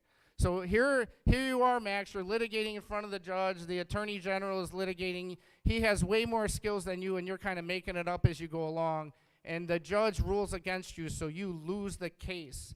And so now where did that the first there we go, the first one. Yeah. So it's answer the questions or go to jail for 18 months is what the judge says. So now you file an appeal to the appellate court.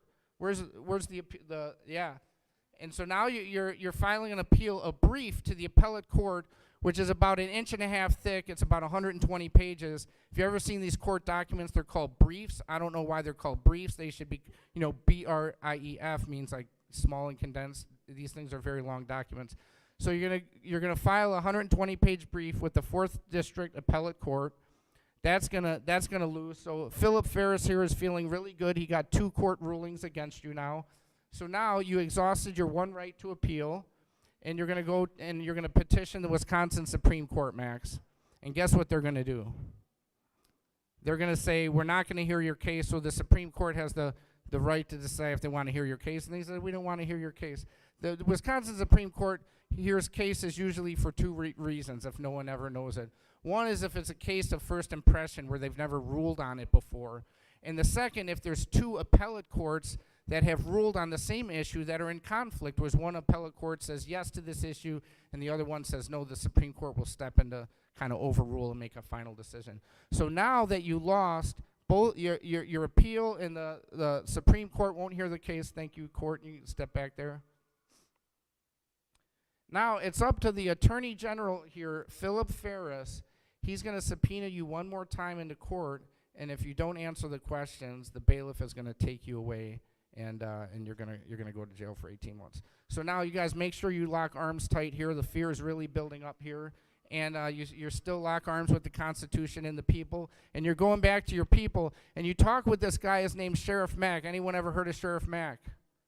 Yes. And Sheriff Mack tells you to go talk to the sheriff. So Sheriff, come on up here. Does everyone know the sheriff's publicly elected? Yeah, that's right. The sheriff doesn't report to anyone except the power source, the people. That's right. So now you're talking with your sheriff and you're explaining and say, this is my whole situation, Sheriff. This is my whole situation, Sheriff. And you're saying very interesting because I drink raw milk too. Very interesting because I drink raw milk too. And as a matter of fact, I buy it illegally from my neighbor. As a matter of fact, I buy it illegally from my neighbor. That's beautiful. So you know where I'm coming from then? So you know where I'm coming from then? Yes, I do. Yes, I do. And as a matter of fact, I even like to drink it warm out of the cow just like you do. And in fact, I even like to drink it warm out of the cow just like you do. Yeah, that's right. So me and my sheriff are bonding because we have so much in common. And he says to me the magic words, I am your sheriff. What do you want me to do, Max? I am your sheriff. What do you want me to do, Max? And so I say, well, Sheriff. Well, Sheriff. That bailiff in court, the sheriff deputy.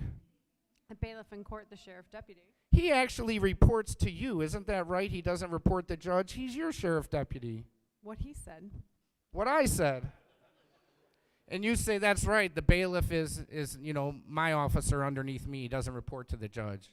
That's right. The bailiff is my reportee, and he does what I say, not the judge. There you go. You guys get it. Do you see where this is going? Does anyone see where this is going? So you say, well, Sheriff. Well, Sheriff. When the judge orders the bailiff to take me away.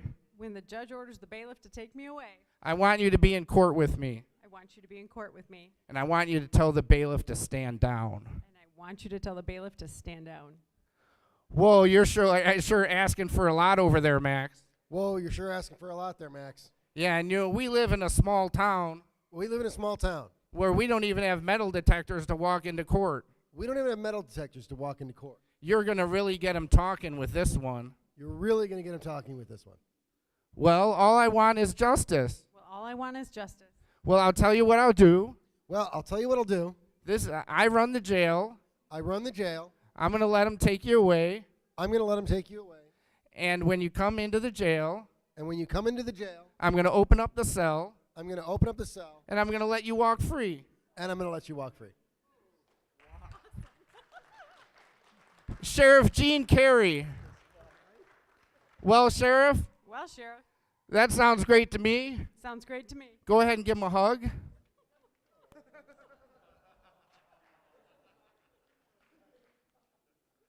All right, so let me tell you, give them all a round of applause. All right. Go and you can just put these down here. You get back to your seats. Thank you very much. You want the 10?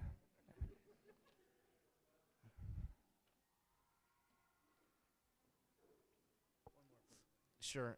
Who are the servers this evening? Can you do me a favor? Stuff that in the tip jar up there. How do you think the fairy tale ended? Let me tell you the rest of it. So it was up to Philip Ferris, the Attorney General, to subpoena me back into that deposition and pose the questions, because now he had the judge on his side, right? Now if I didn't answer the questions, the judge was going to order me to jail. Well, what happened was the Department of Agriculture, the attorneys, Philip Ferris, they never came back. And that was in 2009. And how many years ago was that? 13 years now, and I haven't heard from him since. So what I think happened, and I don't know this for sure, but I think Sheriff Gene Carey made a phone call somewhere down to the Department of Ag or somewhere, and he said, you know what? You got to stop pursuing this guy because this ain't going to happen in my county. And that right there is liberty in action and liberty being expanded and preserved. So some things, there were two main things I learned going back to the original part of the presentation. There's a two-step process to preserving liberty and expanding liberty, and I learned it right through that experience that you just saw acted out on stage. Number one, you have to be educated on what your rights are.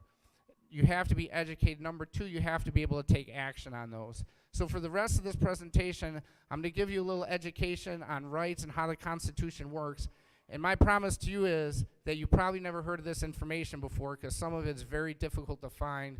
Even some of the oldest court documents that we have, they're really hard to find. Some of these really cool court rulings where the U.S. Supreme Court said some things that it will just totally blow your mind. You think, like, a judge said that? Oh my goodness, how is that possible? All right, so let's talk about two sets of laws. There's only two sets of laws in the country, and if you can wrap your mind around this idea and really understand it, you can get your rights working for you in a really fundamental way. There's two sets of laws. The first set of laws are made by man, all right? The people, the power source, we made a set of laws, and that's called the Constitution, all right? The Constitution, we made these set of laws that gives the government its power, and it says what the government can and can't do. Not only does it give power to the government, but it's a limiting document. James Madison said, let's bind the government down with the chains of the Constitution. All right, so if you look at the wording of the First Amendment, it doesn't say that the people have the right to do this and to do that. It says the government shall make no law abridging the right of the people. So the First Amendment doesn't say what we can do. It says the government can't abridge speech, religious worship, what do we got? Expression, petition the government for redress of grievances. There's one more in there. There's 5 of them. Yeah, there you go. There you go. That's a good one. The right to assemble, right? And by the way, why do we assemble? For what reason? To exercise other rights that we have. Well, I have the right to feed myself, don't I? Don't I have the right to peacefully assemble for the purpose of feeding myself? Well, that's what I was doing with these farmers. You know, why should that be illegal? So that's the first set of laws. The second set of laws is made by the government. That's called statutory law. Everyone's familiar with statutes, you know, speeding, burglary, you know, all the stuff they come up with, right? So the Constitution governs, it's created by the people, that set of laws governs what the government can and can't do. The statutes govern what the people can and can't do, all right?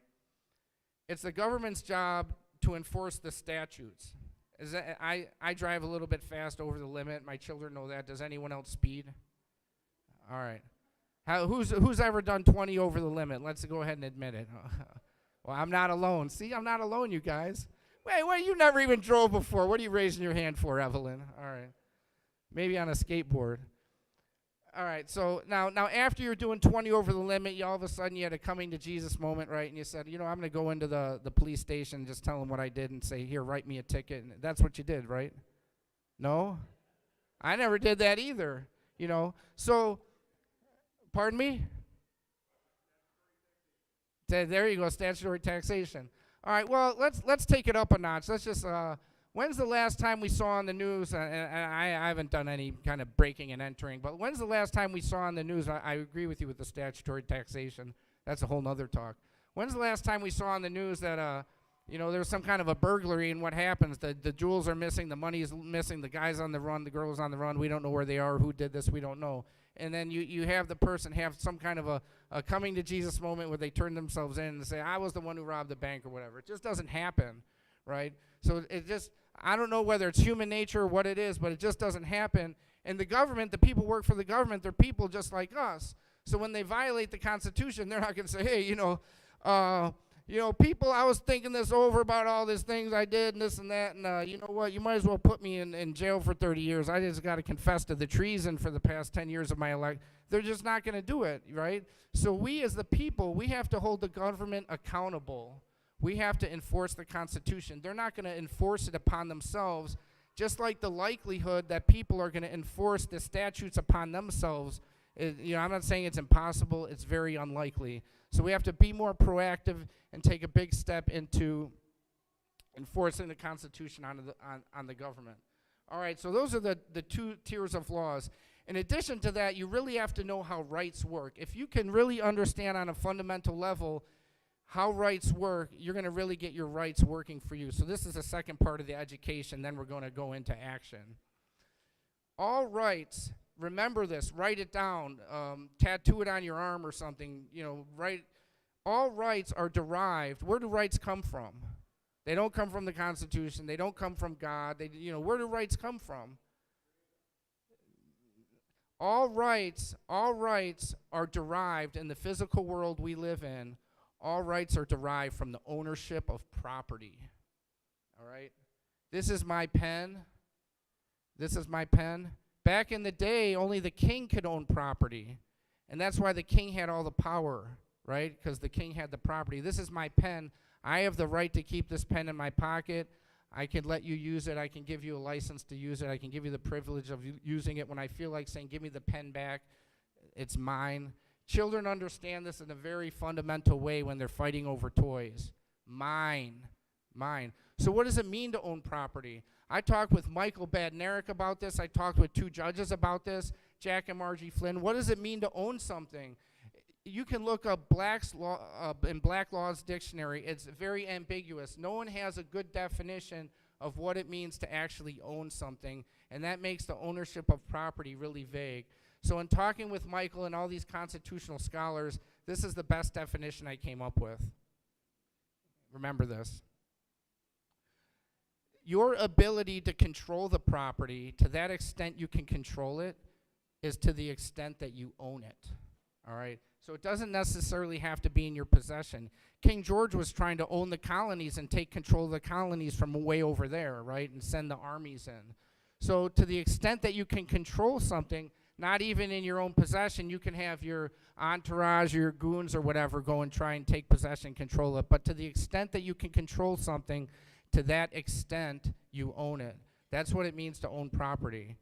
To the extent that you control it, to that extent you own it. All rights are derived from the ownership of property. If you own no property, you have no rights. If you own the property, this is my body.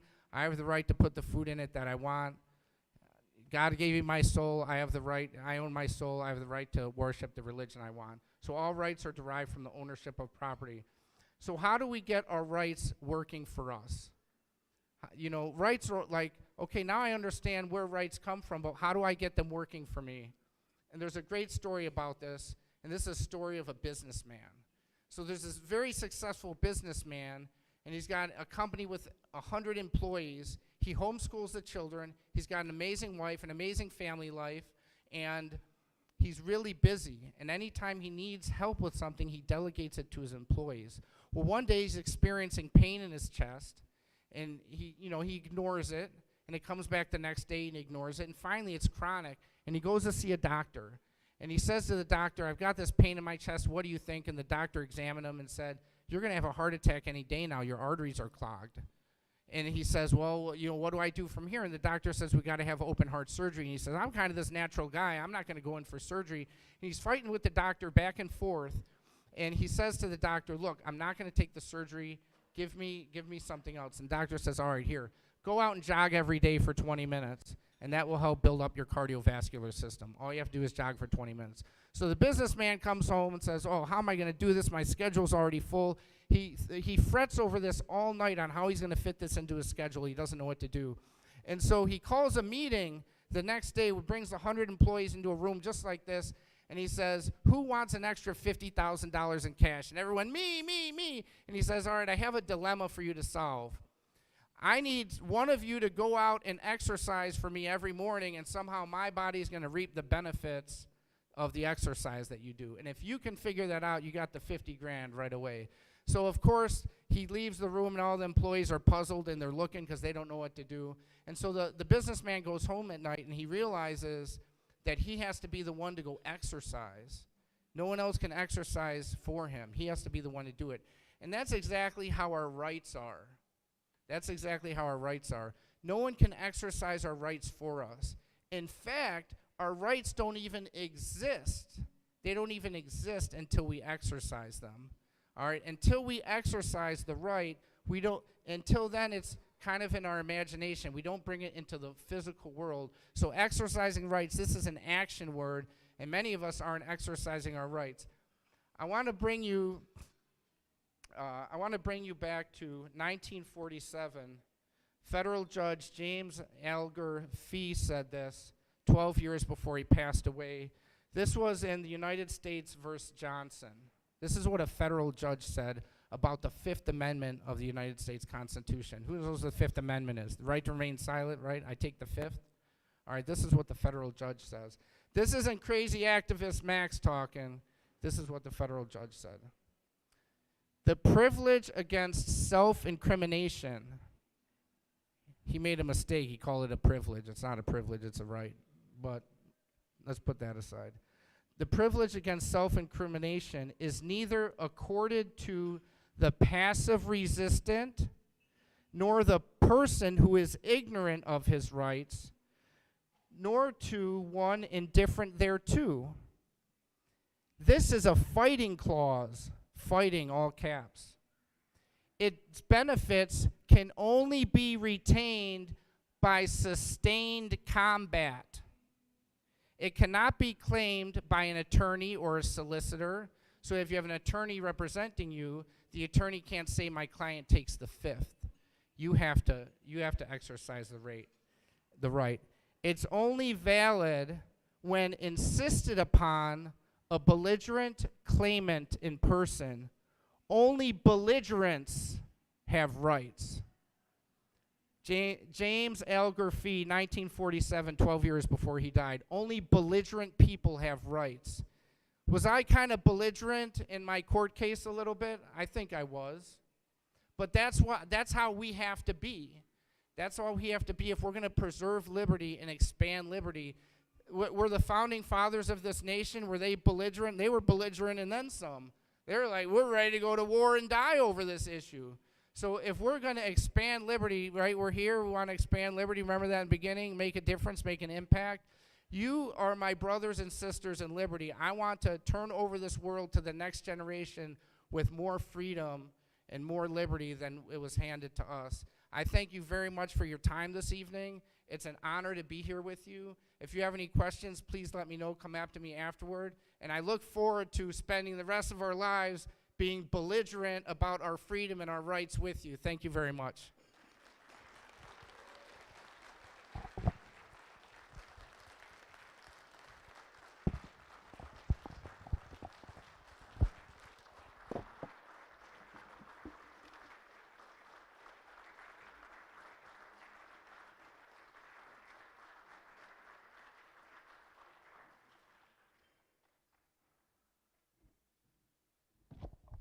All right, who's ready to be belligerent? All right. I do want to say a couple of thank yous. Nathan Gall, and the entire event committee for putting this all together. Please, big round of applause.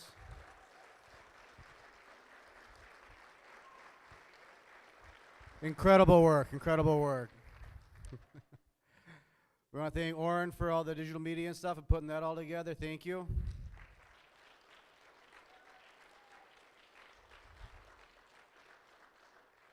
I also want to thank the executive committee and the hard work that you've done throughout this year, especially helping me getting kicked off as your new chairman.